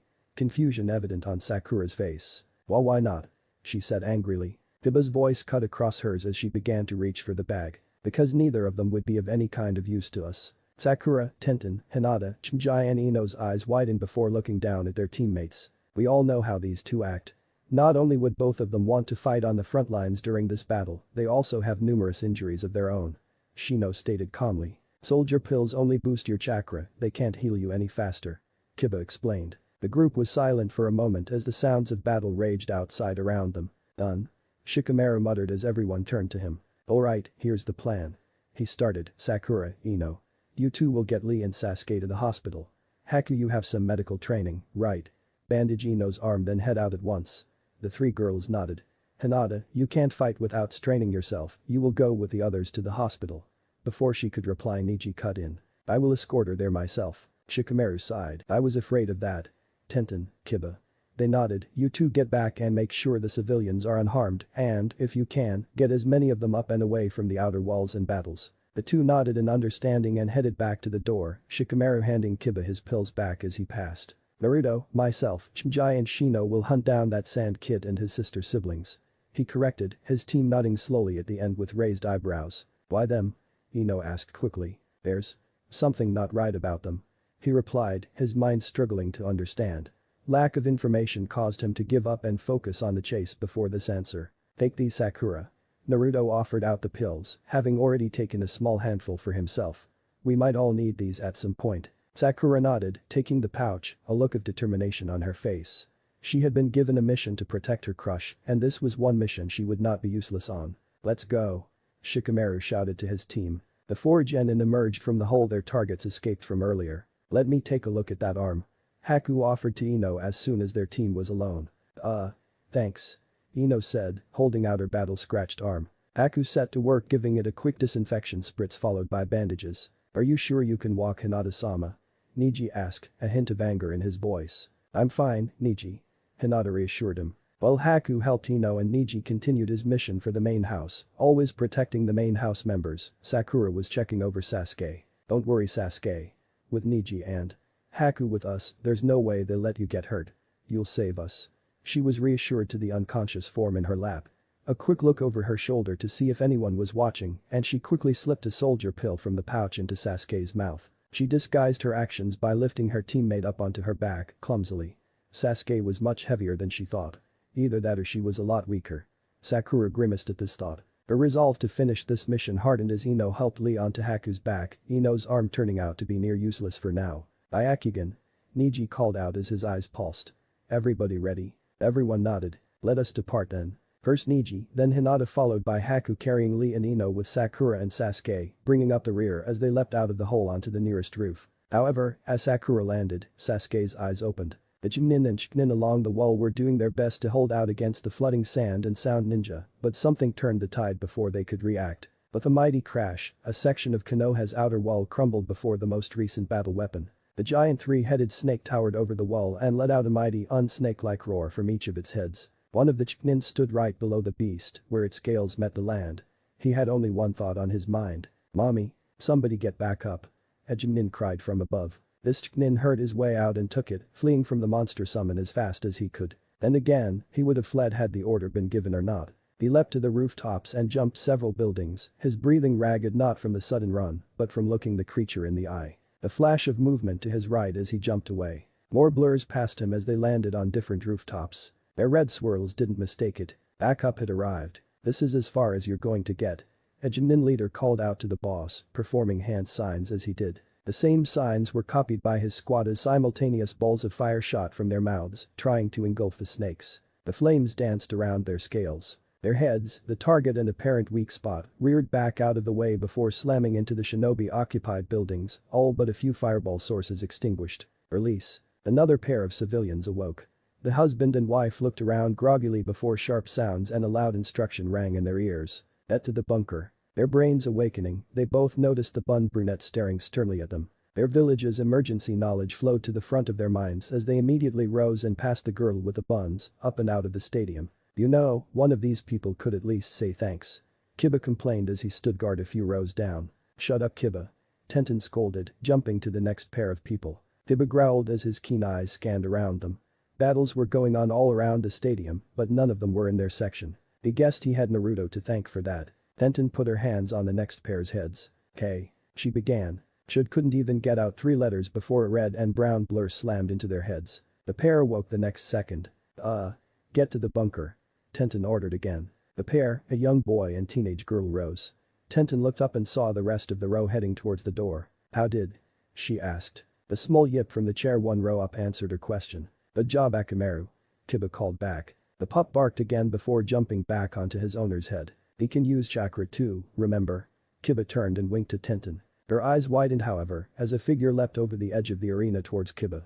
She couldn't reach her kunai in time as the sound ninja readied him for the killing blow. Dynamic entry. Her heart slowed as not a second later, the sound of the ninja's head met with the arena guard bars with a sickening crunch before he toppled back over the edge. The 2 genin stood shocked as the new figure turned toward them. "Don't let your guard down," he said before his left eye closed in a wink, his teeth letting off an audible ping and his left hand raised itself into a thumbs up. "Ai-sensei." Tenten smiled, her thanks for her teacher outweighing the impulse to yell at him. "Are you two all right?" he asked. They both nodded. "Good. The civilians should be escaping through the secret passage to get to the bunker." "Good work." He smiled, again with a ping. The sand ninja shootout between Guy and Kiba, several kunai lodged in his chest. He crashed into the seats before landing in a heap on the floor. Tenten and Kiba turned to see what had caused it. "You're late, Kakashi," Guy said firmly. "Sorry." He apologized, his voice carrying a distinctly fed-up tone. "I was taking out the trash." All 3 sweat dropped. Kakashi's demeanor suddenly changed. "Kiba, Tenten, where is everyone else?" We met up in the medical room," Kiba began. Shikamaru thought up a plan. "Ino, Sakura, Neji and that girl Haku are getting Sasuke, Lee and Hinata to the hospital. Me and Tenten were ordered to get the civilians out of here." "What? Why were you taking Sasuke out of a clearly safe area?" Kakashi's voice rose. Kiba backed down a bit, his hands raised in front of him. "It was hardly safe." Tenten shouted behind him, taking Kakashi's single-eyed gaze off of Kiba and onto herself. "That Gaara kid went nuts, the whole place is filled with sand and there wasn't a meaty ninja around the whole time we were there." Kakashi's eye widened before he flashed out of sight. They presumed down to the medical bay. "What about the rest of the genin?" Guy asked, authority in his voice, but no hint of anger that graced Kakashi's. We don't know. We left before he said anything else." Tenten admitted, feeling a little ashamed for not knowing the full battle plan and safety of her teammates. "All we know is that Shikamaru, Naruto, Chijai and Shino were the only ones left." Ai's massive eyebrows furrowed. If Shikamaru is anything like his father, he's already made a plan. Combine that with the 4-man cell he could make, and those genin could take down a few enemy ninja before needing any backup. Another sound ninja burst over the edge of the railing towards Guy's turned back. Without blinking he jumped, turned and sent him sailing right back where he came from with a swift kick. Right, well I trust Shikamaru's judgment. You two should keep this up, the sooner we get the civilians out of here the better. Guy announced. Right. Tenten and Kiba nodded together with a positive yip from Akamaru. I just hope everyone's okay. Tenten thought, her mind trailing back to a specific blonde. Boy, keep up Naruto. Shikamaru called back. Naruto picked up his pace to resume his position in the cell, resisting the urge to sneeze. The team was traveling across the Leaf Village in diamond formation. Shino stood at the back, several bugs flying off behind him every few paces to detect anyone trailing them. Next came Shikamaru and Shinji in the middle. Should the group get intercepted, they could split in 4 different directions, coupled with keeping their muscle and mind together. Naruto took up the remaining position at the front. He'd managed to convince Shikamaru his eyes would be best at spotting anything ahead and either side. This way, he called back, his red, slitted eyes glimpsing something in the distance. The group followed Naruto's lead despite the unusual niggling in the back of their mind that something wasn't right with this either. Since when could Naruto track? Sounds of battles faded the further they hurried into the village.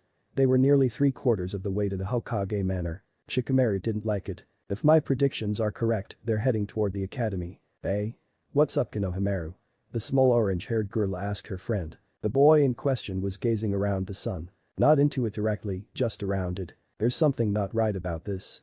He muttered. Well we're having an emergency evacuation, we get to miss class. That's a bonus right? She smiled, bringing both hands clenched just under her chin for cuteness effect, trying to draw his gaze to her instead. Konohamaru's gaze fell to the further regions of the village underneath the sun at this point in time. Alright everyone. We're going out through the trapdoor in the kunai range today. Just follow your teachers and obey instructions. A leading ninja called to the classes, authority heavy in her voice. Konohamaru obeyed reluctantly as he turned back to his instructor for the day since Iruka had cashed in some time off just for Naruto's fight. The classes quickly hurried to the range. Being at the opposite end of the building, Iruka's class would enter last purely because of such a fact. The instructors' heads turned, as well as Konohamaru's and 2 other students. Everybody inside now. The closest teacher called out, herding the last of the students into the open range before performing the ram hand sign. 3 instructors remained outside as the metal door closed shut quickly, with barely a click as they turned toward the source of the disturbance. Wait. A higher-pitched voice called out. A female as far as the teachers could tell. Stay away. A distressed shout echoed in the academy courtyard. The teachers readied themselves. An explosion of sand erupted on the rooftop directly across from the courtyard. The roof caved. The explosion sent half the building crumbling into chunks before falling towards them. It crashed into the ground where the wall ended, heavy chunks landing on top, burying the helpless trash can located beneath. The 2 male teachers clutched kunai, while the female held her hands ready for counterattack. The roof and dust settled as contents of the apartments located within could be seen. Mother. Must have blood. A dark and eerie voice pierced through the rubble. The stone and other materials shifted as something pushed them up from below. Before they crumbled to the floor they scattered into a fine powder as what could only be described as a monster rose from the debris. You'll do perfectly. The figure muttered before its over-proportioned right arm shot out. Hinata-san, I will carry you if I have to. Niji's monotone voice barked at his younger cousin. I am fine. Niji. Hinata gasped as her lungs asked for more air than she could breathe. Hinata, we have to get to the hospital as fast as we can. Ino complained, Lee's weight was beginning to tire her working arm out, Haku lending him to her while she stood on point as the group had ducked into a dead-end alley to recover, mostly for Hinata's sake. I must insist on the urgency of our departure. Haku called back, her voice lowered. The battles are drawing closer. Hinata looked into her cousin's eyes briefly before looking down at her feet. Okay then. She muttered. Niji reached down and plucked the fragile girl up into his arms, one under her knees and another along her back. Then we are ready. Niji stated. Haku turned and ran with the others as they dashed up the building. There's no such thing as a dead end for a ninja. But Haku being the only one with arms free, she was the lone guard for the small squad for this brief time. The group jumped across to the next rooftop as battle continued below. An explosion shocked Ino, Sakura and Hinata as it went off directly below them as they crossed to another roof. Just keep going. Haku ordered, unaffected by the sudden blast. The battles helped draw little attention so far, but here their luck ran out. As Haku landed 3 sound ninja followed from below, jumping up to the rooftop as they spotted fleeing prey. Sensing their chakra, Haku turned and hurled at each of them. Aiming for their throat. The lead sound ninja merely blocked them with 3 of his own. "I'll take care of these guys, just get them to safety." The ice mistress called back as she turned to face her opponents. Niji's eyes caught hers, nodding in response before the 3 continued with their cargo. "Shouldn't we help her?" Hinata said, her voice like a whisper to her cousin. "She is a fully qualified ninja with more experience than any of us. I do not doubt her skills to at least stall for us." "Well, looky what we found." The voice rang in the genin's ears. Niji turned to see another trio of ninja standing on the opposite roof, all smirking confidently. "If I'm not mistaken, there's a pair of eyes for each of us there." The leader continued. "Hinata, can you stand?" Niji whispered to his cousin. "Yes." She replied as he lowered her legs to the ground. "It is my duty to protect you. Get everyone else out of here." "But go." Hinata gulped nervously before the remaining girls began moving towards the edge of the roof as Niji stepped forward, settling into his gentle fist stance after a blink and muttering Byakugan. Like we let you escape that easily." The sand leader laughed, leaping over the gap with his teammates. Niji intercepted him, striking him thrice on his left arm as it rose to block, followed by a kick to the gut. His teammate, flanking on the left, struck as Niji's attack ended, aiming to bring his arm down on Niji's leg. Niji twirled on his remaining leg before planting the other out of the way, turning into a spin. "Rotation." He shouted as a blue swirl of chakra caught his foe's arm, grinding it against the pure chakra before yanking him along with the spin, hurling him along the roof before his head caught the slight rise at the edge, knocking him out. Niji stopped spinning as he rounded on the third foe. His spinning had either thrown his timing off or the sand ninja was faster. Hinata had frozen the moment the sand ninja had moved, her eyes wide as the last sand ninja drew and raised his kunai. "That's not very nice." The sand ninja's eyes widened as a dark red pair with 2 Tama 1 and 3 in the other stared back into his. Before he could react, a leather-bound fist slammed into his face, sending him sprawling. "Sasuke." Ino cheered. The boy didn't react as he turned toward her, now looking her in the eyes. Niji's attention was split between the new fighter and the sand leader that was attacking him again. He ducked, turning as he did, narrowly dodging a kunai. He brought his arms up, striking him in several places along his undamaged arm before slamming his elbow back into the ninja's ribs, robbing him of his breath as he curled up on the floor. Niji delivered a swift kick to the temple to knock him out as his eyes showed him Ino, holding Lee, dropped to the floor. "Sasuke. What are you doing?" Niji shouted at his fellow leaf ninja. Black flames traveled along his left arm and face before he turned to the Haiku prodigy. "You're holding me back," he said simply before flashing out of sight. Only Niji's duty to Hinata tied him to the spot as his sight saw the Uchiha already several houses away, heading towards the gate where the bulk of the invasion was taking place. "Niji." Hinata called to her cousin as she knelt by Ino's side. "What did he do to them?" Niji turned and saw Sakura on the floor too. Both hers and Ino's chakra were flowing incorrectly. "They are both mild," he reported, kneeling by Sakura's side as they both released the 2 girls raised themselves up slowly. "What's going on?" a familiar voice shouted. The group turned to see Haku land, followed by Zabuza. "Sasuke woke up," Niji reported. "We can worry about details later, right now our main goal is the hospital." The group rose with Zabuza helping Lee back onto Haku's back. Poor boy had taken even more bumps just by traveling. Sakura just sat, unnoticed by those around her as she looked out at her surroundings. "Sasuke." Several buildings were reduced to rubble and splinters as a scaled tail slid through them.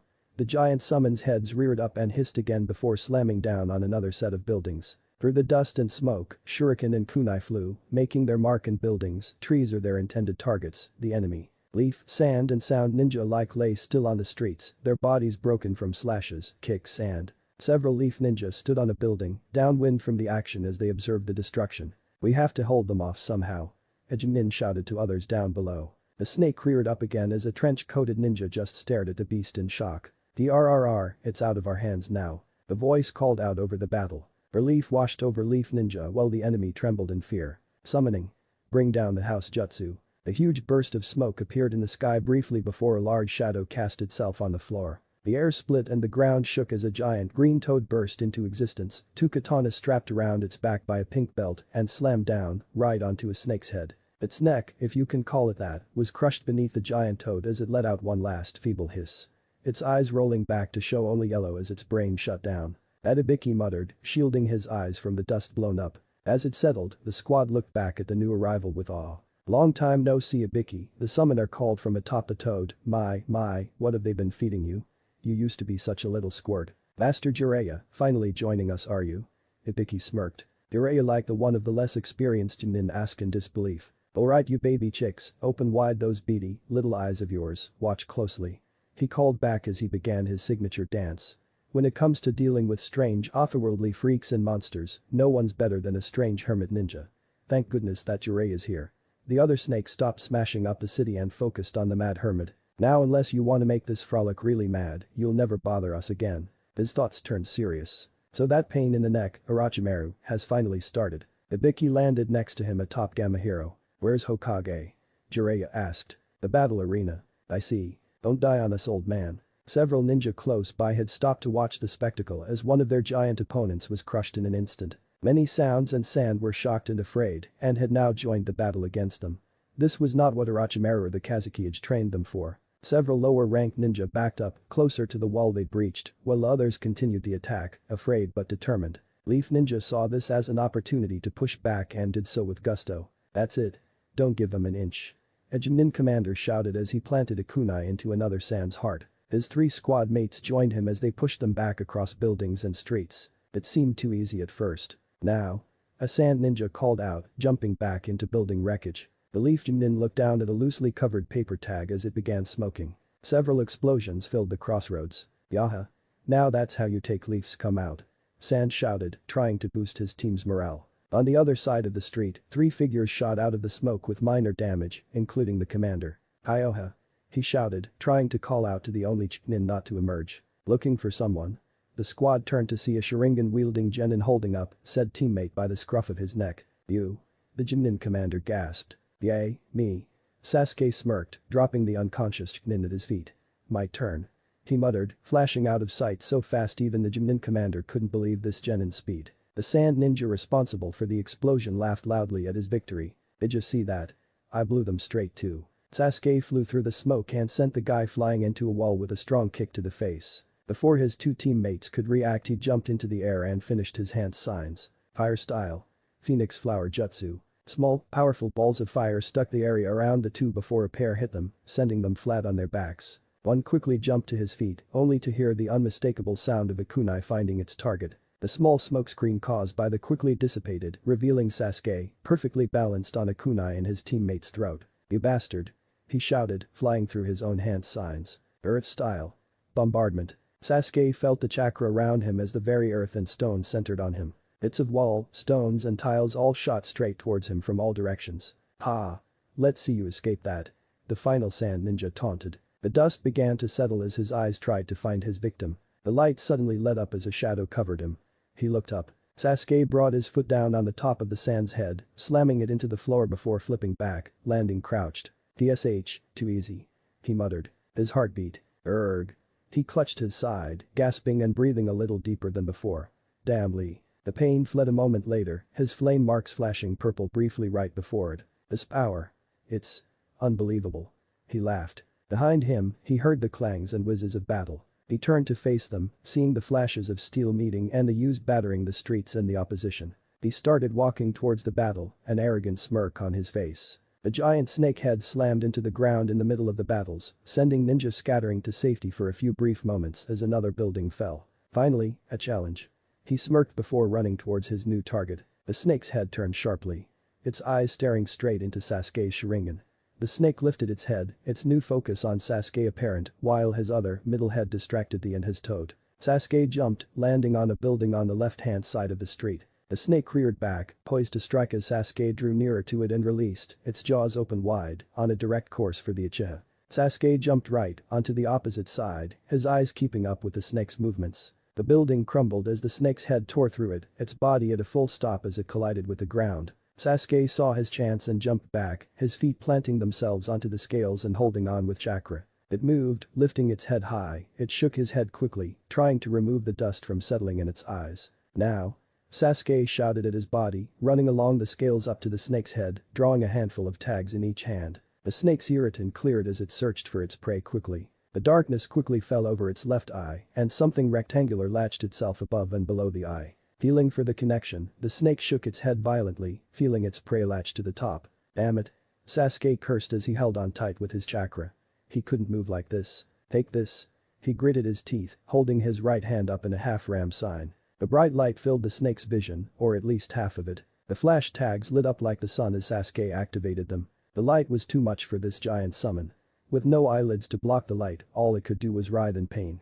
Its movements became faster as it jerked its head more and more violently. Sasuke bent down, holding himself steady with his hands full of chakra. Suddenly the snake jerked its head straight down. He could feel the air trying to rip him off as his holds weakened. Before the snake struck the ground, it suddenly jerked back up. Sasuke's grip failed as the sudden change in direction strained his joints, putting massive pressure on his already injured chest. As the snake reached the top of its jerk, Sasuke was hurled up into the air. His body shot through the sky, the wind holding his limbs stiff as he rose higher and higher. The pain on his neck and side suddenly flared from the seal along with his other injuries. He cried out, not even able to grip himself in pain, only bared. He was much higher than even the Hokage monument before his body slowed, and he could grip his everywhere tightly, trying in vain to stop the pain. Gravity brought his mind back to earth shortly before his body began the journey. The cold air stung his eyes as he picked up speed, his limbs now stuck to his sides as he shot downward. Come on.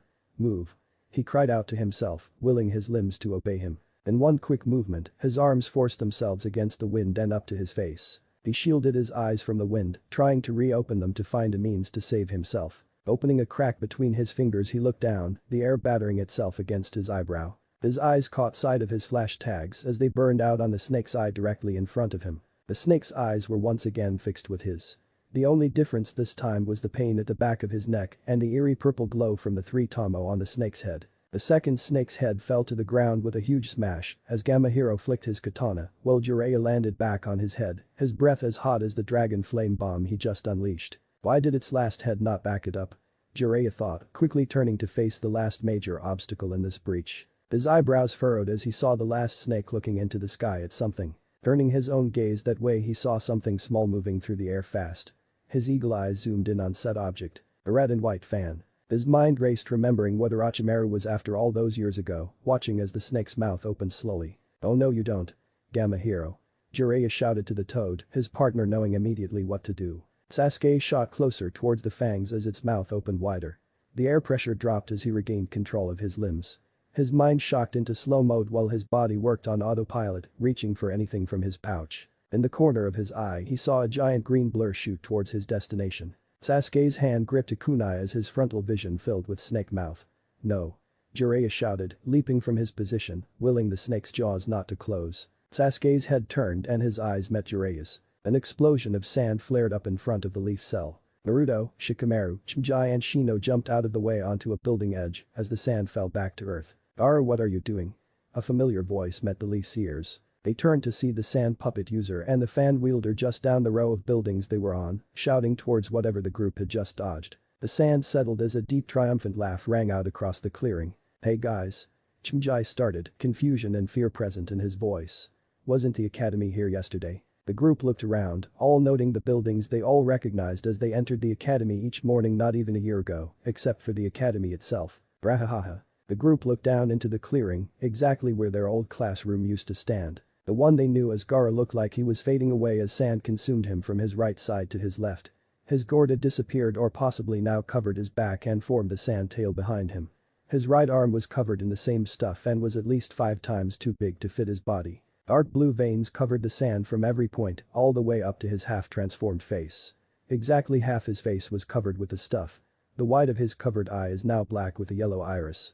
It held a black 4-point star with a pupil surrounded by 4 black dots. Overbed by his siblings, Temari was holding her head in her hands, while Kankram looked sternly at his brother. Temari, there's no stopping him now.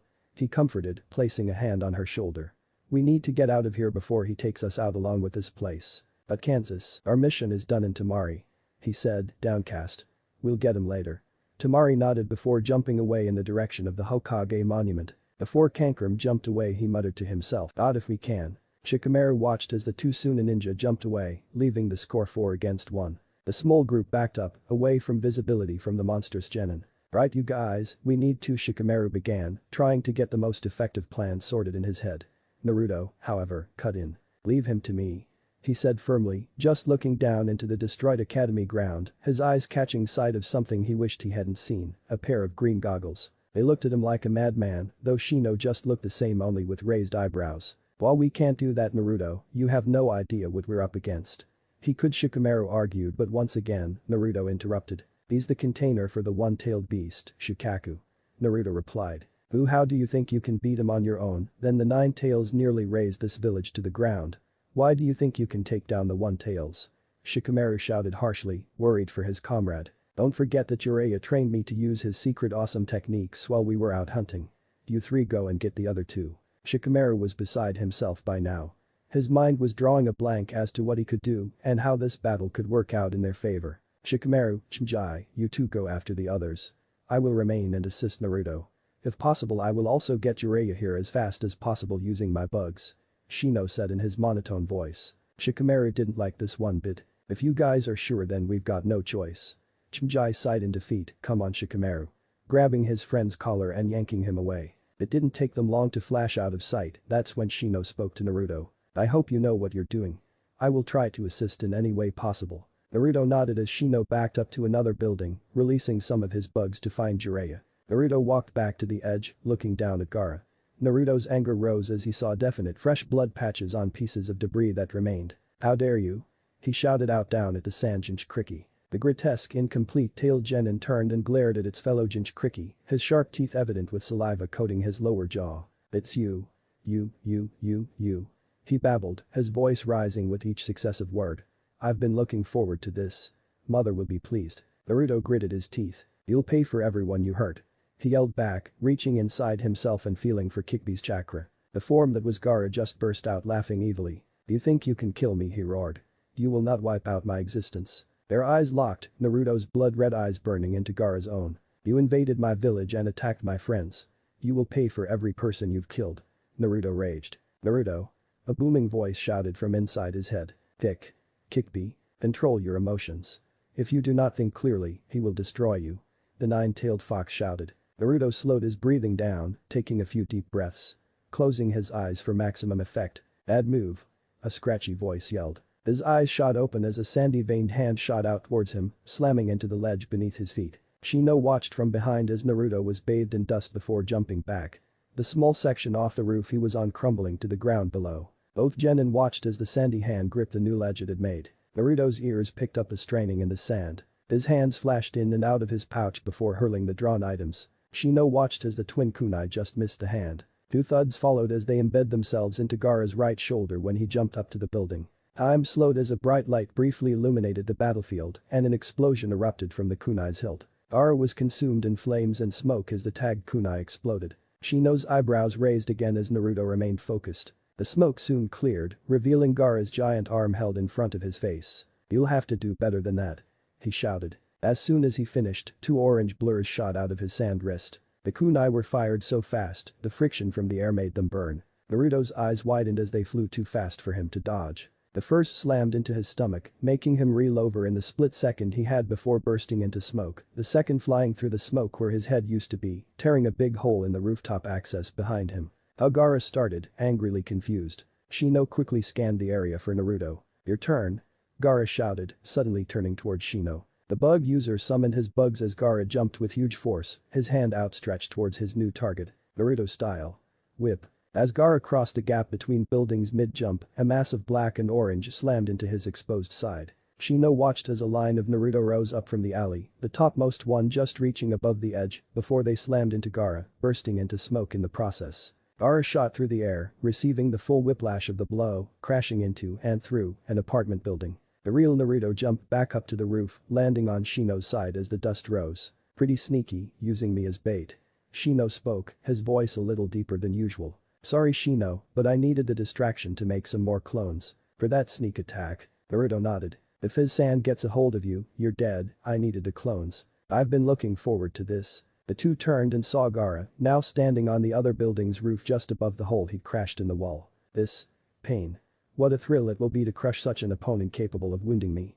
Such a victory will make me feel alive. Gaara's voice rang out across the small battleground and into the surrounding area, making Naruto and Shino shiver. From his back, Naruto reached up and drew his sword. The metal rang until Naruto held it out, pointing the end at Gaara. You'll never win. Not so long as I'm around. He shouted back, once again pulling on Kikbi's chakra. Gaara laughed deeply. Do you think your existence is greater than mine? He shot forward. You're wrong. Naruto crouched quickly before shooting forward himself, his sword raised, its silver blade tinting red. Faster than Shino could track, the pair clashed. Naruto's blade sliced along Gaara's outstretched arm, cleaving it down the middle. Before he could finish his swing, Gaara's tail rose and slammed into him, carrying his body before it flicked at the end of its swing, sending him shooting into the wreckage that was the academy. Naruto felt debris pile on top of him as he slid under it, the jagged edges cutting everything they could reach. He slowed as the force dissipated. Taking a deep breath, Naruto willed his arms to move. Releasing his sword, he brought his hands in front of his body, forming a single hand sign. Shadow Clone Jutsu. A huge burst of smoke surrounded him. Arms replaced debris as dozens grabbed his jacket, hoisting him, what he could only assume was up. His lungs quickly drew in fresh air as the many clones untangled themselves from the mass. Naruto quickly looked around. He couldn't spot Gaara. "Boy, boss." A clone called out.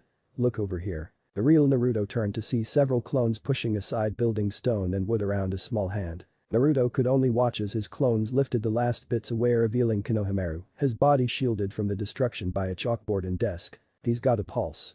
One clone called back, feeling the young boy's neck with 2 fingers. Naruto released a breath he didn't realize he was holding as the clones cleared a spot around his friend, checking for any life-threatening injuries. Uzumaki Naruto. The blonde and clones turned back only to see Gaara's maniacal grin as he held up an unconscious bug user. "Shino." Naruto shouted out, his friend's life possibly seconds away from ending. "You lay another finger on my friend and I swear I will pulverize you. Watch as I end his life, Uzumaki Naruto." Gaara called down, his sand wrapping around Shino's body until only his head was exposed. The clone quickly handed Naruto his blade. "Sand burial." Shino's mouth opened in pain as the sand compressed around him. "No. No, Shino." Gaara's deep laugh rang out loud as he took in Naruto's anguish. His body reeling in the cries of sadness his prey obviously felt. "Grr. Damn it." Naruto glared back at his opponent, flicking his blade at the ground, its red color resumed as the force of the swing sent debris scattering. The thought of using Shino as bait for a well-timed blow earlier now sickened him. Naruto focused all of his rage and hate at the boy who'd murdered his latest friend. He crouched again, about to tear into the sand until there was nothing left. "Wait." Naruto caught himself as his eyes flicked back to the sand coffin. Bugs began crawling over the sand. Naruto looked on as Shino's head lost its color, bugs detaching themselves as his face. "What's wrong with Naruto?" The blonde turned as the bug user stood next to him, his shades still in place and his hands in his pockets. "You didn't really think I'd not improved this past month, did you? Shino." Naruto smiled while some of his clones performed several whoops and displays of joy Naruto felt inside. Gaara looked down at the scene in rage, both of his prey were still alive. His head throbbed and his stance weakened. He clutched his head in pain. "If you have a plan for Naruto," Shino said, "I'd suggest you pull out the big finale now.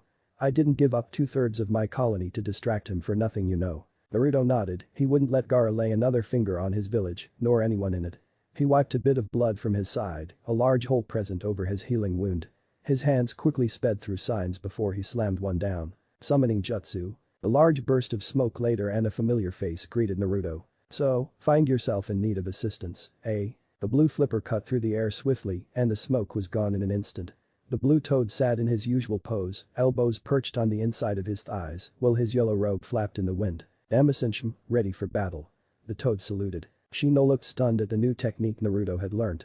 A lot of chakra was required for stronger summons, and this guy looked and sounded the part. "Great, I need you to help me take down the one-tailed Shukaku." Naruto explained quickly. "The tailed beast." The frog pondered the information before turning his head. "A little scrawny for a tailed beast, isn't he? He hasn't fully released himself, something's wrong, but we need to take him out before he can hurt anyone else."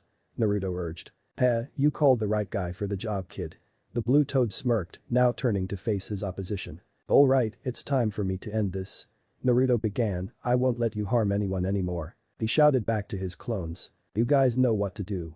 To which they replied with a simultaneous nod. The pain built inside Gaara's head. He threw his head back before letting out a deep howl, sending a small shockwave throughout the area. His left arm jerked weirdly before sand crawled along it, its shape morphing to match his other arm. The howl died down as Gaara's eyes returned to the fight at hand, his face and torso now completely covered in sand, with eyes of black and yellow, topped off with jagged teeth, though his red hair and tattoo were still visible. "You will all die." He yelled out, his voice now deeper with hints of something else wanting to be heard. Formation 7.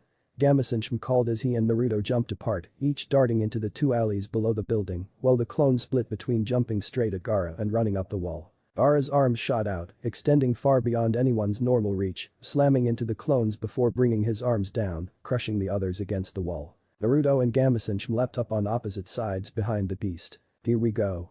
The two called out as they charged. Gaara's tail flicked out, sweeping along the roof toward Naruto first. The blonde was ready. He gripped his blade in both hands before slicing up as the tail approached. The blade cut clean through the sand, completely splitting the tail in two. Gaara turned sharply, his mouth twisted in anger and pain. "My go."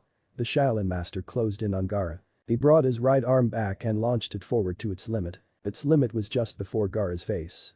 His flipper stopped a few inches away. A second later, Gaara shot back clean over the academy ruins toward a clean set of buildings. Wasting no time, the duo leapt after him, channeling chakra to their feet for extra speed. Gaara slammed into the side of a shop, bouncing off before landing in a ball in the street. The sand fell away from its ball form until Gaara was once again standing without a mark. In a flash, the boy and his toad were at the end of the street, shooting towards him. "I won't let you." Gaara cried out, his arms reaching up and gripping the two opposing building alley entrances in front of him before suspending him in midair, his tail pointing straight back. "Naruto." The toad jumped in front of his summoner before raising his arms to block. Gaara's hand strained, the tension building. "Take this." His body shot and rolled forward as his tail arched high, its width expanding. "Get ready." Gamasunchm cautioned, holding one arm behind his back as Naruto gripped his sword tighter. The sandy appendage slammed down through the air before impacting on the pair. Underneath, the toad was straining with the effort and pain of holding a small section up. Now. He brought his left fist forward as Naruto sliced up. From the outside, one would see a bright red X appear on the sand before it exploded outward. In the middle of the explosion, Naruto and Gamasunchm rose, the latter grabbing the former's legs. Naruto held his sword to the side while the toad hurled him forward. No sooner was he outside the toad's reach did Naruto bring his sword above his head, gripping with both hands as his body rolled through the air, mimicking a saw blade. Gaara's eyes widened as the boy drew closer. He was exposed. He released his grip on the buildings as brought his arms together, attempting to crush the ball of death approaching. His arms clapped in another wave of sand with Naruto sandwiched between them. Naruto felt the pressure spike as the sand worked against him, cutting up his outfit even more, but not crushing him completely or slowing him to a stop. With nothing left to hold him up, Gaara dropped to the floor in an attempt to dodge the blow, but Naruto was too close before his retaliation. The blonde spinning slowed, but his blade glowed brighter. A second later, a burst of red light cut through the sand as Naruto's sword's reach extended. The sand along the arms fled back to its host as fast as possible to form a shield around him. Enough made it for a moderate frontal shield before Naruto stuck. His spinning had slowed to a stop, the sand pressure had let up, and he could see clearly as he brought the sword down in a final heavy swing, the red chakra slicing clean through the shield. The cloud of dust jumped up as the blade hit the ground. Gamasunchm looked on, Shino joining him on his right holding Konohamaru in his arms. The dust settled slowly as Naruto panted, still in position from his last sword swing. "Did I get him?" The dust and sand in front of him cleared, revealing Gaara's unconscious body nowhere to be seen. "What?" Naruto shouted, jumping back away from the small pile of sand. No sooner than he had done the ground fell away where both he and Gaara stood moments ago. The collapsing ground followed Naruto as he jumped back several steps, cracking every time he set his foot down. Taking the hint, he jumped up to the rooftops, joining Gamasunchm and Shino. "He must have gone underground," Shino stated calmly. That's not good considering what I've seen of this kid's powers." Gamasunchm spoke up. Naruto focused his gaze on the floor, looking for any sign of movement. Gaara wasn't beaten yet. That chakra. Why does it feel so familiar? How? How can he be so strong? He won't beat me. He can't beat me. We have visitors. Shino said calmly as a bug landed on his shoulder. Uzumaki. The odd trio turned. Approaching down the street with surprisingly quiet feet was a giant Shimza Akimichi with Shikaku Nara and Inoichi Yamanaka resting on opposite shoulders. The smaller pair jumped off of their teammates' limbs as they approached, landing in front of the two genin and summoning. "Mr. Yamanaka, Mr. Nara, and Mr. Akimichi. How nice of you to join us." Shino bowed slightly, his manners not leaving him despite the current state of things. "What are you guys doing here?" Naruto asked, trying to keep a street in the corner of his eye. "Lord Jiraiya sent us when Shino's insects made contact with him. He's working on a snake problem right now," Chimza explained. "Incidentally, we were informed that Shikamaru and Chimjai were with you too. Where are they?" Shikaku asked, glancing around for his son. "They went off to capture the two Suna genin that were with Gaara," Shino informed me. "They were heading toward the Hokage monument when we last saw them." Shikaku nodded before turning to his giant friend. "Chimza, find them and make sure they're okay, we'll handle things here." "Got it." Chimza boomed, a grin present as he carefully began his short journey to the mountain. "What's the situation here?" Inoichi asked, knowing Shikaku would come up with a great plan the more details he knew. Naruto and the Toad Shino began. Gamma-senshin. The Toad cut in. Right. Naruto and Gamma-senshin here engaged the Tsunagenin Gaara, who contains the one-tailed beast known as Shukaku inside of him and has partially transformed into the beast. He has survived Naruto's last strike by retreating underground. Shino finished, Naruto and Gamma-senshin nodding along to his information. And the honorable grandson. Inoichi pointed to the boy currently held in Shino's arms. The survivor of Gaara's attack on the academy. Right. I think I have everything. Shukaku announced. He opened his mouth to speak when the group all felt the building shake. The ground around them cracked. Sections began rising while others fell, some crumbling away into the earth below. The sound of several loud thuds greeted the group's ears. Before any of them could react, 5 spikes of sand blew out the top floor roof. Everybody back. Shukaku roared. The entire roof broke free of its support before the 5 darker tipped spikes bent and closed in, like a fist. The sand exploded from the sheer force of the motion. Shukaku and Shino with Konohamaru flew high through the air, the Junin landing crouched on a building a few streets away, while the bug user's back met with its wall. He clutched his package close as he fell to the hard ground with a thud on his back, protecting the honorable grandson. Shukaku watched as the building fell apart, the giant sand fist now retreating back into the ground. Shit. He spat, he didn't see the others jump anywhere. The pressure returned to Naruto's body, feeling it compress him tighter than ever. Even with his new reflexes, he was too slow. The sand had gotten him again and this time it wasn't letting go. This time, it really was the end. He couldn't avenge Mogi, Yuden or even the deadly headmistress of the academy. Blind style. Air wall. The sand cleared from his vision, Naruto could see it whipping around him. Wow. He turned his head, spotting Gamma-senshin sitting in midair with his legs folded over one another and his arms held out perfectly straight at his sides. Inoichi was on the opposite side of the Toad, looking just as confused as he did. A drop of sweat rolled down Gamma-senshin's head as his lips curled in frustration. Blind style. Ram. He called out, his legs reaching out to Inoichi and Naruto, wrapping over their backs and pulling them into his chest. His hands flashed in front of him for barely a second before they shot forward. The air dome that briefly surrounded them fell for just a moment before a huge blast of air crashed into the sand before them. Gamma-senshin's back hit the sand behind him. He held his arms rigid as the wind forced him back. Naruto could physically feel them moving, the tiny grains were definitely parting past him. Gamma-senshin finally reached the end as the group burst out of the sand. Naruto's eyes took in everything they could as soon as more light returned. Dark rock surrounded the area, making up the walls and ceiling as far as he could tell, with light shining down through holes and cracks as deep as they were. Gamma-senshin landed hard. His back taking the brunt of the fall as the trio slid along the hard rock, Naruto and Inoichi being released as they did. A deep voice rang out, this time without any presence of another. It seems I underestimated you. Naruto looked up and around, locating the source of the voice from where they had just been. You are very good at amusing me, Uzumaki Naruto. I never thought you would bring this out of me. Naruto's eyes widened sharply as he stared into the face of the one-tailed Shukaku, its right arm held up with a toad-sized hole in the back of the hand. Sand quickly replaced that loss. Erg. Gamma-senshin stirred, putting all his effort into rolling over. Naruto turned and saw his back. Blood dripped down his side as his yellow robe fell to the floor. Gamma-senshin's back had been completely torn apart. Erg. The cold air hurts my spine. He complained. Naruto gasped as he heard the sickening crack of bones popping as a tiny bit of white could be seen under the dripping blood and flesh. Gamma-senshin. Naruto crawled to his side as the Toad pushed himself up. I think. It's time for me to go back, kid. I can't help you anymore. You gonna be alright, sensei? Naruto asked, concerned for his summonin teacher. You just focus on beating that guy. I know you can do it.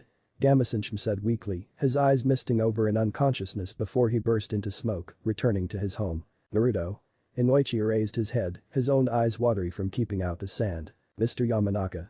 Naruto rushed to his side, helping him to his feet. Inoichi stumbled as he put pressure on his right foot. He just grit his teeth through the pain as he backed against the right wall. How in the hell are we going to make it out of this? Just leave it to me, sir. Inoichi just stared at Naruto. You can read minds? He asked, shocked. No, I can read facial expressions. Naruto replied. Just how do you think we can get out of this? A genin and an injured genin. Despite Naruto's skill and what he carried himself, this was the end for them. Like I said, leave it to me. Oh, I don't think so. Naruto's ears twitched at the sound of slithering sand. He watched as sand engulfed the ground, walls and ceiling around the two of them. Inoichi gasped as the sand wrapped around his arms and chest. The sand along the ground wrapped around Naruto's feet and made its way higher. I won't kill you just yet. Uzumaki. I want to watch your pain as your friend is crushed, limb by limb. Naruto stared hard at Shukaku, replying in Gaara's voice. Kid. I know. The sand finished wrapping around the both of them, leaving only their heads exposed. Sand Buri, ha. The sand exploded off of Naruto. His body tense as his red eyes darkened just a little more than normal. The sand around his feet was pushed away from the sheer force of chakra expelled. His body started to glow red as bubbles of red chakra began seeping out everywhere. His canines sharpened as the bubbles rose around his head, while his fingernails sharpened akin to claws. It crawled over his arms and around his body till it reached his backside. A long thick length of chakra jutted out, forming an unmistakable tail. Inoichi looked on in shock as the sand around his body retreated as the power of Naruto's chakra washed over him. Kick Inoichi began. Don't worry, Mr. Yamanaka. He's gonna wish he never came here.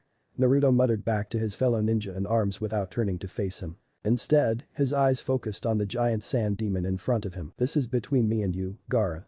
He shouted. It's time to end this. Naruto's ears picked up Gaara's chuckling. Interesting. Finally, a true opponent worthy of my time. Naruto watched as the sand fell away from Shukaku's forehead. Gaara's own head and body rose from the sand, his head raising up to meet Naruto eye to eye. When Naruto did look into Gaara's eyes, he saw nothing. Nothing but white, his iris and everything inside it, gone. Before I destroy you, I'll show you the true power of the manifestation of the sand. Gaara's hands rose in front of him before he clasped them together in the ram hand sign. Two voices told Naruto what to do next, one inside, one outside. Don't let him go to sleep. Kick me in, Inoichi shouted at Naruto. Naruto's reflexes kicked in. He crouched down onto all fours, shooting across the rocky, sandy floor toward the genin. Gaara's muscles relaxed as he was completed. Feigning sleep jutsu. Naruto's keen eyes watched as Gaara slumped over, catching sight of the sand head's actual eyes. The iris's color darkened, changing to a deeper yellow, while the pupils swirled. Naruto skidded to a halt, holding his ears as the giant amount of sand shifted as the now complete tailed beast's mouth opened. Hi-ya.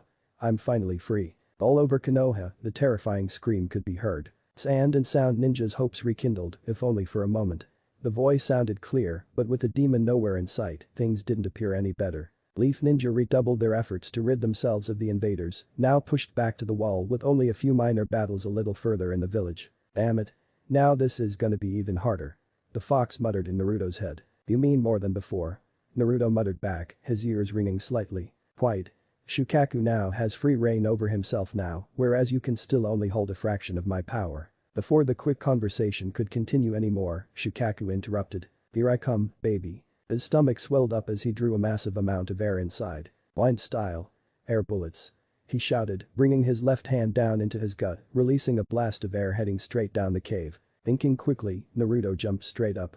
Just before he reached the middle of the cave, he rolled in midair. As the wind bullet approached, Naruto flicked his tail around, sending a blast of air right towards the much larger one. The smaller gust pierced the larger one in the center, canceling a majority of the power. The wind bullet was upon Naruto. Instead of blasting him to shreds, the wind pulled him forward, toward Shukaku. To Naruto, it felt like being pulled through a mouse hole head first. The squeezing stopped as Naruto emerged the other side, the blast mostly dissipating behind him as it collapsed in on itself. Inoichi shuffled behind a large rock at the end of the cave as the air surrounded him, pelting the wall with loose rubble. Naruto fell towards the ground, ready for his next move when Shukaku's right arm shot out toward him. You're mine. Naruto rolled forward, his chakra arms getting longer. Before Shukaku's arm could reach him, Naruto completed his roll, his chakra arms and claws landing in the sand at the wrist. The blonde Kriki retracted his chakra cloak's arms, shooting between Shukaku's fingers, before his hand closed in tight where he was a second ago. Naruto landed on the sand and felt the chakra running through his arm, holding the sand together. Using his claws to hold on, Naruto ran along Shukaku's arm, keeping his red eyes on Shukaku's golden. Shukaku's left arm had other ideas. Naruto instinctively jumped as Shukaku's left fist slammed into his right forearm, taking a chunk out of it before slamming into the wall. Naruto hit the ceiling on all fours, hanging on with chakra. Hi-ya. I'll get you. Sand rushed along the wall toward Naruto, the force smoothing out the rock underneath. Before it could reach him, Naruto pounced again, aiming directly at the other genin. Underneath the red chakra cloak, Naruto's claws both glowed red, ready to strike a deadly blow. He soared towards Gaara, but before he could strike out, blind style. Airstream. Shukaku's mouth opened in front of Naruto. Before he could react, a burst of air hit him dead on, sending him crashing back against the wall. The air didn't let up this time. The cloak shielded Naruto's eyes enough for him to just keep them open and watch, as Shukaku pulled back his left arm again. It's over.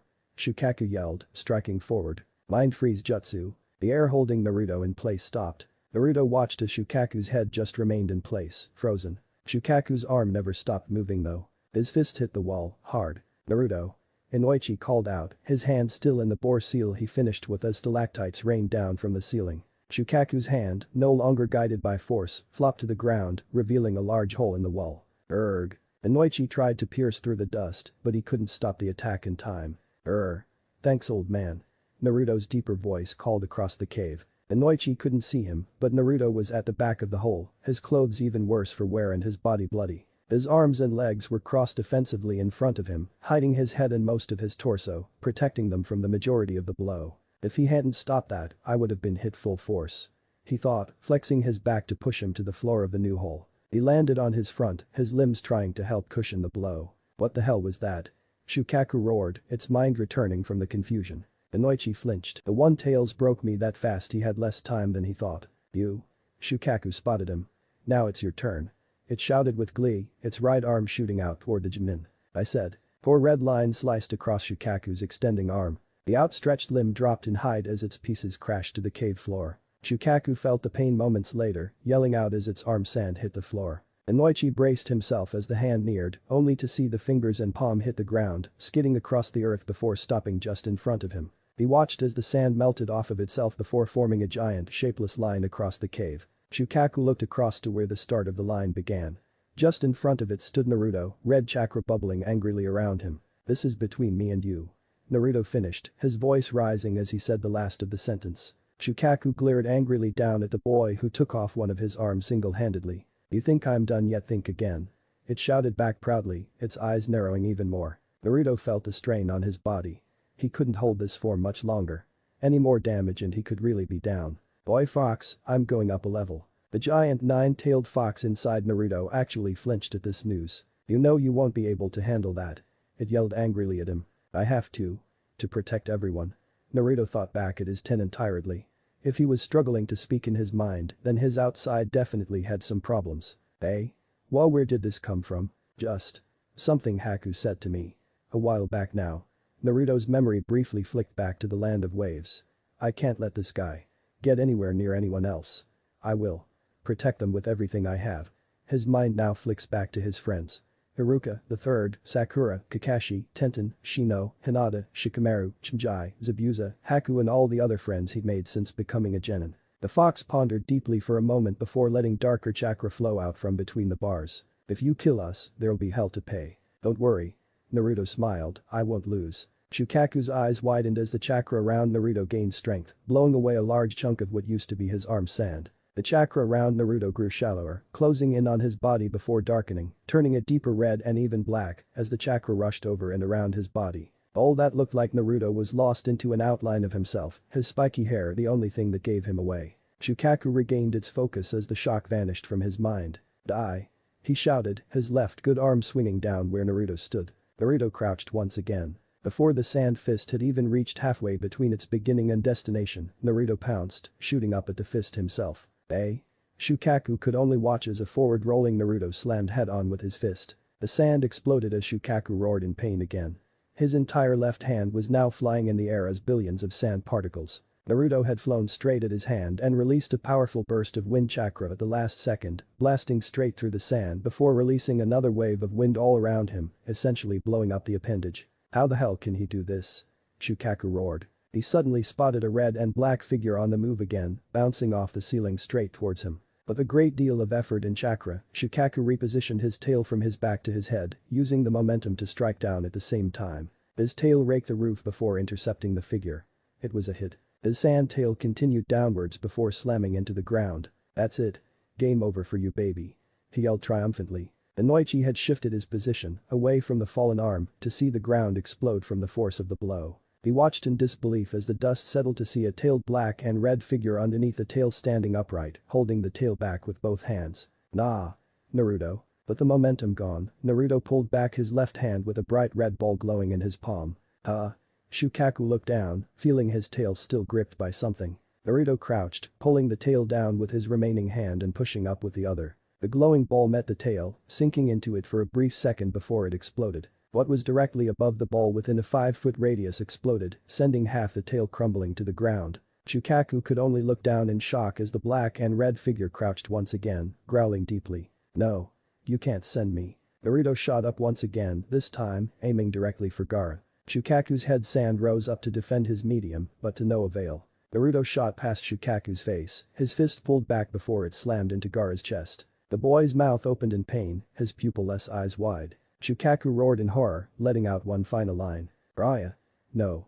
I just got here." His eyes dimmed to a weaker yellow as Gaara's own light green returned. All seemed slow for a moment as Gaara's lower torso and legs became visible, rising out of the sand, his face stuck between shock and pain. Shukaku's entire body cracked the moment his eyes dulled, and the more Gaara's body rose out from him, the more cracks appeared in the sand, until both his feet left the barely held together tailed beast, and the huge mound of sand collapsed. Naruto's rising punch had a huge amount of momentum.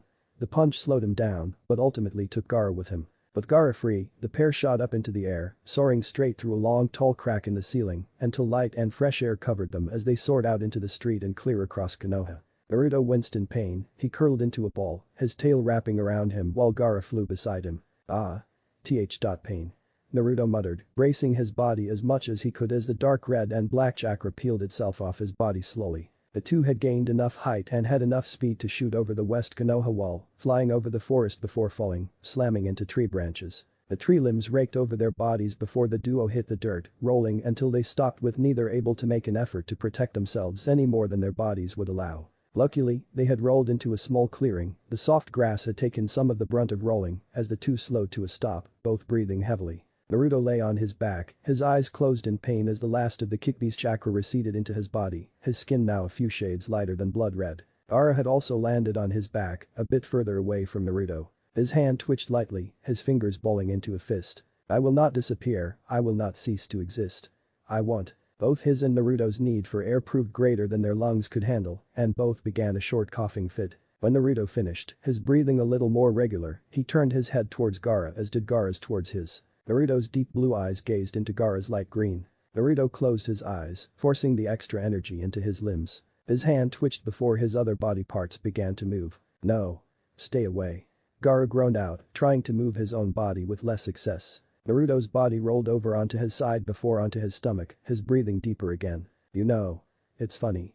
Naruto muttered. Gaara's brain set aside its distress for intrigue at that moment. "You and I were the same." Gaara's eyes widened. "You have the same eyes. I had." Naruto lifted his head, putting his hand on the floor next to his face to raise his body up a little, despite the pain from the contact. The blonde Jinchuriki looked over at the red-haired Jinchuriki once again, his blue eyes sparkling with a bloody smile on his face. "My village hated me. And I couldn't understand why." Naruto continued, his other hand joining the first and holding him up. Gaara's mind cast itself back to when he was younger, when he had the exact same feelings. "I was alone. Nobody wanted me.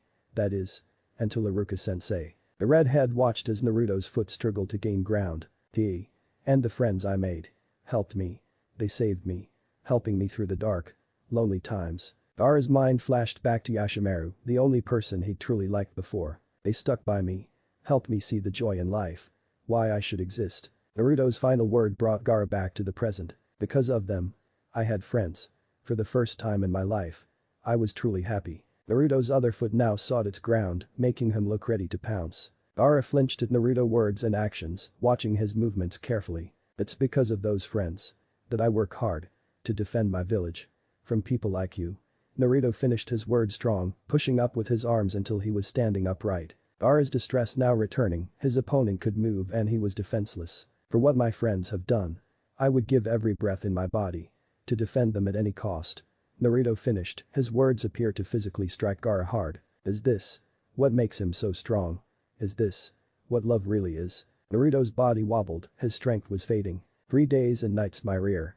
He thought. Naruto's foot moved back instinctively, his body moving with it until his back was against a tree. His strength gave out as his body slipped down into a loose sitting position, his eyes still on Gaara. "I won't let anyone harm my friends."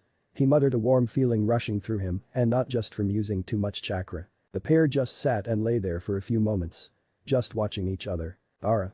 A pair of voices called out, landing in front of him. Naruto watched as a battle-worn Temari and Kankuro knelt beside their brother, both without their signature weapons. "That's enough. It's over." Gaara breathed out. "Gaara, are you okay?"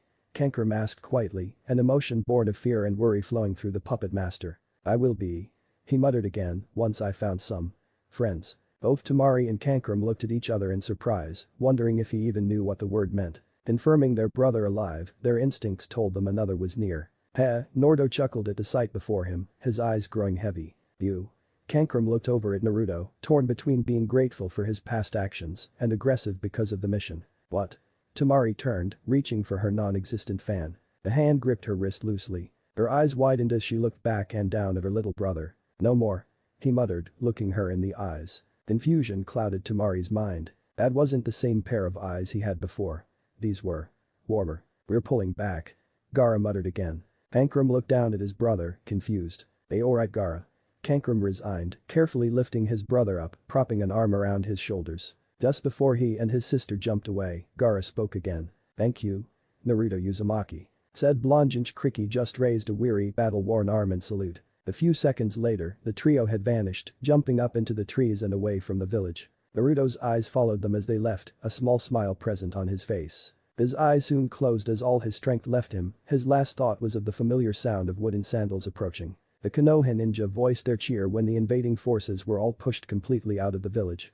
Many were watching as the invaders fled, the giant summon defeated by the legendary Jiraiya, others sported smiles as they quickly worked to heal or help the injured, while few looked down at the fallen warriors with sadness. While so many were looking outward, a few noticed the small ground of ninja jumping through a hole and out into the surrounding forest. 5 in total were in said group, 2 members were holding up a third, his hair and face ragged, and his arms a deep gray with a hint of purple. The frail-looking figure muttered something as he passed outside the wall and into the forest that only his group would hear. Damn you Sarutobi. Word spread quickly and any cheers around the village were quickly put out. The death toll wasn't what silenced the Leaf Ninja, it was that a certain person hadn't survived the battle. The third Hokage was dead. Thanks for listening. I do hope you enjoy it. If you want the next part of this video, turn on that bell notification. Like, subscribe and comment down below. And also check out the others videos I have created and enjoyed it. See you guys next video.